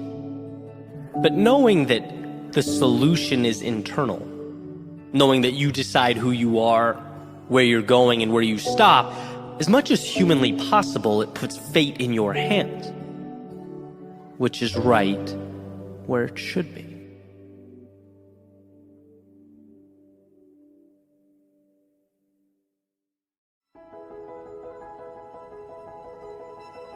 Standing on that ledge, staring out at what we know we need to do, at the moment we least want to do it, well, that's where the future is shaped. When procrastination feels like the answer, or avoidance the optimal choice, where does one draw their strength? They say routine is a powerful tool in this fight, and I believe that. When something becomes habit or part of the process, instilled in the day-to-day, there's just simply less room for negotiation. We show up with our eyes on the prize. But here's the thing, we are human. There's simply going to be days when the world pushes back. Life is a game of complexity. It's unpredictable. You want to talk about the good days? Fine. It's easy to show up when we're feeling good. And thankfully, those days outnumber the others, right? Creating the bulk of our consistency, 10,000 hours. But not all of them. I mean, life is about momentum. Myself, after coming off a pretty terrible weekend for a variety of reasons, I found myself on that ledge again. When the alternative route made itself known, where it felt mighty tempting to call it off, take a break, where my worldview had come into question, I had to ask myself, who are you, really? It's easy to rationalize walking away in these moments. In his book, The War of Art, Stephen Pressfield says, our job in life is not to shape ourselves into some ideal we imagine we ought to be, but to find out who we already are and become it. Well, who would have known how much goes into that process of becoming? How committed we have to be to the road before us, and not only when it's sunny, but when the skies are dark and gray. And how if we allow ourselves in those difficult moments to say, sometimes it's okay to wave the white flag, it's okay to walk away, then you leave the door cracked to make that same decision at any other point in time. Right? Quitting, conceding can very easily become a habit. And a habit we want to avoid at all cost. Right? I have this little rule that no matter what, I can never leave dishes in the sink overnight. Never. I treat this, arbitrary little promise to myself like it's life or death. Which, again, random, but hear me out. It's half practical, half symbolic. I know that if I say, okay, just this once, I've effectively removed the barrier separating order from chaos. If it's okay just this once, then it's okay 1,000 times. And a messy sink becomes a messy kitchen, becomes a messy house, becomes a cluttered mind. Extreme, maybe. But critical. Right? Here is where the symbolism comes in. I understand how fragile that divide. How when I'm tired or have a headache or I'm busy, it's still priority. Because I want to hammer my subconscious with the understanding that I show up when it's inconvenient. That very moment when, I could easily trick myself into thinking it's small or dumb or arbitrary. It's a sink, who cares? Right? That's the moment that I need to bleed into the rest of my life.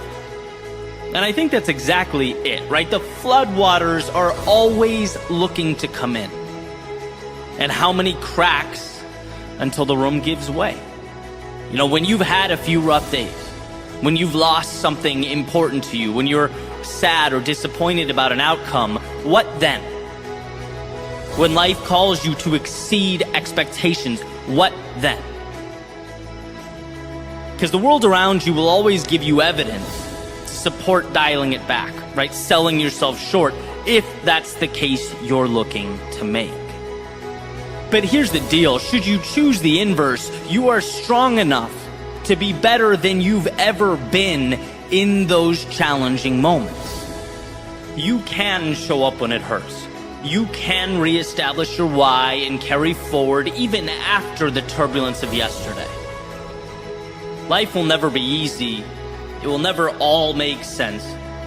And this understanding has helped me to roll up my sleeves and continue forward. When I'm disappointed with yesterday, or overwhelmed by the conditions or landscape of the moment, when I question how much I have left. But I've found that When I look hard enough, there's always something to draw on. And that's the message of note. That's what we must show ourselves. When you're on that ledge, this can be where you're at your best. This is where you get to uncover just how deep-rooted your greatness is. This is where you set the standard and the pace for everything to come.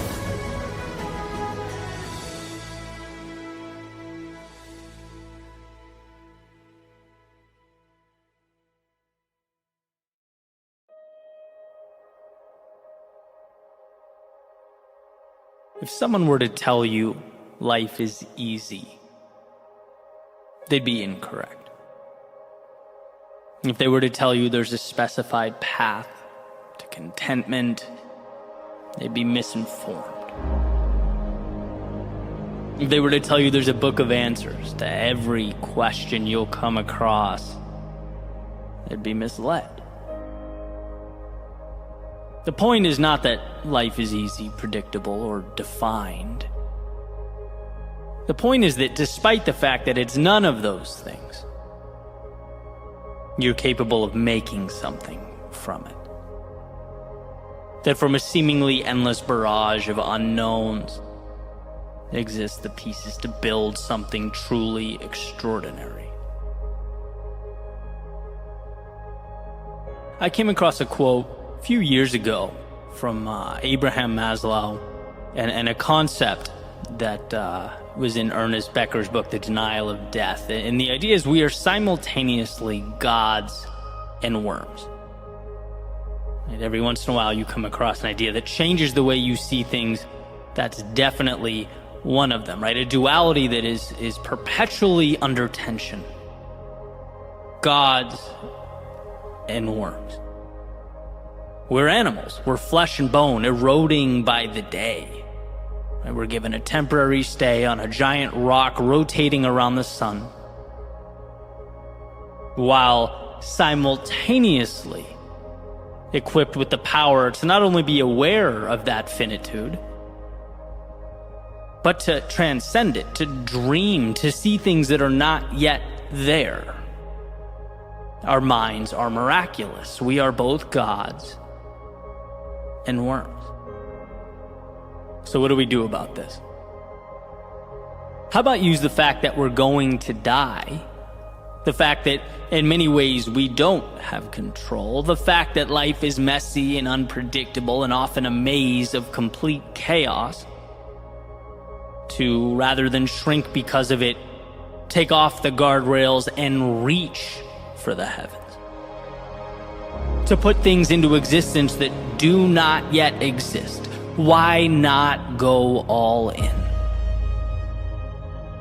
After all, the thing about living, as the saying goes, is that no one makes it out alive. No one hops on the roller coaster to constantly look at their watch, to dwell on its temporary nature. No, it's to enjoy the ride.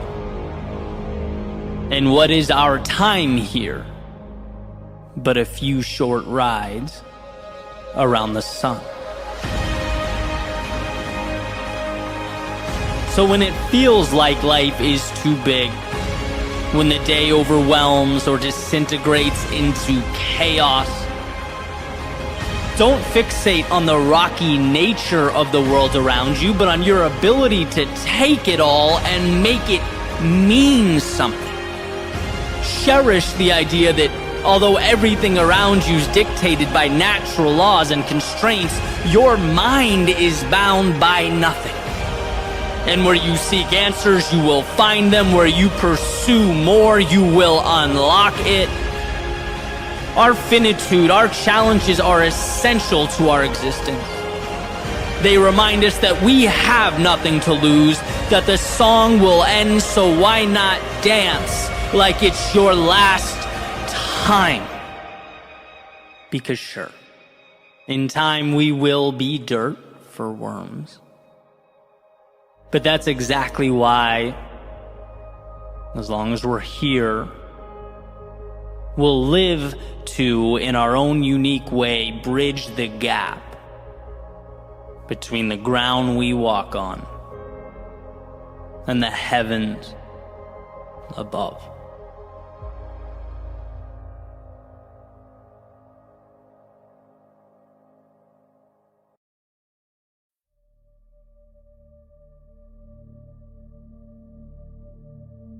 You're not here just to get by, to check a box. No, you're here for something different. Maybe it's your desire to chase down that sunrise while the rest of the world sleeps, to embrace the difficult, the inconvenient, in exchange for that little bit of glory you'll soon feel as you pour your morning coffee and start your day. Or maybe it's your fascination with the fact that every time you ask yourself if there's more, if you have anything left, the answer always seems to be yes. And maybe that's it. That what you're capable of, in a world of finitude and constraint and limitation, seems to be the only thing with absolutely no bounds. The human soul undergoes a sort of transformation, if you will, every time we look around at what currently is and decide it will soon be the gateway to something more. And that's life's best kept secret, the word decide. The idea that we choose whether to accept things as they are or to change them. That we have within us the ability to push further than we've ever pushed. To find what was once only existent in our imaginations. And this will always be true. You get what you seek, what you're willing to endure. And while some see this trade-off as too much, as a cost far too expensive, others see it as the chance of a lifetime. The opportunity to give some of you so that you can grow and improve all of you. See, each footstep is far more than a point on the earth. It's a declaration, a commitment to give more than most would give so that you can feel what only a few will feel. So remember that when things seem trivial, when it's easier to call it a day or turn it around, that the simple act of continuing forward puts you in the minority. It's positioning you to experience life as it should be lived. You're here to both cherish the now and cash it in. Let the value of your courage compound. Let your resilience remind you just how much control you have and how much is waiting for you. If only you say yes when it hurts, move forward when the path is unclear, believe when the possibility only exists in your head. You're here because while it may be easier to watch life go by from the cheap seats, the risk, the sacrifice is worth being able to look back someday down the road and know that at least you had the courage to play the game.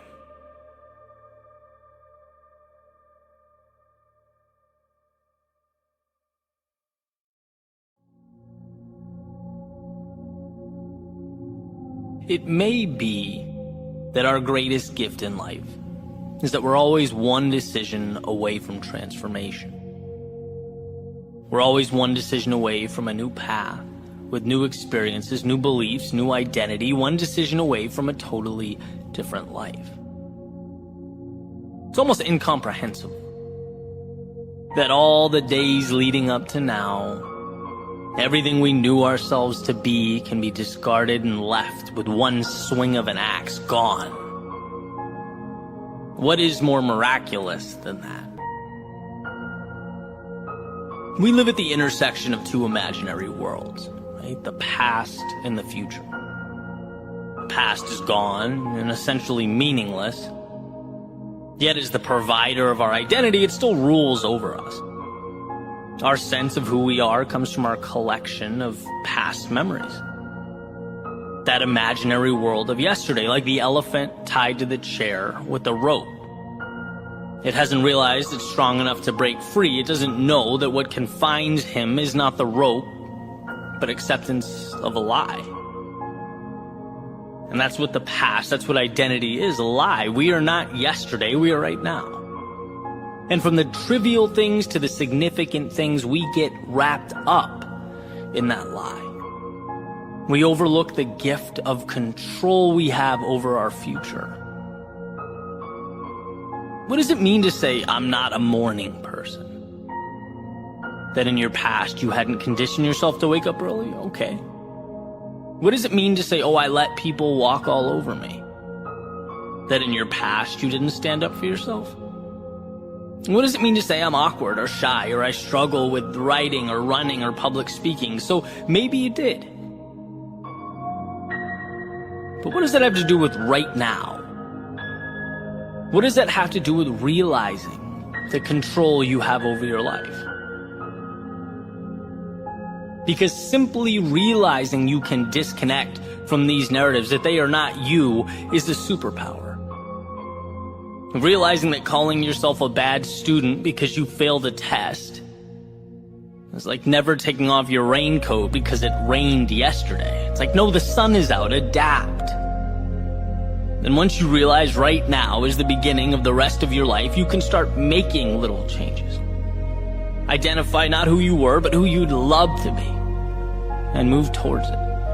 Read The Power of Habit and Atomic Habits so that you can understand change isn't crazy or big or scary. It's moving little things in your life around so that they work for you, not against you.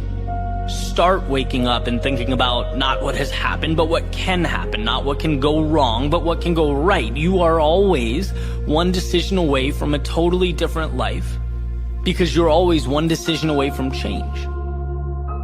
From walking away from the narratives that you have accepted. And so remember that. But remember it not just when things are fine. Remember it when you're struggling, when you feel restless or uneasy, unsure, uninspired, sad, angry, not content with the reflection in the mirror. When you feel that negativity, you're not looking at what can be, you're looking at what you have been. And there's no room at the table for that distraction. Not when you can reach out and start building something new. Not when you can put on a new pair of shoes and walk down a different path. You are always one decision away from a totally different life. And that decision should be first and foremost to choose future over past. Your next step over the last one. Choose your ideal world and start building.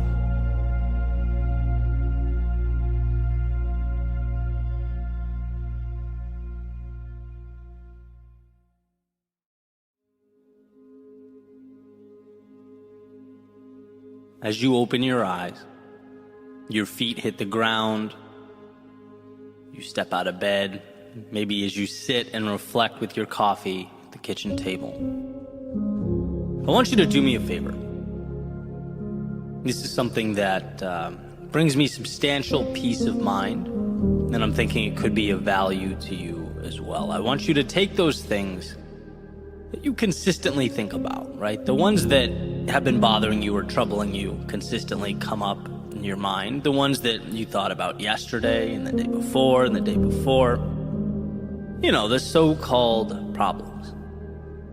Not so positive narratives, stories about why you can't.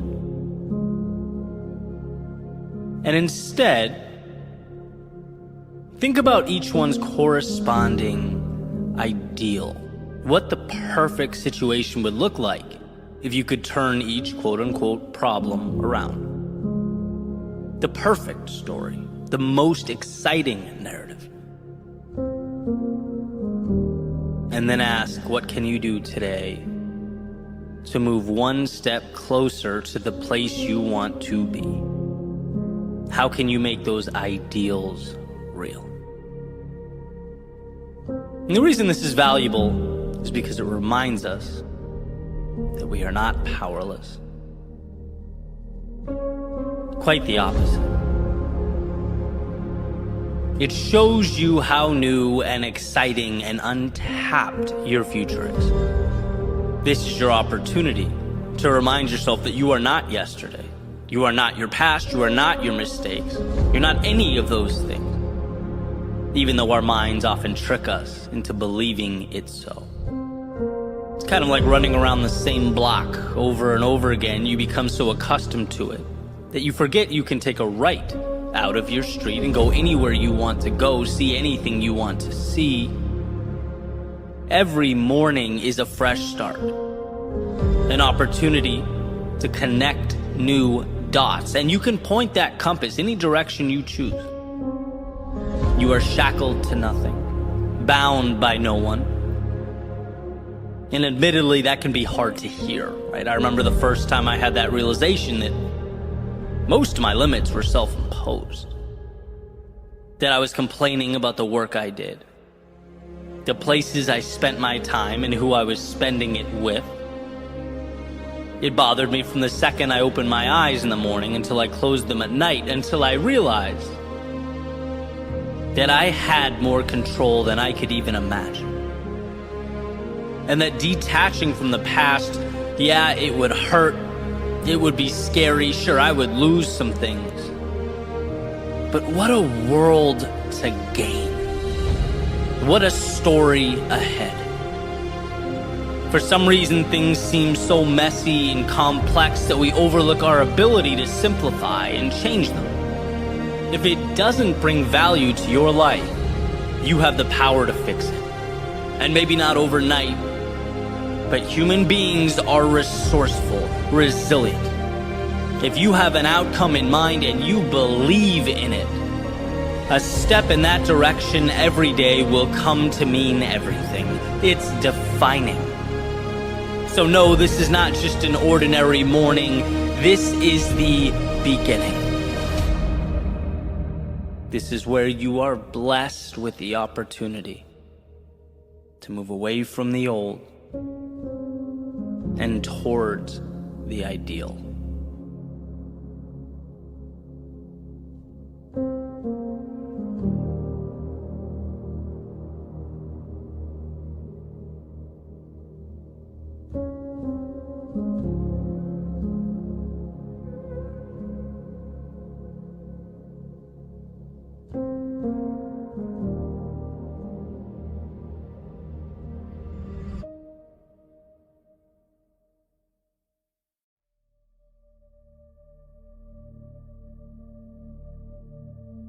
It's easy to look back and think about all the things you could have done differently. Especially since, as we get older, we get wiser, right? Time provides this beautiful gift of clarity. And ultimately, we realize things like, maybe a lot of our hesitation was unwarranted. Maybe a lot of our decisions or indecision was fear-based.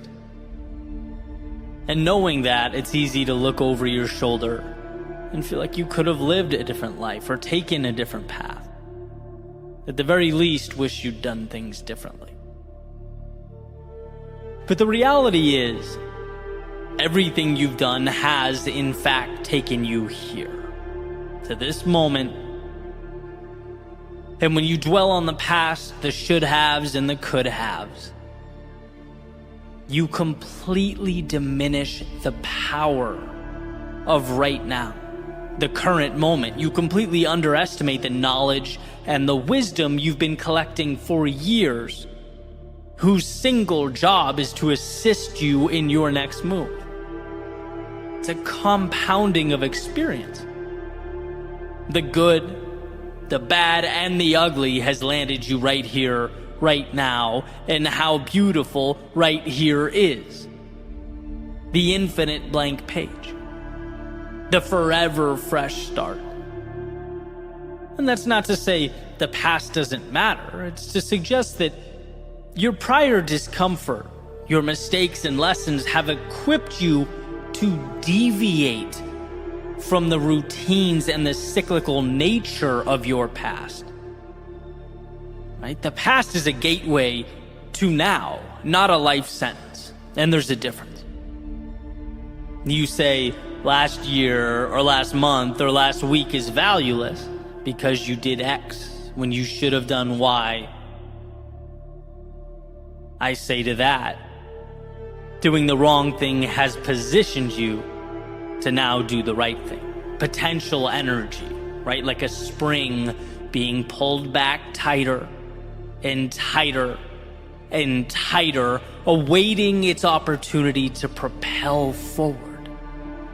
You don't get that without those could haves and should haves. They're integral to the process. The reason you'll be different moving forward.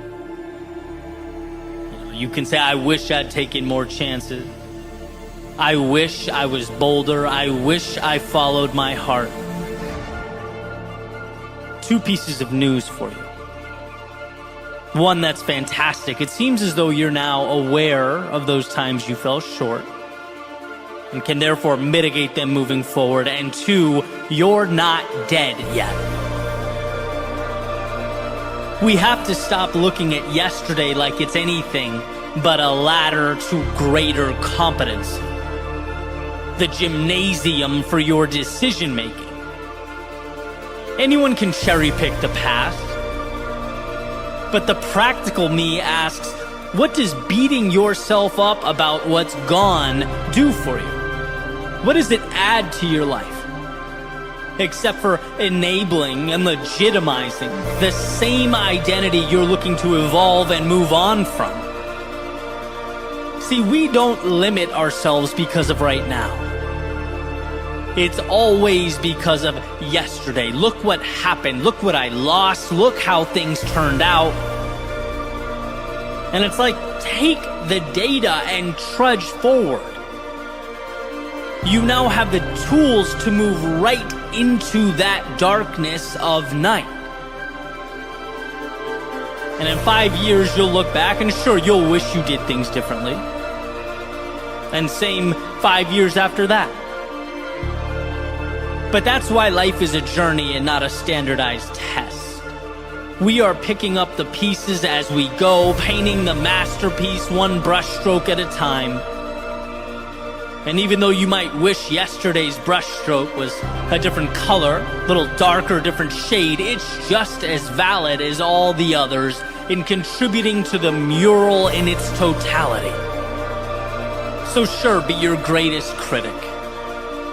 But be your greatest ally as well. And that calls for being bold enough to let go of what's gone. Extract the value from yesterday and use it to build now. Something, anything, that's up to you, but hear the message. It's up to you now. Not who you were yesterday or what you did, not how people saw you or how you used to live your life. You have an opportunity now to go wherever your heart desires. Stronger and wiser at this point in time than you've ever been in your life. So rather than dwell on what's gone, how about asking how you can take those pieces of yourself and build again.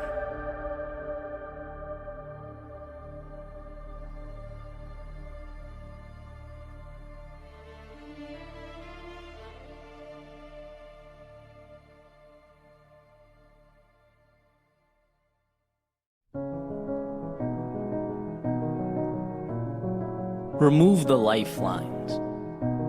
Eliminate plans B, C, and D. Let the curtains close and the lights dim.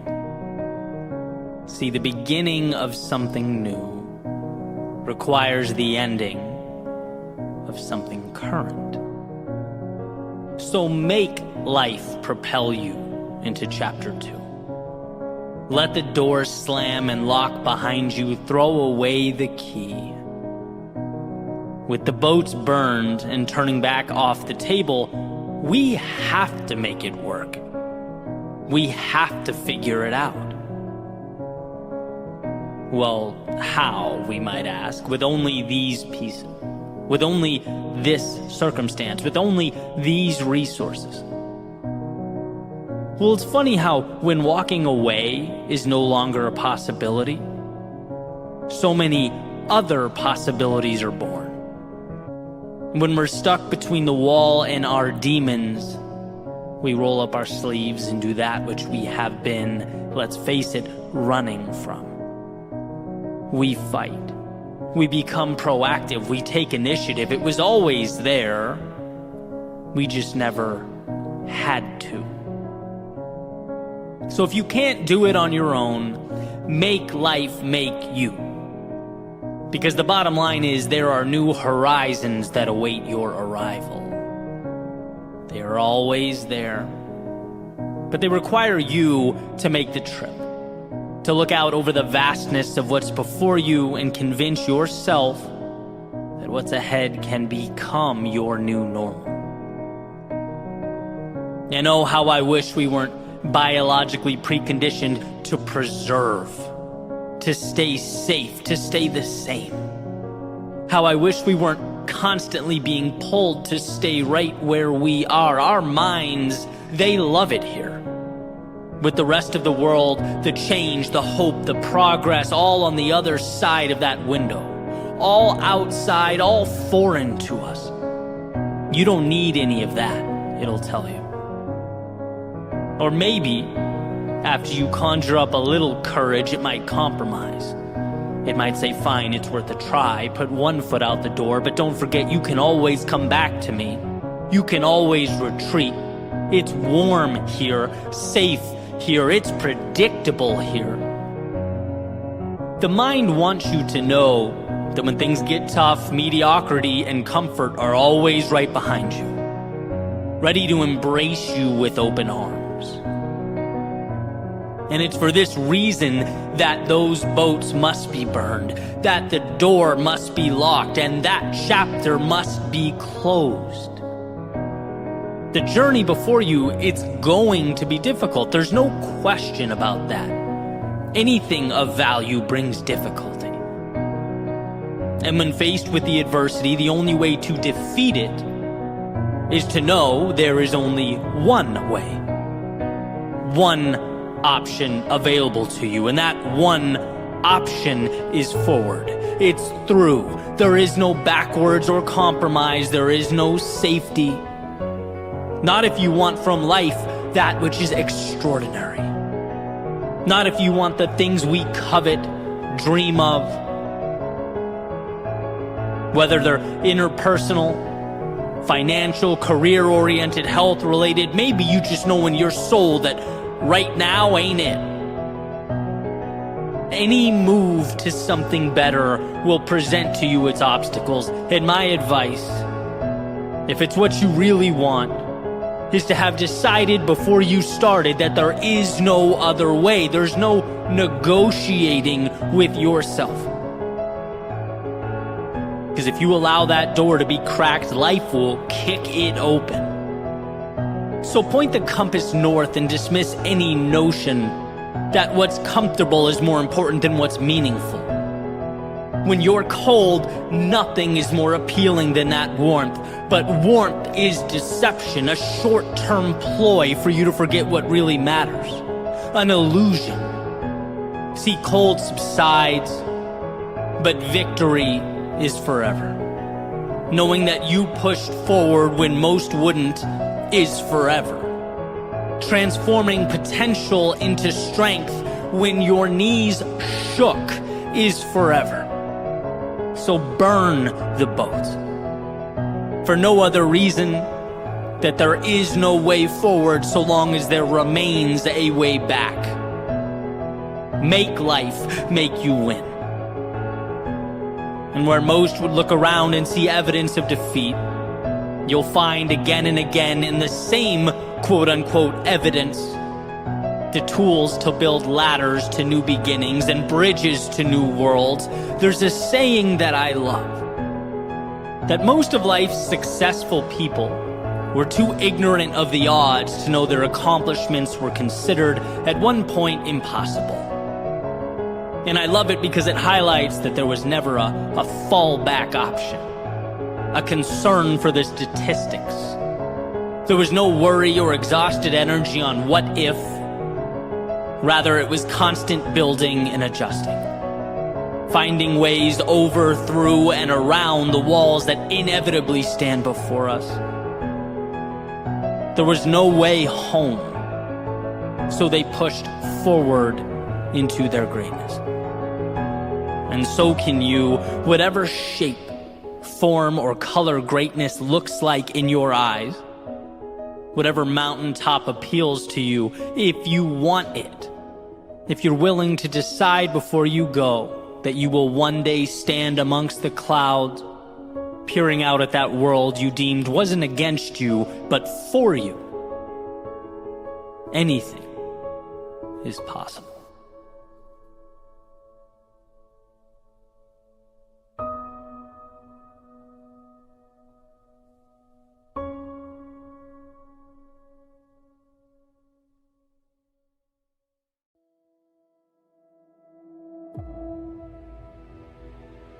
Most often, our greatest source of pain comes not from the moment, but what we suspect that moment will mean. It's not the situation, but in how we perceive the situation. And this is an idea or a concept that I connect pretty directly with fitness or running, simply because that's where, to me, it's most apparent. It screams at me. So being that I run quite a bit, let's dive into that. Most days when I'm out for a jog or I'm running it strictly for endurance, cardio base, chance to get out there and breathe or reset, think. But then there are times when I say to myself, this run's going to be a little different. It's going to be dedicated to seeing what I'm made of, right? I'm going all out, going to push. And what I find as I gradually increase my speed over the course of the 8-mile route is that my brain likes to focus on what's ahead. It becomes fixated on how much is to come, consistently warning me about the distance yet to be traveled and asking whether I have enough left in the tank to get there.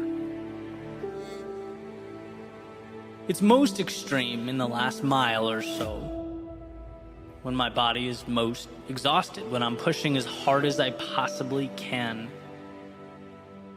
It's a straight shot, right? I'm looking up at the road ahead. My eyes are constantly reminding my brain that I'm not yet done, that there's more, and creating an association between more road and more hurt.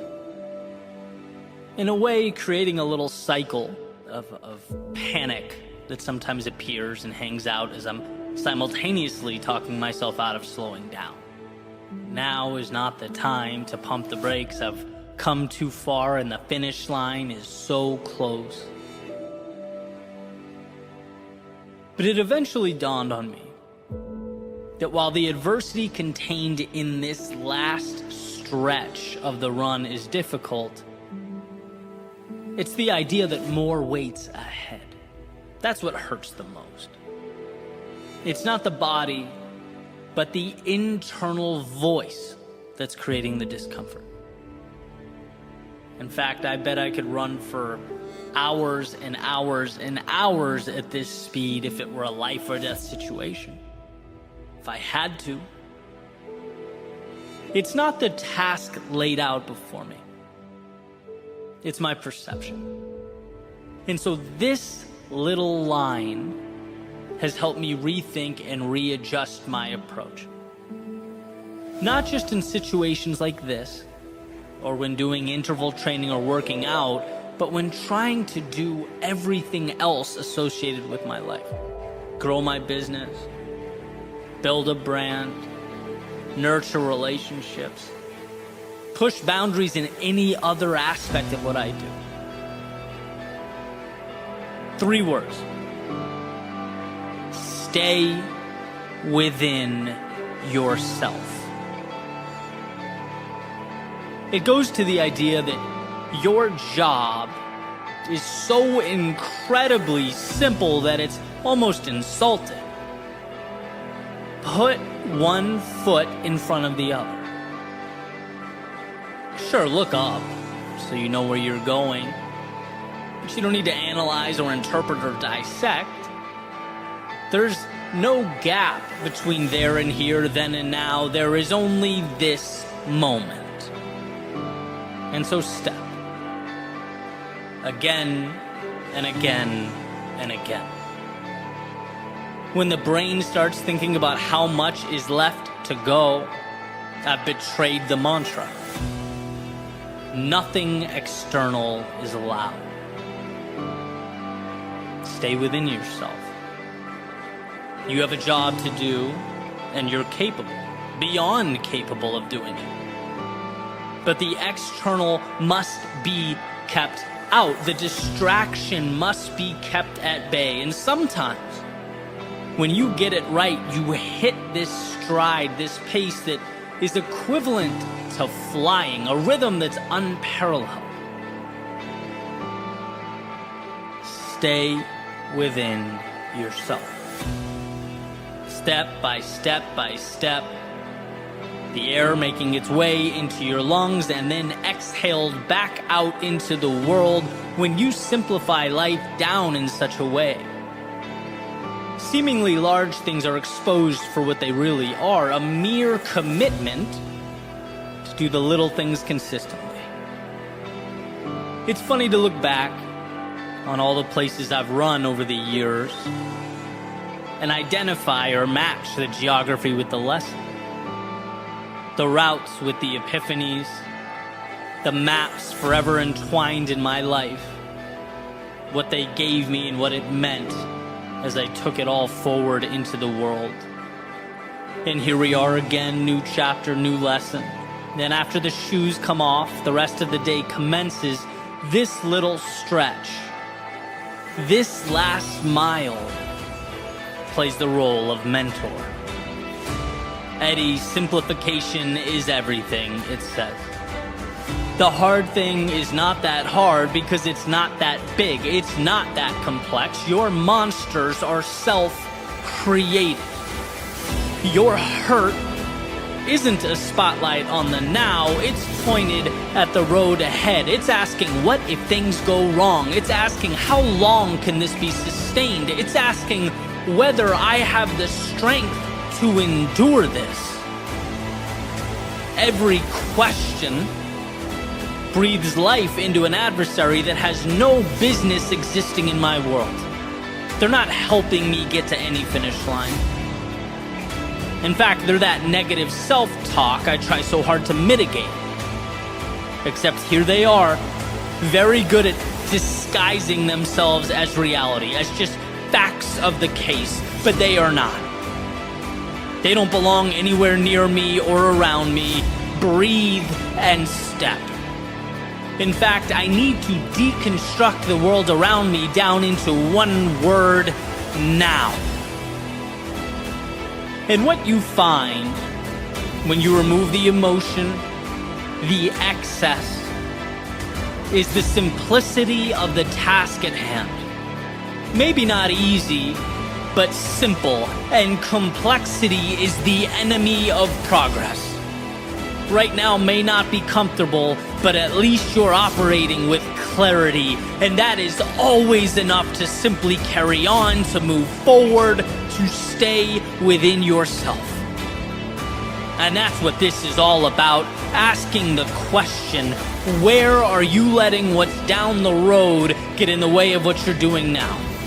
Where are you letting the pain of what's not yet here, the pain of roads not yet traveled, keep you from doing something that is 1,000% in your wheelhouse, that you are capable of? See, in this example, it's to breathe and step. It's to, in a sense, turn the mind off and go into autopilot. Find the pace and hold the pace. But the question is, what is your last mile? What metaphorical race are you running? Have you identified, one, the finish line, and two, what needs to happen right now to get there? Forget about the gap. Right now. What is the simple solution? What is required of you in this moment? And perhaps most importantly, what needs to be pushed out and mitigated? It's often true that we stagnate not because we don't have the tools or ability, but because we're oversaturated with the wrong things, the wrong routines, the wrong thoughts. The best way to break through that self-imposed wall is to actually build walls that will prevent complexity from even attempting to rear its ugly head. What is your run, breathe cycle? So stay within yourself, because when you do, you see how strong you are. Stay within yourself because you are the author of your story. Stay within yourself because all you need is now to push forward. Stay within yourself because that is where the power lives. Stay within yourself because the only way to lose is to let the external in. Stay within yourself because at some point that road will have been traveled down. The finish line will have been crossed. And it will have been precisely your ability to condense it all down into the simple, the ground under your feet that allowed you to get there. Life tried to pull you 1,000 different directions, tell you 1,000 different stories, but you pushed it all away. Found that power within the moment and stayed within yourself.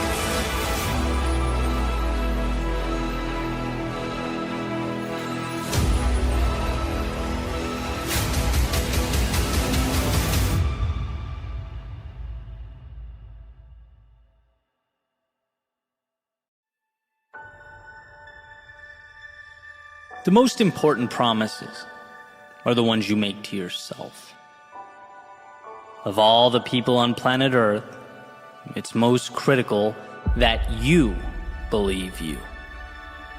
That when you commit, you show up. When you make plans, you follow through. When you tell yourself you'll do something, you actually do it. Here's what's interesting.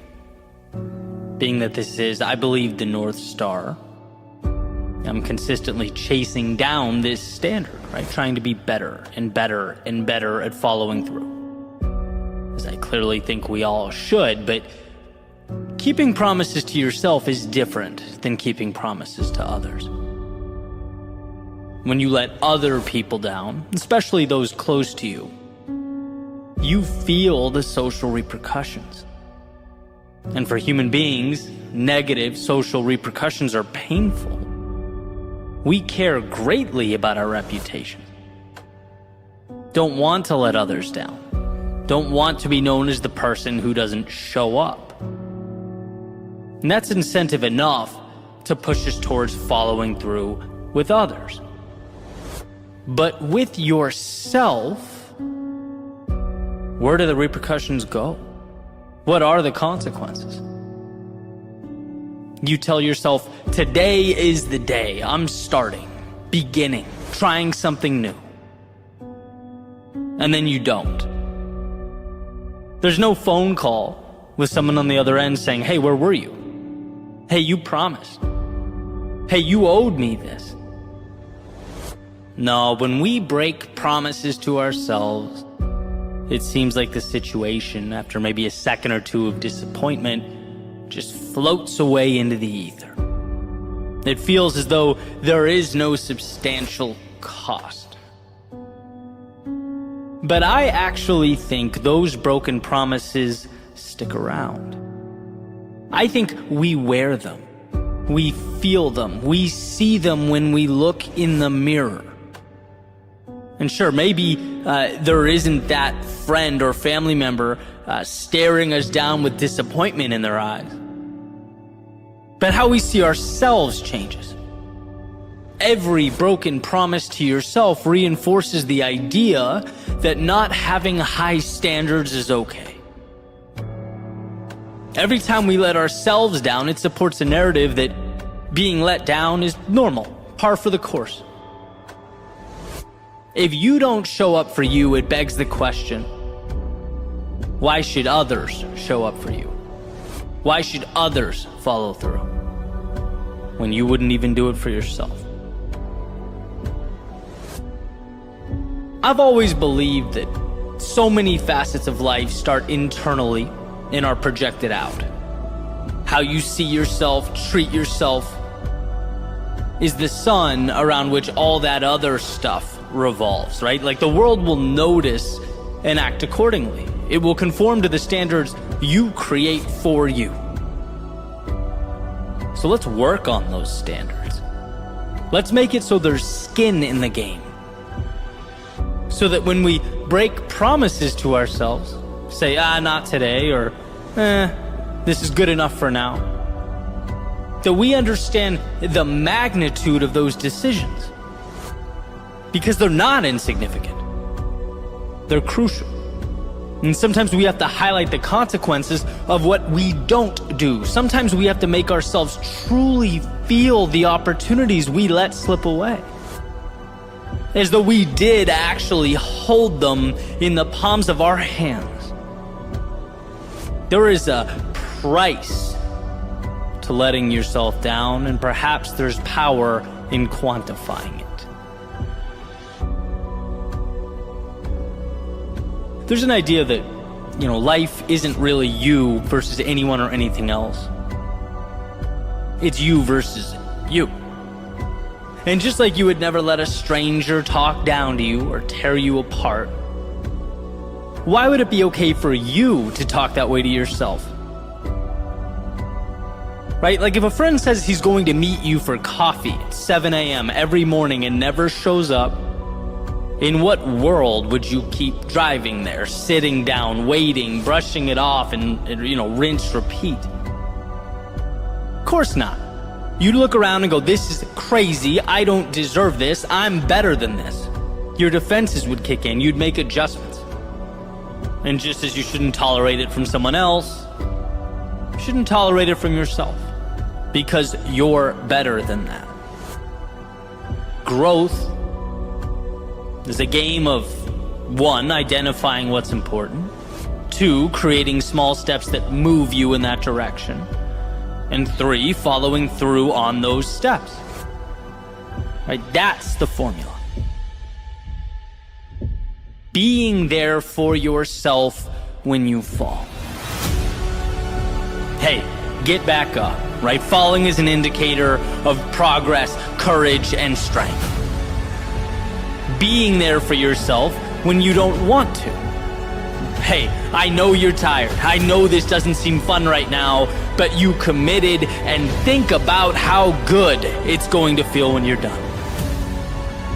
Being there for yourself when you know there's more in you, but that voice in your head is tempting you to pack it all in or call it a day. Hey, it doesn't matter what that voice in your head says. There is no negotiating. You already made up your mind. See, there's power in simplicity. Find a target, aim, shoot. And although life is turbulent, there are certainly highs and lows. We are at our best when we decide what's important, initiate the journey, and show up. When I set the alarm clock, it can't be about rationalizing sleep. That beeping can't be about X many hours. No, it merely signifies a promise. It cries out, hey, remember what you said right before you closed your eyes last night? Well, time to bring that to life. So sure, that means be careful of the promises you make to yourself. Don't take them lightly. But once they are etched into the universe, they must be law. And I'm not talking about failure to adapt or try things. I'm not talking about being stubborn. I'm talking about the initial follow-through that precedes all that. Will we do what we said we would do? And I'm not emphasizing, making this the standard because life should be some perpetual boot camp. But rather because discipline is freedom. Because when we go to bed at night knowing we set goals and meet them, we see ourselves as winners. People follow through on who they believe themselves to be. It's an endless feedback loop. You see yourself as a winner, you carry yourself as a winner. You carry yourself as a winner, and other people see it. They treat you as such, and around it goes. So when you feel like skipping or procrastinating or quitting on yourself, remember that it's not just that immediate moment at stake. It's not a little thing. It's one brushstroke on the mural that is your current reality. It becomes you. And again, you wouldn't let other people talk down to you.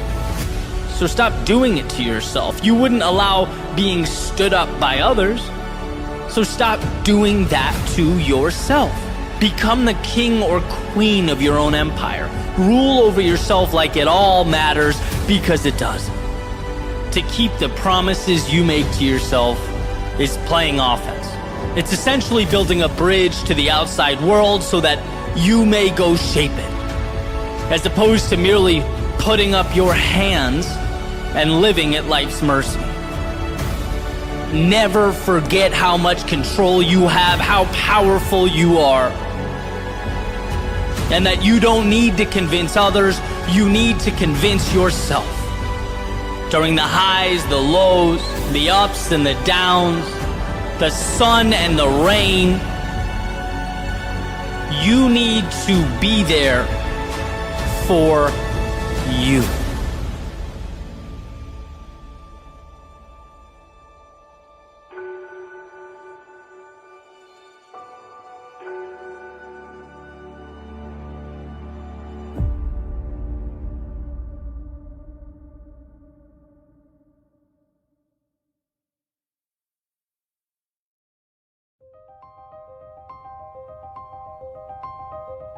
Let's talk about a point, a destination.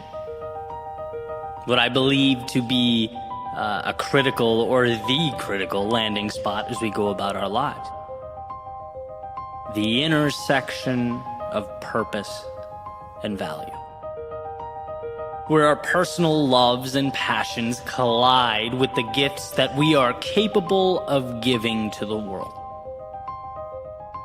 Someone once told me that if you're doing something you love, but it's not doing anything for others, it's just for you, it's not monetizable or adding external value, that's fine, right? It's often incredibly healthy, but it's also a hobby, right? Not a job, business, or career.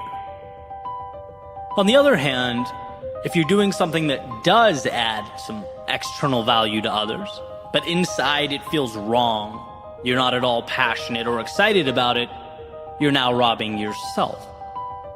One, because you're exhausting your limited time on this planet going through the motions, and two, because if you aren't at all invested in or excited about that thing, there's going to be little incentive to innovate, right? To go above and beyond, to find that ever elusive value that hides in the fringes. So the answer, the goal, as far as I'm concerned, is searching and exploring until you find that point, that aforementioned intersection where you get both. Where you wake up excited, thinking about what lies ahead throughout the day, and are simultaneously able to add value to the community at large. That feeling of being able to pour your heart and soul into something while also knowing there is much at stake, it's extraordinary. The thing is, though, it's often a challenge to capture. I remember I was invited to do an interview years ago, one of the first I'd ever done. And I still remember this question, right, to this day. How did you end up a writer and a speaker? Did you plan for it? Was this the goal? And I remember saying, no, it wasn't the goal. And he asked, so you fell into it? And I kind of said, yeah, that's about right. I fell into it. That was essentially that. And as I look back now, that answer, even all of these years later, drives me crazy because it does such a disservice to the truth. That's like saying someone fell into their dream job.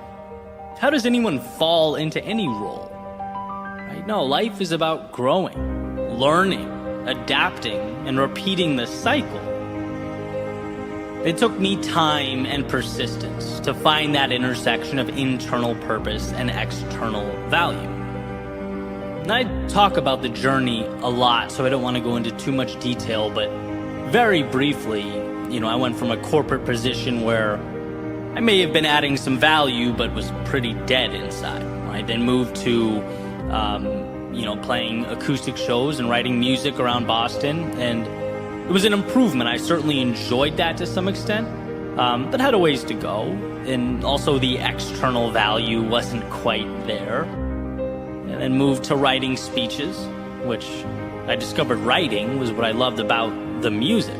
That was an epiphany. That was a light bulb moment. So I started writing more and more and more like a crazy person and started to finally feel that power of impacting others in a positive way.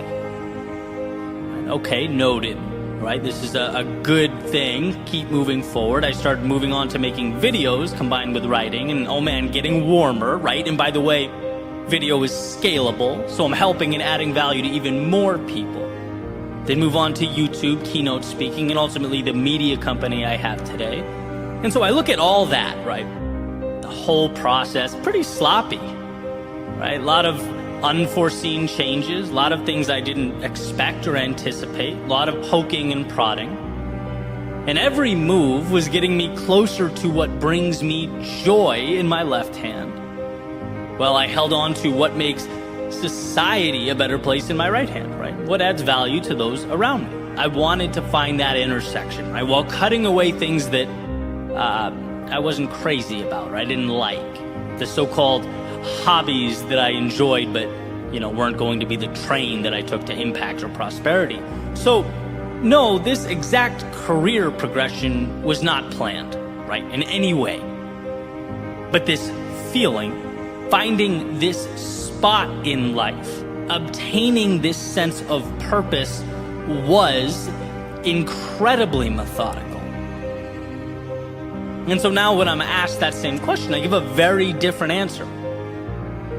And that's critical because it's hard to not know what the future holds. It's uncomfortable.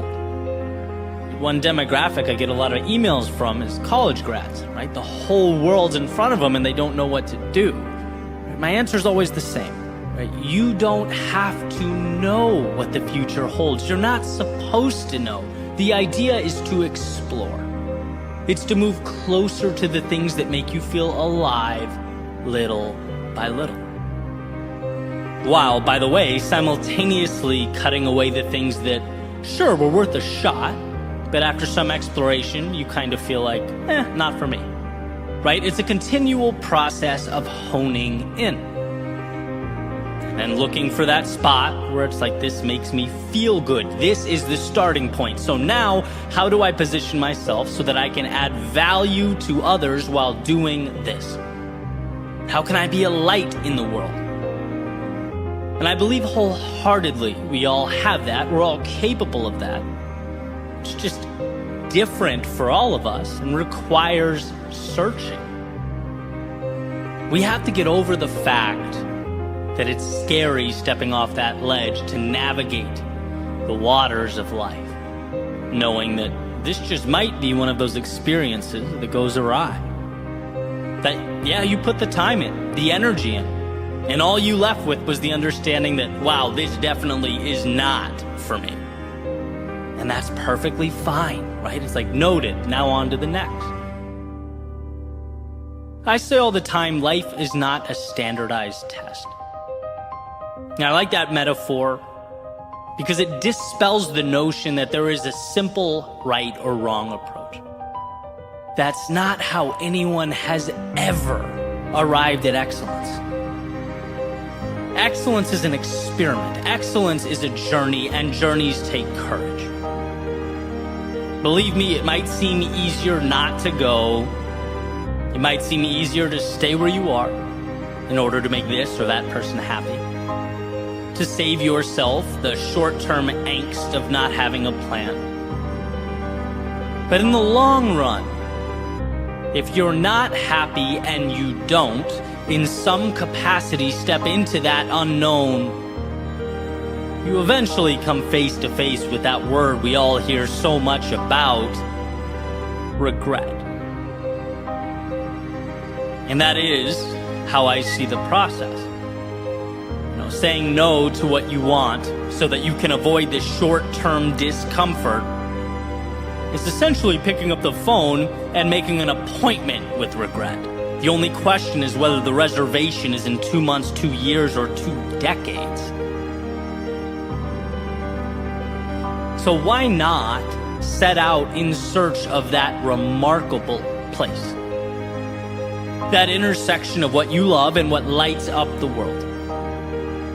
What prompts you to jump out of bed in the morning, and what just might inspire others to do the same. When you are in doubt, take the question, is it possible, and substitute it for, how can I get there? When overwhelmed, remember that you are not alone in your frustration or your uncertainty. That the world around you was built by people, men and women from all different backgrounds and all different places with all different stories, who took that light in themselves and didn't stop fighting, pushing, searching until it became a beacon not just for them, but for those around them. I said it before, I'll say it again. We are all capable of that. That version, whatever it is in your specific life. You can have that reality. You can be that person. But you must both believe it's possible and start moving towards that life-changing point.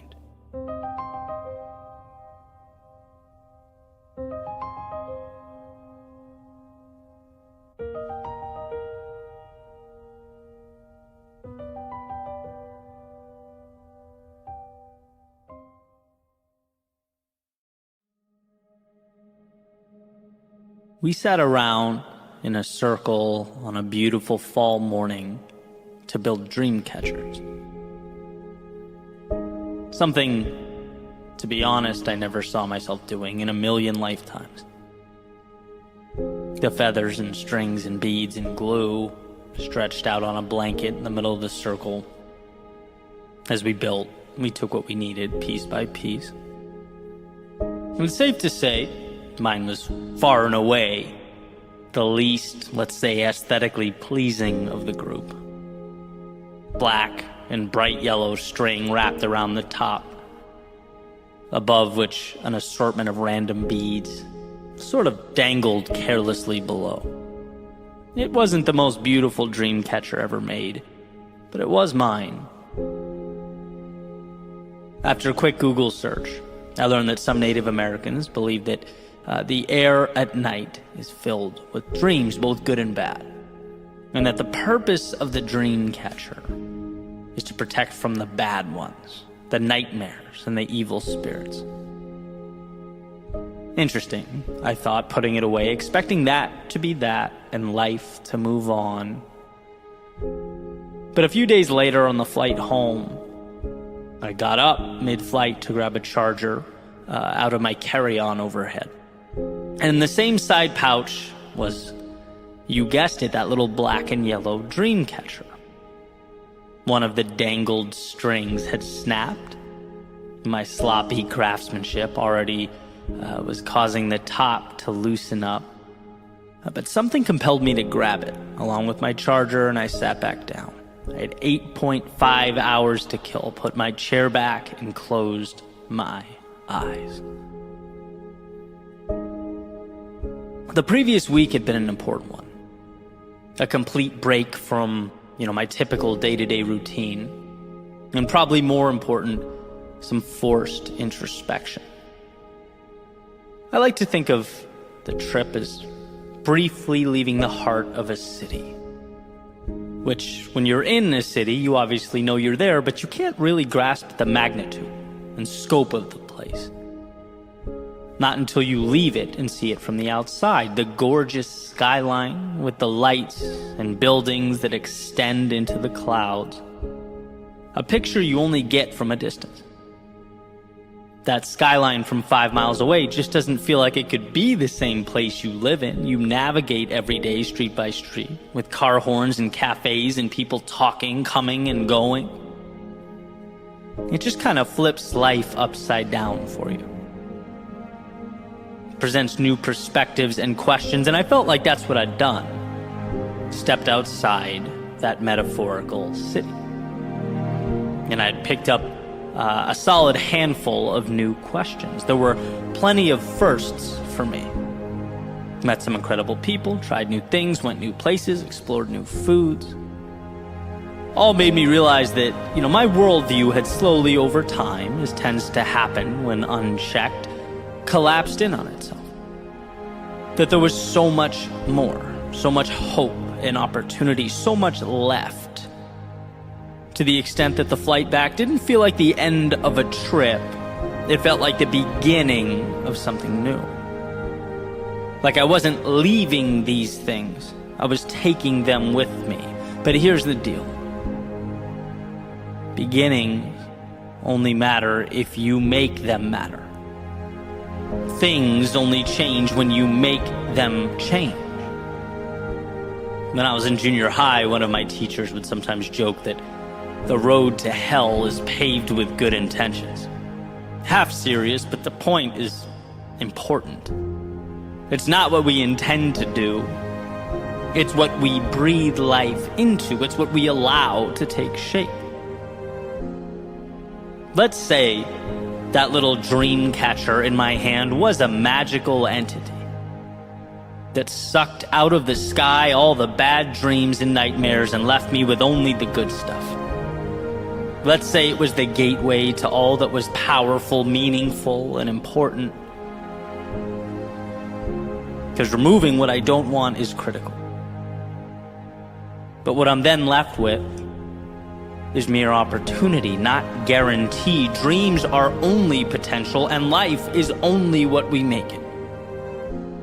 So growth must be a team effort between me and this little black and yellow defender of worlds, watchman of the night.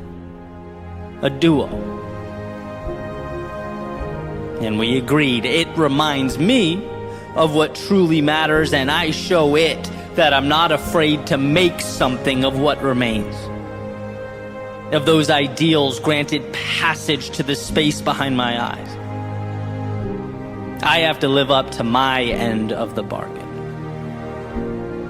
And sure, it will be messy at times, shaky, sloppy, ungraceful. But that isn't a problem. It's par for the course. Plus, my lack of elegance will get no sympathy from my unraveling black and yellow ball of string and disordered beads.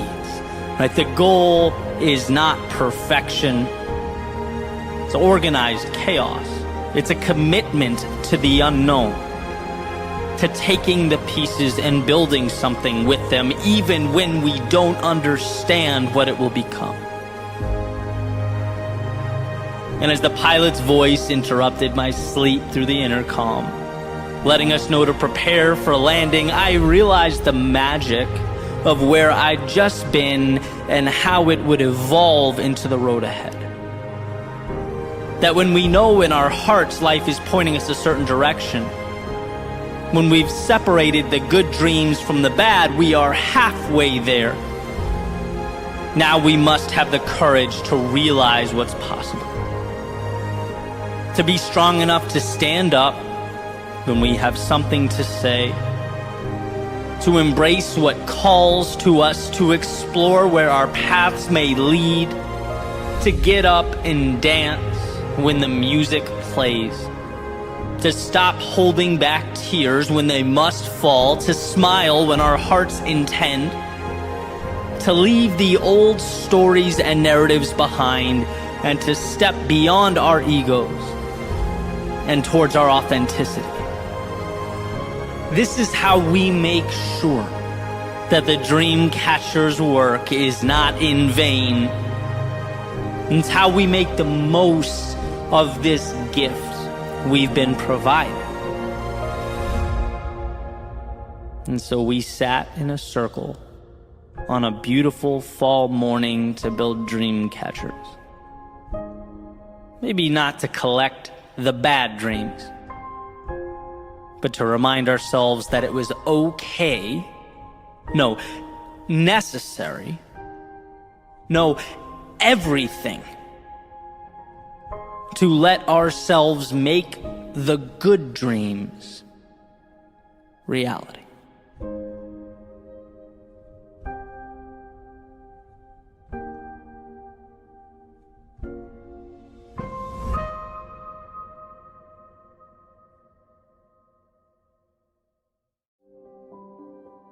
There's a saying, don't worry about losing other people. Worry about losing yourself while trying to please other people.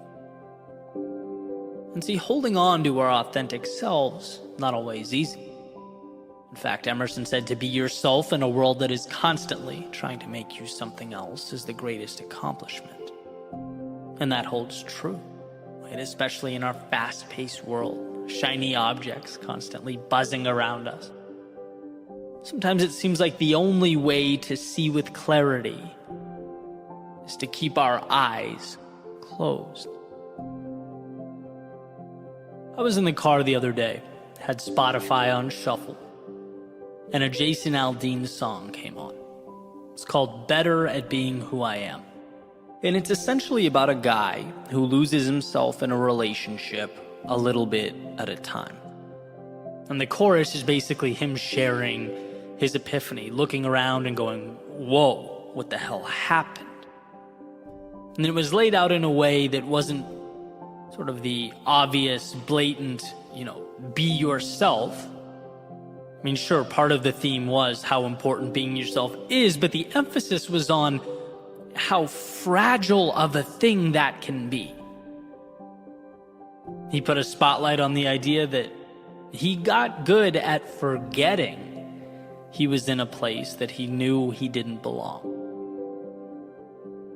How we can become masters of forgetting that, champions of rationalization. And that was his message, being that he has somehow, somewhere lost himself along the way. That concession after concession can ultimately put you in a place where you don't know who you are, where you can know something isn't quite right, and still, slowly and subtly, it creeps in. It can consume your reality, and that's what cut through me. Not simply because it occurred. It wasn't so much the epiphany itself, but more so that he showed how easily the erosion of the self can occur in our lives, how easily we lose ourselves, how sneaky the whole thing can be. And this particular example is pointing to a relationship with his girlfriend, and it certainly can be this. But it doesn't have to be, and often it's not. It can be a job you don't want to do, but hanging in there just one more day turns into more days than you can count. It can be time with the wrong people, doing the wrong thing, going against your best judgment. It can be the business decision for short-term gain that ultimately points you in a direction you don't want to go, right? Before giving life to that convenient phrase, well, I've come too far to turn back now. Life is like a small child, always gently tugging on his mom's sleeve to get her to stop doing what she's doing and go get ice cream, right? It's the temptation to move away from the task at hand, to abandon the principles just slightly, the objectives just enough that they'll be pulled off track, right? That's always there. And to reiterate, because this nuance is why I think the idea is so important, the message is not simply about being authentic. I think we all understand the value and necessity of authenticity, or at least I hope. Your value is in who you are. The things that make you unique are the gateway to a life of fulfillment. What makes you you? And how can you delve into that? Share it with the world. That's the good stuff. Okay, so let's presume we know this. My fascination and goal is to point out the fact that so much around us is looking to take that authenticity and subtly, over time, transform it. That if we are not aware of what we are, we will lose who we are. And that's where you end up in those wrong relationships, wrong places, doing the wrong things. A lot of times it wasn't deliberate or conscious. It wasn't one swing of the axe. It was letting yourself slip away one day at a time. It's the pressure of an infinite number of things, right? The billion choices you have pulling you in all different directions. It's the people in your life that may have different incentives than you. It's that deep biological tendency to want to appear like you're winning now. It's your brain telling you to do what the crowd does because the alternative creates pain. It's not wanting to let others down because you want to be their source of happiness, completely forgetting that an empty cup has nothing to offer. It's the deception online, the highlight reels, filtered pictures, humble brags, and exaggerated success stories, all prompting us to say, well, then I must have miscalculated. My path must be the wrong path. And maybe we don't come to this realization and immediately jump ship, but we take in a little water every day. Every time we open the app and feel lesser because of an impossible standard. Every time we put the thing that meant something to us on hold for someone else. Every time we chase that shiny object in exchange for what we expect will be short-term validation. But here's the crazy part. It's like when I shut everything off, when it's just me and my thoughts, no distraction, I have a very good sense of who I am and what I want, just in my gut. I know what feels right to me. And it's only when the chaos comes in that the target can get blurry and the goal seems to live a little further away. And maybe that's why that song had an impact, why the light bulb went off. The idea that something so obvious, so powerful, so important can elude us and deceive us. There's something to that. I'm better at being who I am. Of course I am, and so are you. So why don't we? Why isn't there an emphasis there? Why is that something that doesn't get our thought and attention? We can't afford to forfeit that instinct. And so this is the part where I remind myself and everyone listening that you get nothing in life without some semblance of self-trust. You have to take the time to understand who you are and trust yourself to build that from the ground up. Without that, you'll get swept up by the currents of everyday life. But to know what matters in your world and to hold on to it with conviction, that's what it's all about. And then yes, you'll have success letting people into your life when they contribute to who you are as a person, when they align with your values, when they feel like wind on your sails. And yeah, of course, take the proven paths and utilize the beneficial tactics, but only when they align with what you are building. If not, walking away is the best option, wandering around until you find alignment. Now that brings more value than a toolbox of the wrong tools. And sure, sometimes you have to do things you don't want to do. I get that. That's called being responsible. But those things, as annoying as they are, should be contributing to something that does matter to you. The building's foundation is not fun or sexy, but it's necessary. Just make sure you believe in what will ultimately be built on top of it. Otherwise, you are most certainly wasting your time. Your gift is you. You have something to share, something to explore, nurture, and grow. Stand in front of that. Never hide behind it. Protect it. It's the benchmark against which all other things should be measured. We're all better at being ourselves than some impersonation of what we think the world wants us to be. I think the question comes down to, will you allow that greatness for yourself? Will you be courageous enough to keep the spotlight on what matters most? Will you maintain the awareness that when you're walking down a path that doesn't align with who you want to be, you can self-correct? Turn around. Put emphasis on that part of you that lights you up. Because that will not only benefit you, but it'll benefit everyone around you and ultimately benefit the world.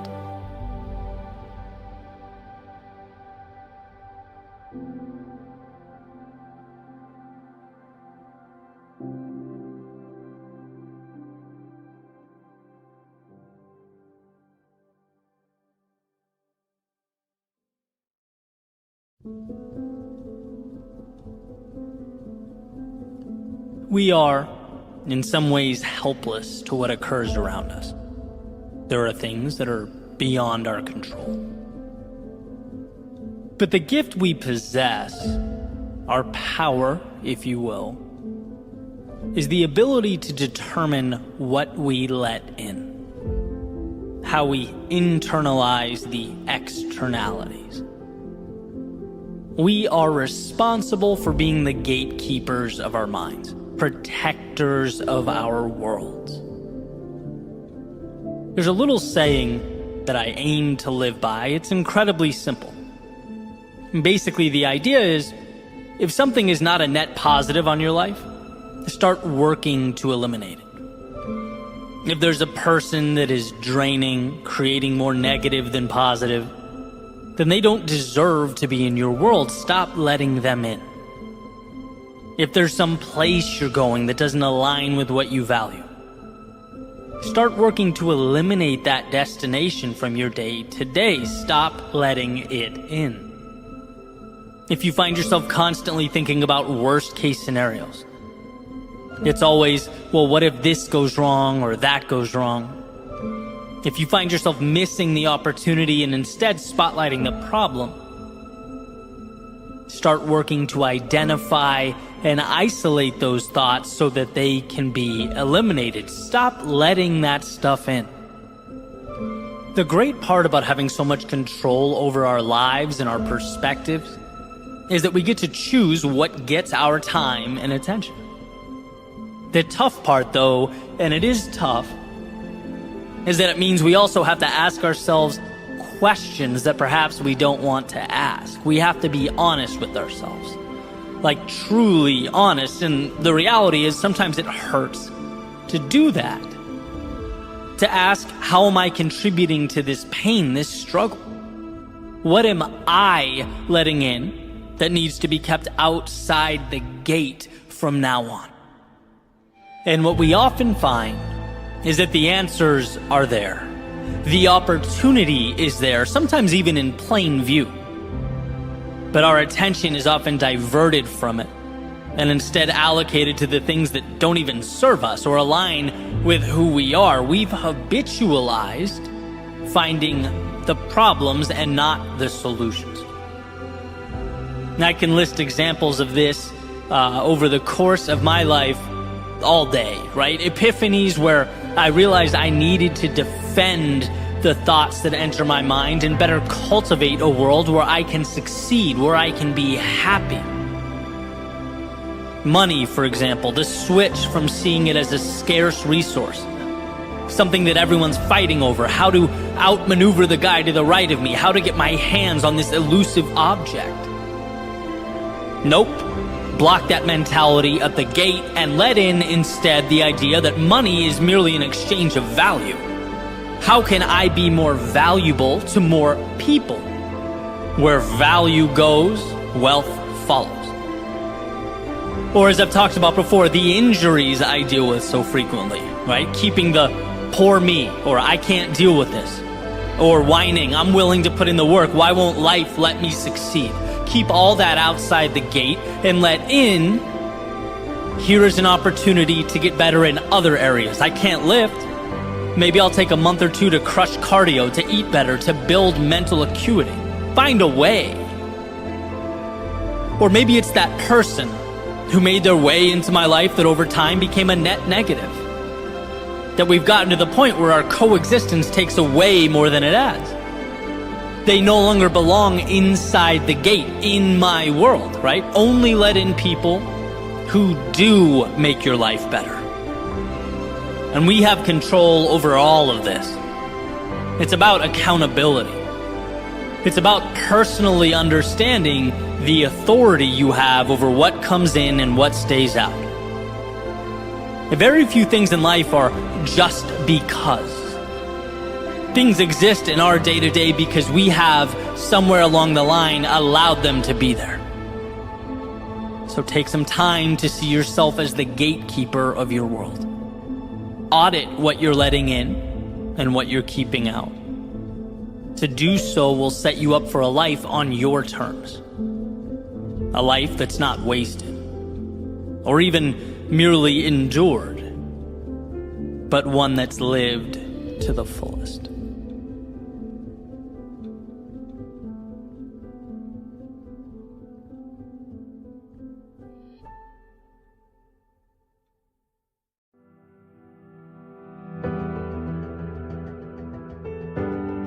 Looking back and understanding what you might have done differently is a source of strength. Awareness is a currency of sorts. But being sorry for yesterday, dwelling on the days gone by, that is a waste of time. See, those feelings of discontent, the emotions that rise to the surface as our minds sort through that catalog of regret. You know, the emotions that try and pull you back down into the very moment in which they occurred. If you let them lead you by the hand back into a manufactured hell, they will. And down you will go, reliving an expired pain that you can neither prevent nor do anything about. After all, it is the past. But alternatively, if we can do one of the hardest things for humans to do, which is depersonalize the occurrence, remove the emotion, and find the value, you stand face to face with an advantage in life that is exponential. Not only are you refusing to be defined or tortured by yesterday, but you're creating a framework by which you can actually use that pain to make a better right now. You're acknowledging that your mistakes are not indicative of a current reflection in the mirror. They're not metal bars keeping you closed in. They're opportunities in disguise. A friend of mine once told me, from our pain comes our purpose. From our despair comes our hope. It's from the times we got it oh so completely wrong that we can now arm ourselves with the ability to get it right. To be better and faster and stronger and wiser. The reality, or life in the big city as the saying goes, is having to fall in order to rise again. Because if nothing falls, there are no ashes from which to rebuild. We change when we've lost. We evolve when we're cornered. We become more when life shakes our worldview. There's power in the suffering. That is, if you choose to find it. And that's always a decision that's ours to make. Again, those same memories that can pull you down if you let them can also be used to elevate yourself higher than you've ever been. There's a saying that life is 10% what happens to you and 90% what you do about it. And when you think about it, it's obvious. Because knowledge is only as powerful as our willingness to put that knowledge to work. Yesterday's pain, its lessons, can be the very reason you transform, evolve to a higher version of yourself, but that's only if you stop using those lessons as an attack on your self-esteem. And start seeing them as the gateway to tomorrow. Otherwise, they'll remain that ball and chain around your ankle. Is the mistake that cost you your business, maybe the inaction that fractured a relationship, a swing and miss that hurt your pride somewhere along the way, are they going to remain sources of pain in your mind, mental images or reflections of where you fell short? Or are they going to fuel the comeback, the sequel? When we fall, we're given one of life's greatest gifts, a part 2. Armed with the knowledge we otherwise would never have had. Armed with an understanding that with the failures comes the strength. As I've grown, I've placed more and more emphasis on thinking. How do I perceive myself? Because when that slips, life is never too far behind. But when you capture and maintain a healthy perspective, things seem to improve along with it. Not because thinking makes it so.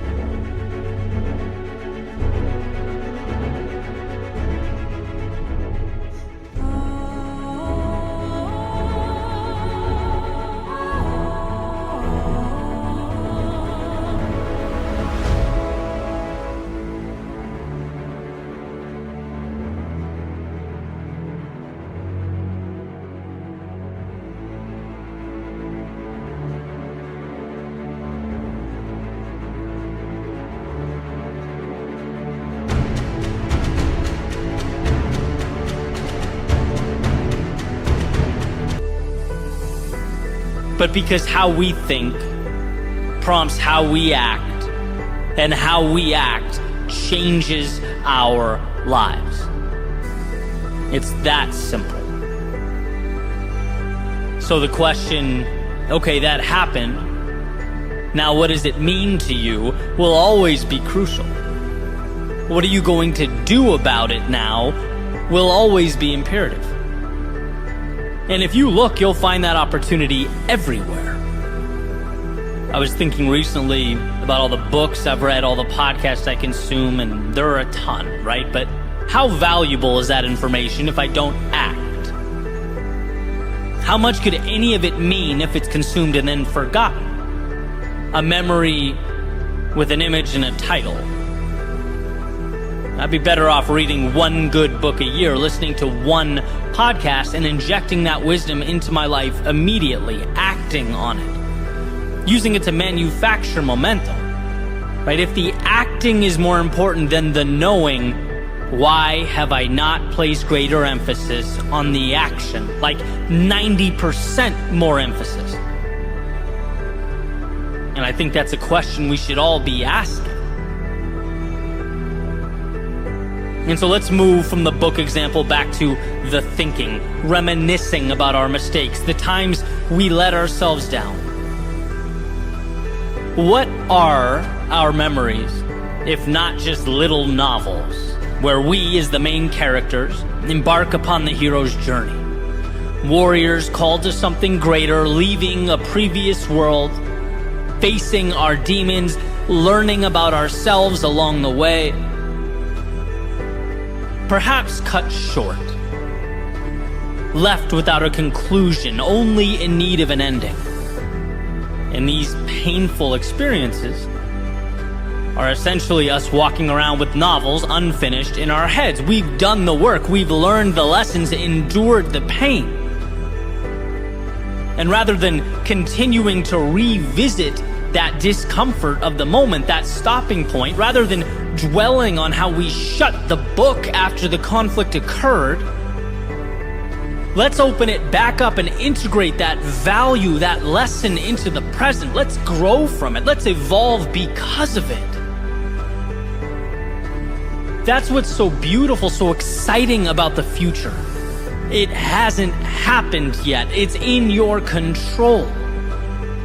You're painting that picture now in real time, and so how convenient that you fell yesterday. Now you have an opportunity to be stronger today. And how incredible that you learned what actions or inaction was not in line with the person you want to be. Now you have an opportunity to root all that out. And how beautiful that you felt the pain of quitting, of stopping short, of throwing the towel.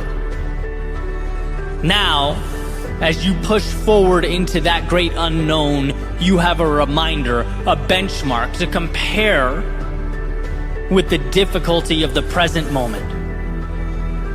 You can silence the voice in your head begging you to slow down because you now know what the alternative looks like. To put it simply, you are not the same person you were yesterday. Specifically because of what you've been through, you have those mistakes to thank for the meaningful road you will travel. And let that be the expectation. We don't get through life without mistakes. There is no perfect journey. And the ones who move courageously into the future know that more than anyone. Life pushes back. The world has a say, and sometimes that means we must be humbled along the way. It means we swing and miss. It means plans fall apart. But you will prevail. Maybe not immediately, but eventually. Because you perceive the adversity as merely a cost of admission, specifically because you don't let it run loose in your mind. Rather, you extract the value and transform it into momentum. You are not your past. You are what you decide to make of your past.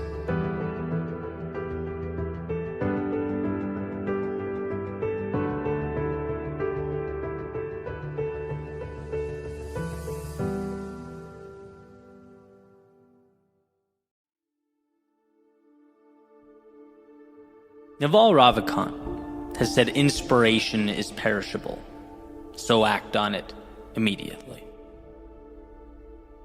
And what he means is those fleeting moments of excitement where you have an idea, a concept. Those must be cashed in. They must come to life, otherwise they're gone before they had a chance to change anything. You see, what we don't really talk about much is that inspiration is only as valuable as one's willingness to act upon it. Just like a seed without the right nutrients can't grow, or a wheel is only useful once it touches the ground. It's the world able to act upon these objects that makes them powerful instruments.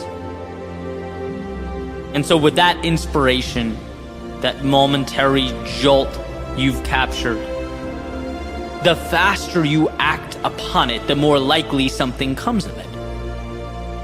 Inspiration transforms into action, which creates momentum and then more inspiration. And so goes the powerful cycle we must seek to create.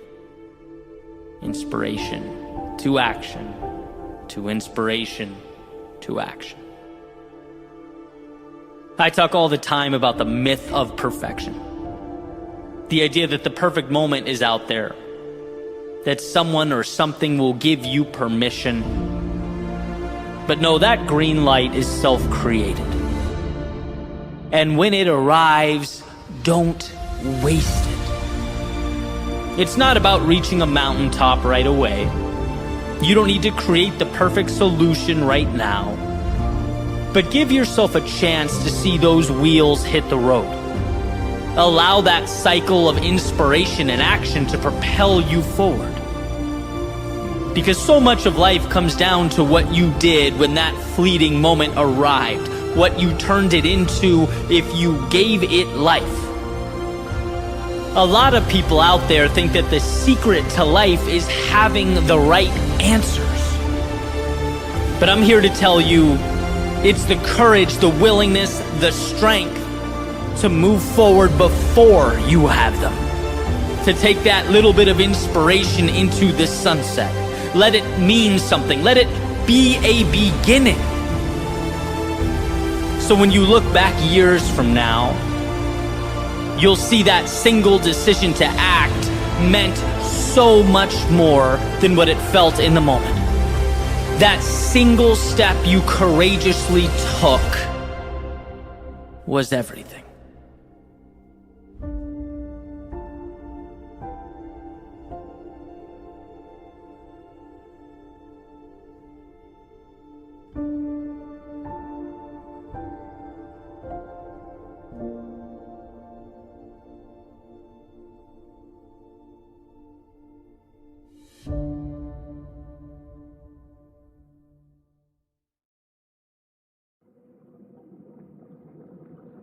Between stimulus and response, there is a space. In that space is our power to choose our response. In our response lies our growth and our freedom. Viktor Frankl. So much of life comes down to how we arrange and internalize what we see. Our realities will always be comprised of what we choose to look at. Now, that's not to say the unfortunate or quote-unquote bad things aren't present, but whether or not you choose to keep them in your life, in your field of vision, that's on you. Here are two ways I like to explain this. The first was explained to me as a curtain hung from a stage. And this curtain has holes and tears all throughout. On the other side of the curtain, there's an auditorium, some chairs, aisles, a few lights. But depending on which hole or tear you chose to look out of, you'd see a different piece of that picture. And it can be said that the curtain is life, and the hole you choose to look through makes up your reality. The little piece of information you choose to consume. Because life is certainly complex, right? There are too many images and variables for us to notice all of them. That's impossible. We'd collapse in on ourselves. We have to pick a few. Which means that our entire existence, from the time we're born to the time we die, is dependent entirely on which details we choose to focus on. Which ones we use to tell our story. Which leads me to the second example. Let's say you decide you're going to walk to your car. You open your front door, you walk down your driveway, right up to your car, open the door, and get in. Your story was, I'm going to my car. And so everything you experienced was related to that. In the sense that you didn't notice the driveway of the person 7 houses down. You weren't looking for that. And you didn't notice the potholes across the street. You weren't looking for that either. You didn't think about the funny shaped cloud over your head. That wasn't on your mind. Why would it be? All these things weren't part of the story, right? And the idea is we are very selective of the things we pay attention to. We use a small fraction of the world to tell our stories. And this matters because when we are down or stuck or disappointed or whatever it is, it's not that you don't have a reason to be. We're emotional creatures and things happen, but it is true that you don't have to stay there. That the little hole you are looking out of from behind the curtain may not be serving you. Your viewpoint may not be the best viewpoint, but it's in your control, right? You choose what hole you want to look through and then use life to create supporting details. When you're focusing on the negative or why you aren't good enough, you'll find things that support that narrative. Choose a different story and you'll start seeing different pieces that support it. I'm sure you've all heard how when you're looking to buy a car, you start seeing more and more of that car on the road. It's not because they suddenly appeared overnight on 95. No, they've always been there. They've been in the mix. But now it's become a part of your story. You're looking through a new hole in the curtain. Therefore, your focus has changed. And that's what I mean when I say reality is a choice. The details will match your beliefs. Believe you are incredible, you'll find evidence. Believe this is just the beginning of something beautiful, and you'll find the details necessary to bring it to life. You get what you focus on. So focus on the things that will propel you forward, because trust me, they're there.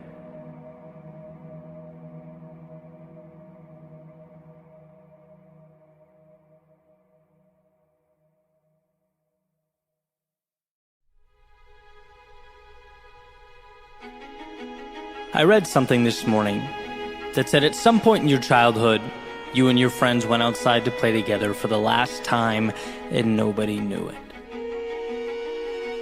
It seems to me that many of life's last times elude us.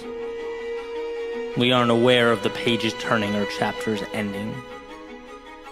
The phases of life essentially blend into each other, one fading into the next. In fact, we don't even realize the extent to which things have changed until we peer back over our shoulders. See, life is happening to us now. While we plan, hope, and pray for better days, 99.99% of life consists of the time that exists between the so-called pivotal life events. The average, the ordinary, the things that we pay no mind to. So what's the relevance? Why does this matter? Well, because the sun coming up in the morning is life. Pouring your coffee is life. Small talk with your loved ones is life. The art you're creating, music you're listening to, the workouts at the gym, they are life. And not in a so you better be grateful or else kind of way, but in a if you don't understand this, contentment will be incredibly hard to capture kind of way. I have a lot of favorite quotes, but this one tops them all. Character Andy Bernard from The Office. He says in an episode, "I wish there was a way to know you're in the good old days before you've actually left them." And I can't get over how that statement proves itself to be true repeatedly. Over and over again. How it's not until we peer over our shoulders that we realize how lucky we were, how much fun we had, how much the time meant. I recently went to a wedding for one of my best friends from childhood. And funny enough, we only lived in the same state for 4 years, from 4th grade to 8th grade, before I moved across the country to Massachusetts. And I thought, as I flew to the wedding, you know what, I should post a picture of us as kids together, say congrats. And I quickly realized on the plane ride that I don't think we have any, right? It's essentially only memories. It's the stories that we still to this day laugh about, those events that shaped our childhoods, the things kids go through that change the way we look at the world. And all that happens so fast. I think it remains so precious because we were so fully immersed in it. It was such a simple time, pivotal, and gone in a snap. I had no idea it would mean anything 20 years later, but that's life. It seems to go by in an instant. Which is why I think we need to find that sweet spot. Respect for the duality between sometimes sacrificing the present for a better future, an ability that makes humans remarkable creatures, and also enjoying and realizing how precious the ride, how beautiful the now. Whether the current season is ideal, a struggle, or in between, to feel something at all in its own unique way is a miracle. And if we look, we'll find that there is good here. There's growth here. There are moments that you'll look back on and smile at, knowing that they shaped you and played a role in who you're becoming. So the point is, as we make our way through life, its highs and lows, perhaps look around and make an effort to see the beauty in the journey. Understand that nothing is forever. The people you talk to, places you go, the things you do, they will all dissipate. And while sure, the now may not be perfect, and in some cases even a stepping stone along the way to a better, wiser, stronger you, the idea shouldn't be to long for the enjoyable part, but to realize you are in it. To know that some of these things we take for granted will be missed when they're gone. Let's not fall into the trap of letting life go by while we waited for it to begin. Let's, as Andy Bernard stated, remember that the good old days are right now, and embrace today as the truly incredible gift, opportunity, and finite ride that it is.